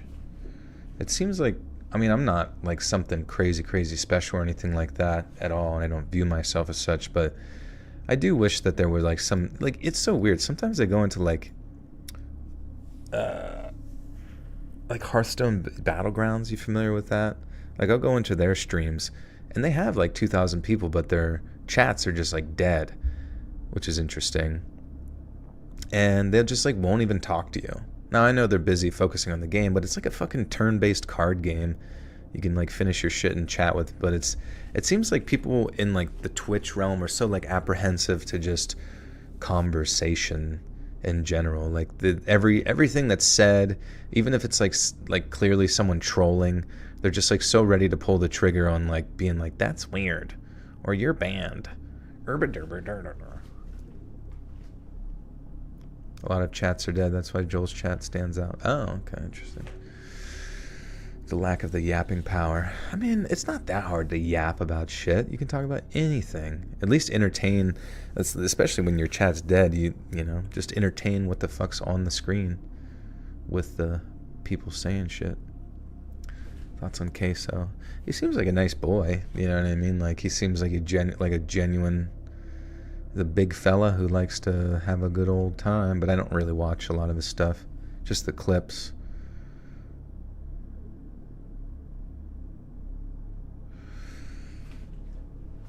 Oh, okay. Yeah.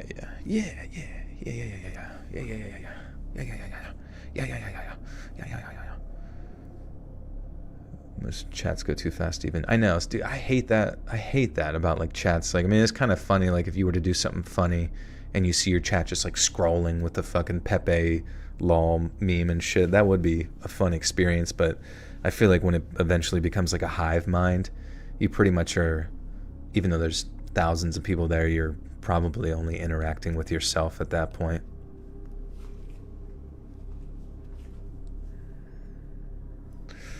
Okay, Rubido. Okay, sorry. The two 3-year-olds followed, but were soon met by 16-year-old Jacqueline M. Rubido, who began dragging the girls down the street.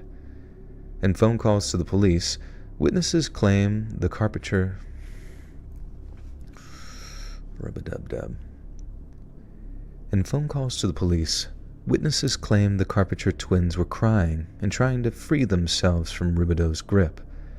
They urged the police to hurry, but by the time officers arrived at the scene, Rubido and her two victims were nowhere to be found.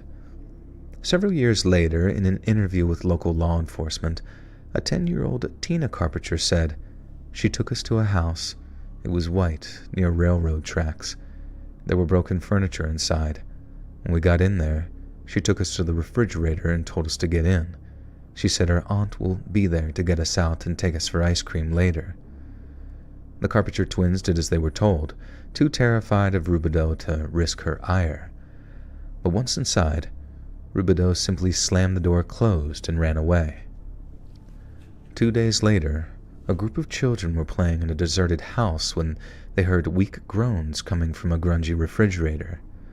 An 11-year-old girl named Kathy Ford and another neighborhood child bravely opened the refrigerator door, and Tina Carpenter tumbled out, exhausted, terrified, but alive. Miraculously, Tina had survived by breathing through a tiny hole in the refrigerator. Her twin sister, on the other hand, was not so fortunate and passed away as a result of prolonged asphyxiation. When police questioned Kathy Ford, she claimed to have immediately asked the exhausted Tina, "Who locked you in the fridge?" Tina's reply was almost instantaneous, and used the 16-year-old Rubido's nickname when she stated, "Jackie Boo." Rubido, who happened to be Kathy Ford's babysitter on account of being friends with her aunt, instantly became the target of a police investigation.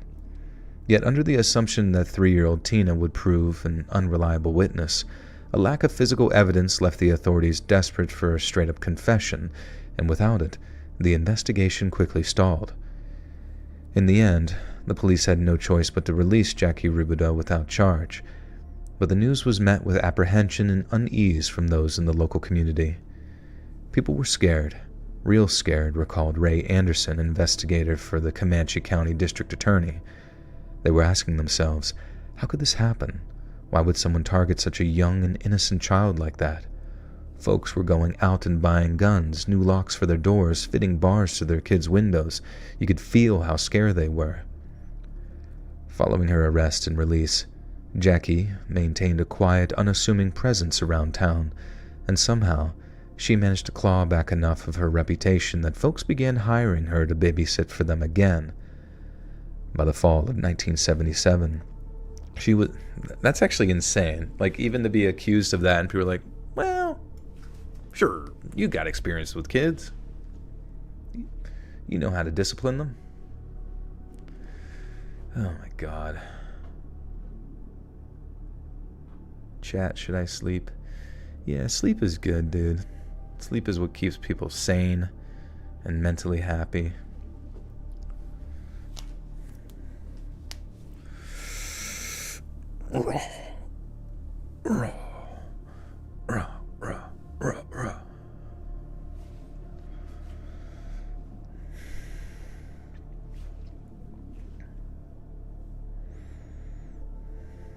I used to release bacon every couple minutes on a political chat. Bacon. Release the bacon. Am I tired? I feel pretty good. I usually can just stay up for years on end. Years on end.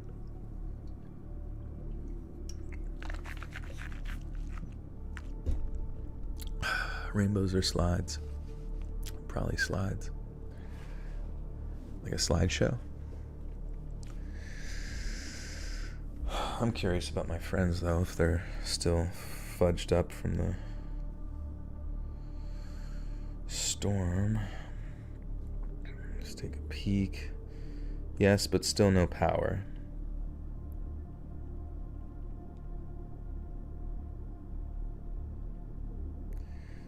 I mean, if nothing flew through their house going 160 miles per hour, that sounds pretty good to me. Bacon!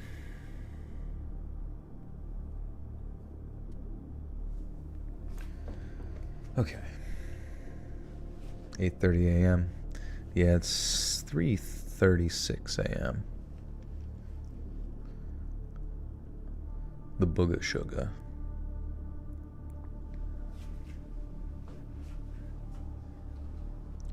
Always want to know what your mic setup is. Yeah, so you're hearing me through a Neumann TLM 103 for the stream, and then I record it until it's like stacked right above it, and there's like two mic arms that are like on opposite ends of the table, kind of rotated towards each other, with the H4n on top, and just one pop filter on both of them.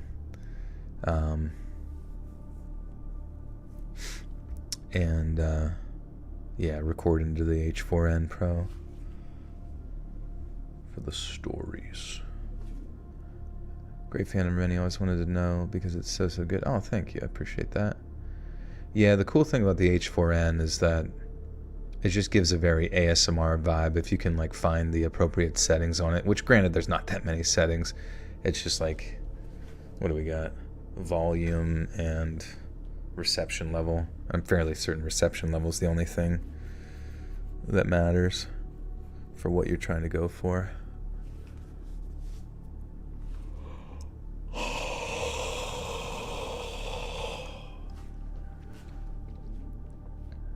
The Wendy's SpongeBob meal? No, dude, that's crazy. It's crazy to think it took, like, out of all the things SpongeBob to collaborate with, it was Wendy's. Did SpongeBob ever do any other toys with any other? What are all the toys? Where do I get the toys with SpongeBob? Following her arrest and release, Jackie maintained a quiet, unassuming presence around town. And fuck. The hell did that come from? There's a demon in me. Have you done any narrator work for movies, TV, commercials? Sadly, no. I would like to. It would be quite neat. It'd be quite neato. Following her arrest and release, Jackie maintained a quiet, unassuming presence around town, and somehow she managed to claw back enough of her reputation that folks began hiring her to babysit for them again. And by the fall of 1977, she was regular babysitter for the Carters, the young, naive American couple, And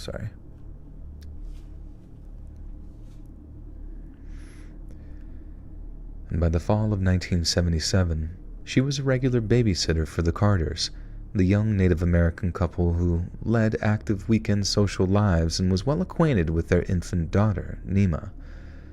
She was also their first choice of babysitter during the period an intruder lifted Nima from her crib, and with the windows locked, crept down the hallway of the tiny Lawton home, past her sleeping parents, and out through the front door. I remember the next morning like it was yesterday, Nima's father, George, later recalled. It was one of those cool, crisp Oklahoma mornings, a day I might have otherwise enjoyed immensely. Instead, he and his wife were condemned to endure the worst nightmare of young parents everywhere. Someone had snatched their infant child. George later said his heart raced so bad that he thought he was having a heart attack, and that in her panic, his wife Rose began frantically searching the most irrational of places. She ran between kitchen cabinets, closets, and the family doghouse. She even checked underneath the house and in the field behind the backyard fence. But little Lima was nowhere to be found. During the initial phases of the investigation, and given the high percentage of parental involvement in missing child cases, detectives had no choice but to consider George and Rose, Nima's own parents, as preliminary suspects. Naturally, we called them in for questioning, Oh man. Can't wait for it to get cold and my body to shut down. So funny. Like Pradeep. So I have like this backpack I take to the gym, right? And it's filled with shit right now. But every time he sees it and I set it down, he gets so excited to just like lay on it, even if it's like there's a big fucking floof of shit in the center and then he's just like barely hanging on the side. And he's laying on it over there right now, just like by just an inch. It's so ridiculous.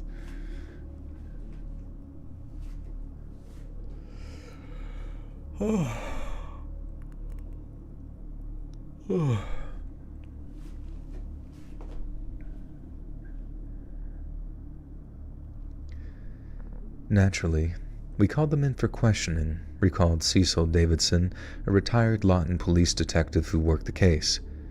They agreed to take lie detector tests and each passed with flying colors. Once the parents were ruled out as suspects, almost everyone fell under the net of suspicion, including neighborhood babysitter Joy Smith and Jacqueline Robideau. Fuck. Fucking hell.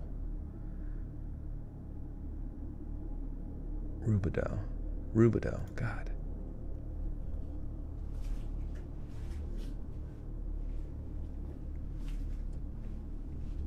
Way to pay for a time pause. What's the time? Oh, like pausing life. Yeah, I guess you could like freeze yourself like Walt Disney. You never knew if my voice was real. It's real as hell. Would you rather find $1 million on your doorstep or find a baby? Definitely $1 million, please. I really don't have any desire to just randomly be handed a baby.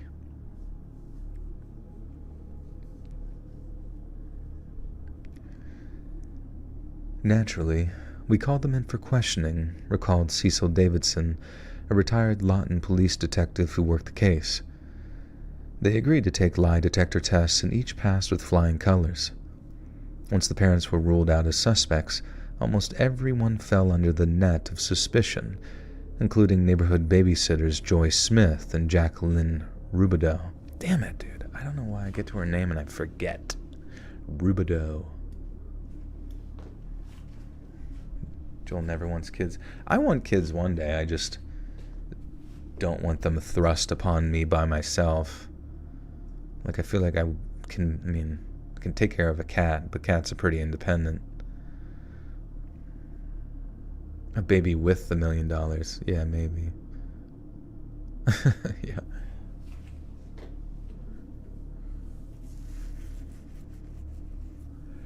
Why is having kids seen as some great desire?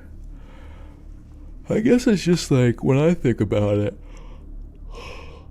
yeah, it probably will drive you nuts for the first 2 years or some shit. But it's almost like as you get older, it's obviously the natural inclination within your biology to like continue your bloodline, but it's not like you're overtly thinking that way. It's just like the analytical side of people to kind of define it as such. But I guess it's just the fact that you get to always have somebody or many people in your life that you can take care of and, get ready to continue their life, I guess. And then when you get older, you can still have people to hang out with. Because I imagine like in your 50s and 60s, if you didn't have kids, I'm sure a lot of like your other friends are probably not down to like chill as much, maybe. I don't know. I feel like I would feel really weird being like super old as a guy just with no kids. Like I would feel just like very sort of mentally ostracized from my own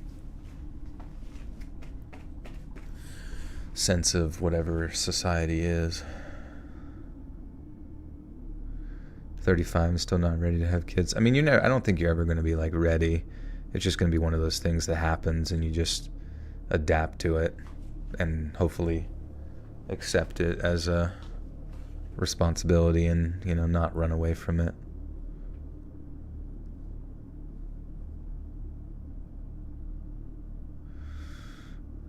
"23 with a 4-year-old. I love her, but one and done." That's fair, yeah. I mean, I think I would kind of be that way too, depending on what my wife would want to do. But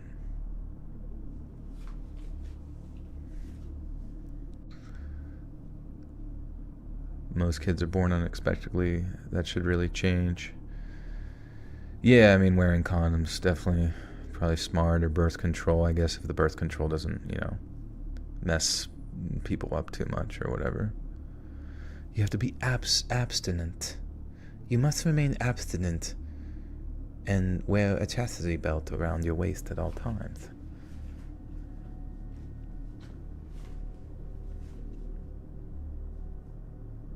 Still want to travel? Yeah, do it up. Do it up. And there's still time too, on the off chance, people can foster or adopt or whatever, What if she wanted 10 kids? Man, 10 kids is a lot, you know what I mean? Even though my one buddy, like, legitimately has 7, but he's been having them, like, non-stop since he was, like, 24. Which is crazy. And they're a very happy family. It's just crazy to think, like, one was born while one was, like, getting ready to start college. Like, that like, blows my mind, honestly. Repopulate the whole earth. Well, I guess we better get to work.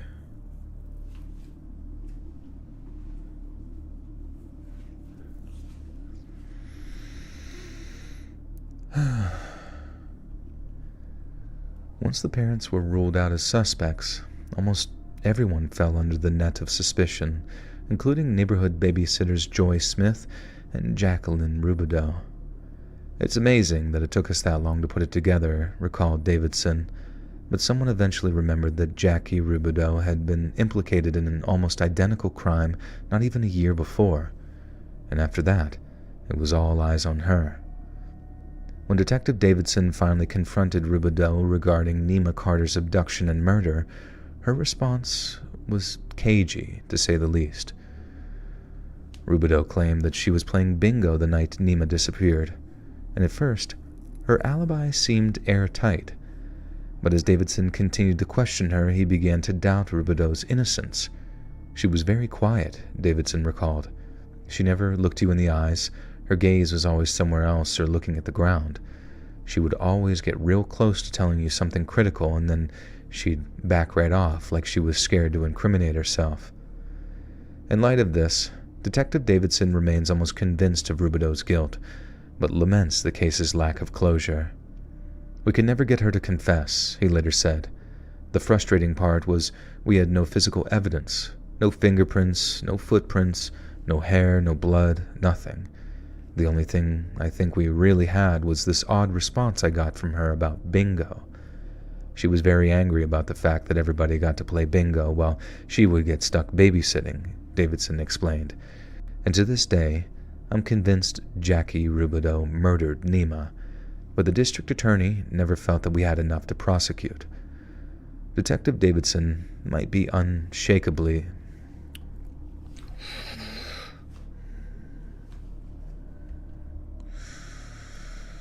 It really isn't. There's a lot of enclosed population, though still a ton of free space. We're just cramped in major cities to make it seem like overpopulation. Yeah, I think the overpopulation narrative is kind of odd, because it's like, who are you as like an individual point in the presence of, the ongoing human reality and its existence as a species, to sit there and say that, all right, that's enough. That's enough humans. You know, because for what purpose? Like, who are you saving? The only way that you can contemplate reality is your own individual perspective, but also from the perspective of a human. So for a human to say that humans are bad for something external from themselves, what would that external be other than like animals and maybe like the earth as some type of conscious entity? But in that case, it's like you can't talk to the earth and you can't talk to animals, so how do you even know? Like, are they talking to you? I don't know, it's weird. And to me, the only thing I can arrive at with the like constant pounding that the earth is overpopulated is that it's some type of like ongoing propagandistic narrative perpetrated or put out by the media for whatever reason, maybe from somebody with money who doesn't like you. He gets on a plane with you and he really doesn't like how you smell, so he's like, all right, we gotta get rid of everyone. I've had just about enough of this shit. I'm not waiting in line anymore. Everybody needs to die. Stop having babies.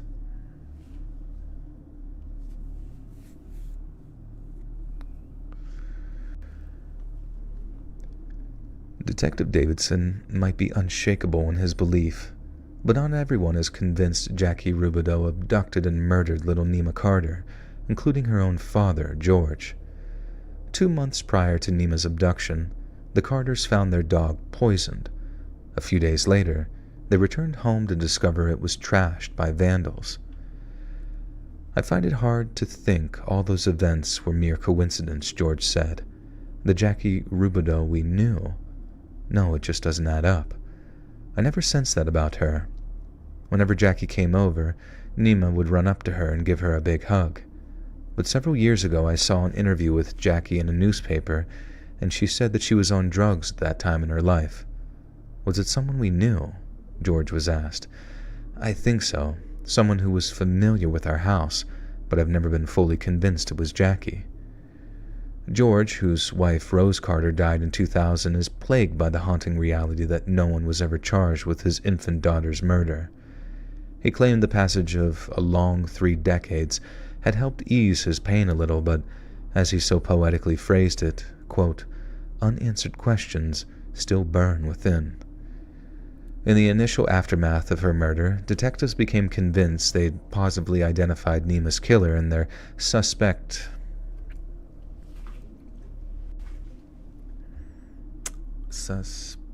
What am I doing? Nima's suspect, Jackie Rubidoux.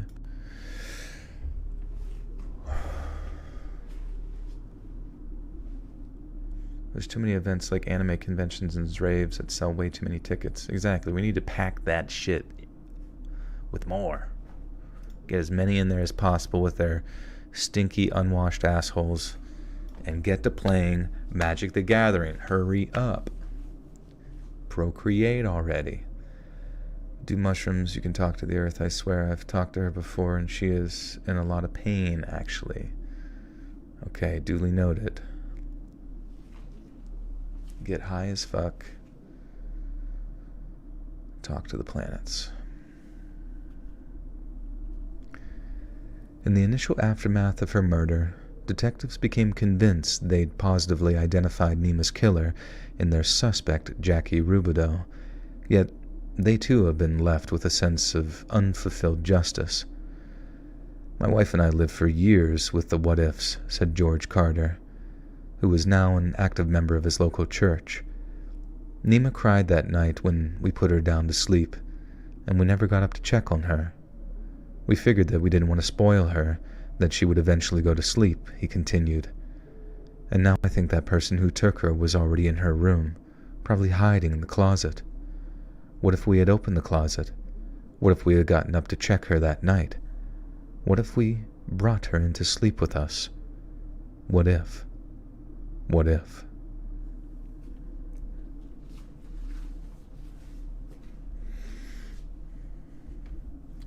Let's make a major event and then go The Collector on them. The rave scene, he killed a ton of people alone. It was intense. Oh, yikes. I don't want to hurt. Honestly, I don't know. It's just a weird kind of like perspective too, like hoping that the population decreases. And I guess like telling people to do it by not having kids seems maybe less inhumane, but it also kind of like teeters on the edge of the narrative, like, well, why don't we kill a bunch of them and somehow that will be good? But I mean, I've heard other people say, like, okay, you want the world's population to go down, then just kill yourself. But obviously you wouldn't want to do that, because that's a terrible thing, that nobody should do.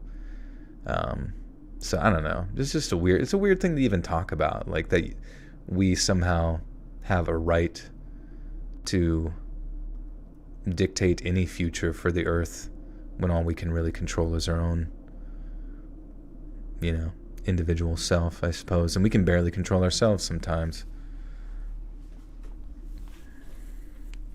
I don't even know if decreasing the population or increasing it would even do anything. Yeah. I mean, who cares? Why do we care so much about, like, we didn't care about the population in the past. Why do we care so much about the population currently or now? I mean, if you're feeling like, like the walls are closing in and that you're surrounded by other people, maybe move to the countryside or something, change it up a little bit, because I can fucking guarantee you there's plenty of space out there.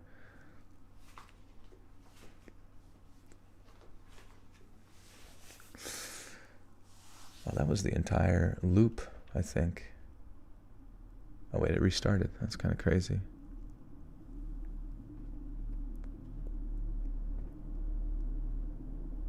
I'd just be careful with all that misogyny. What did we say? That was misogyny.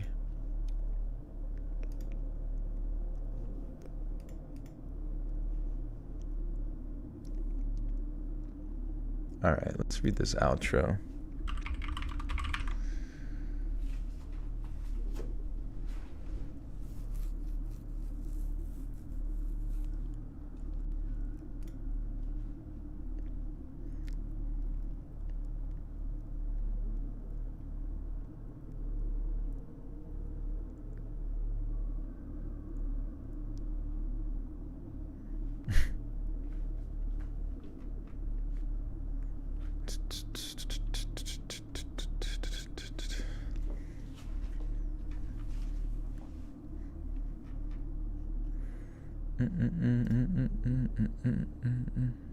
You're leaving? No, I'm just going to read the outro here.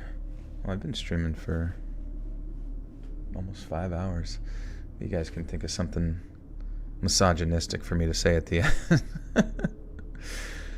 You don't have to go home, but you can't stay. Yeah, hell yeah. 24-hour stream. I think we could do it. I feel like it would get very boring. I'd have to play, like, honestly, you can play like video games and stuff.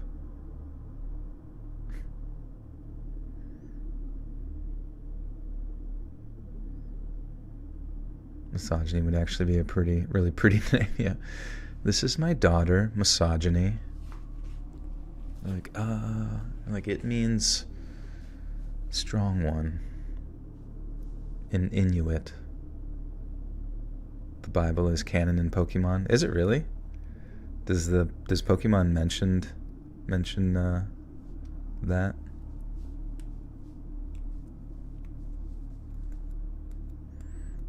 Miss Ahegany, yeah.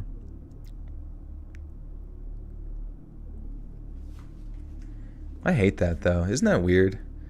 Like there was no... Oh, not Joel. No worries.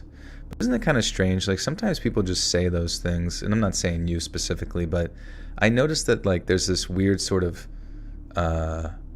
linguistic power that some people get from saying words like misogyny or whatever it might be, like some type of like pejorative label that can be thrown into any conversation. It's almost like throwing a grenade or a wrench into a conversation, because it's almost like every person like does a record scratch like, wait, what was the misogyny? What was the what was the label that you've given me? Because it's so funny. It's like people's brains almost like short circuit when they're labeled with a term that can be like considered shaming or whatever. Like you've been shamed, you've been marked, and it's like linguistically it's like you short circuit your mind to like have to figure out how to correct it or even overcorrect it in so many ways to please the person that's given you the label. And I find it so odd. It's like such a strange tactic because it usually doesn't result in like an actual conversation. It usually results in like a derailing of a conversation. I don't know. It's stupid. Just thoughts. Thoughts about words, words about thoughts. There's all sorts of words we've come up with over the years to say things and feel things and contemplate things and label things. And sometimes we have different definitions for them. Isn't that odd? Sometimes we say a word and some of us think it means different things. Like misogyny to me is my beautiful firstborn daughter. She's amazing. She's a little aggressive.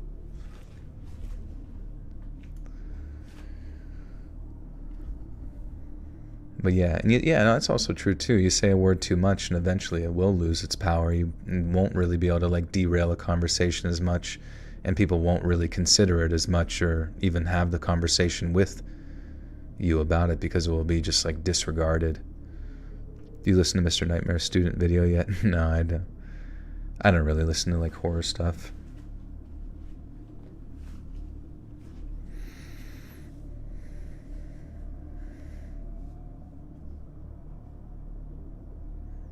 Yeah, racism is thrown around a lot too. It's like, what do you, I don't know. Just every fucking thing. Everything is racist. Everything is sexist. It loses its power because it loses its definition. You can't keep casting the same spell all the time, otherwise, or you can't keep using the same antibiotic on a particular bacteria all the time, otherwise that bacteria is eventually going to become resistant to said, antibiotic. And you're just going to make a super bug, a super racist. Goku. It's so stupid. Words are so silly. Oh yeah, narcissist. God, I fucking hate that. I hate that, dude. You get on, it's like TikTok like fucking turned everyone into like drones. Using like every psychological terminology possible as like an armchair psychologist, like, and this guy was a narcissist, and he gaslit me into thinking that I was hungry, and that's why I was in a bad mood. Blech, whatever. Who gives a shit? None of it matters. It's all silliness every day. It's not even how we even talk to each other in real life. It's just internet conversation, just because it makes us feel excited for a brief moment in time. Doesn't even matter what we're arguing about as long as we feel literally anything, even if it is like some abstract hyper simulation of a true feeling or a true conversation. Hi, my name's Narcy. Yeah, this is my daughter, Misogyny, and my son, Narcissist. Hey friends, thanks for listening. Click that notification bell to be alerted of all future narrations. I release new videos every Monday and Thursday at 9 p.m. EST, and there are super fun live streams on Sundays and Wednesday nights. If you got a story, be sure to submit them over at my email, Let's Read Submissions, and maybe even hear your story featured on the next video. And if you want to support me even more, grab early access to all future narrations and bonus content over on Patreon, or click that big join button to hear about the extra perks offered for members of the channel. And check out the Let's Read podcast, where you can hear all of these stories and big compilations located anywhere you listen to podcasts. All links in the description below. Thanks so much, friends. And remember,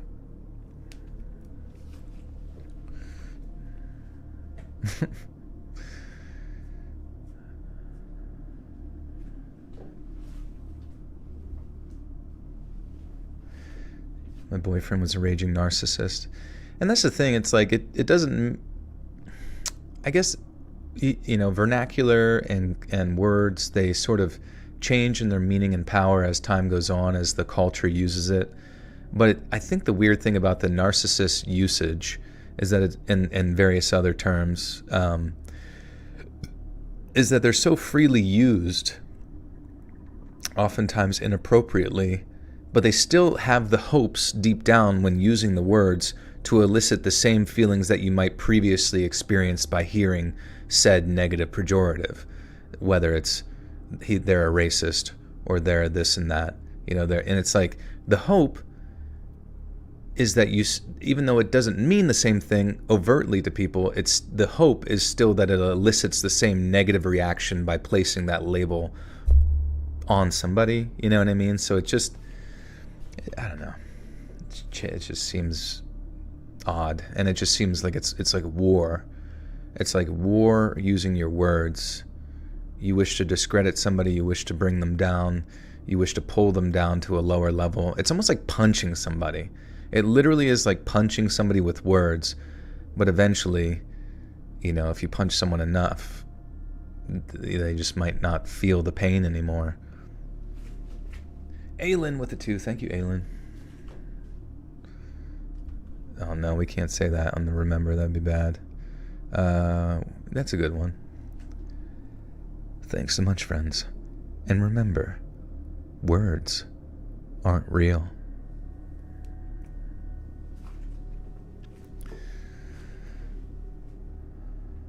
Your kids want to go back, but that's a part of why we're moving out of here into a smaller area where things are a little more style, really. Oh, you're moving. That's cool. Remember to eat avocados. Well, guys, thanks so much for chilling. That was a 5-hour stream of just absolute nonsense, but I appreciate that. Appreciate you guys giving me somewhere to hang out and do something and feel even remotely important. Yeah, if we're moving, we're grooving. Otherwise, I'm going to get this audio edited for tomorrow on Patreon. It's only $1 a month over there for early access. And then I will get it up on YouTube, same time, same place, every Monday and Thursday at 9 p.m. EST. There is a new podcast out. Definitely check that out if you get a chance. Thank you guys. Very kind-hearted folk out there. Stay true to yourself. Be nice to each other. Understand that social media and normal entertainment in its current form is not real life. You will get through this. You just gotta have a strong heart and a strong mind and a strong body, and you will get through this. All right. We'll see you next time. I'll be back streaming probably maybe even Saturday for the bonus content, but I'll keep you posted by, I'm not really sure where or when, but yeah, follow me on Instagram at letsread.official, and I'll catch you guys later. Goodbye.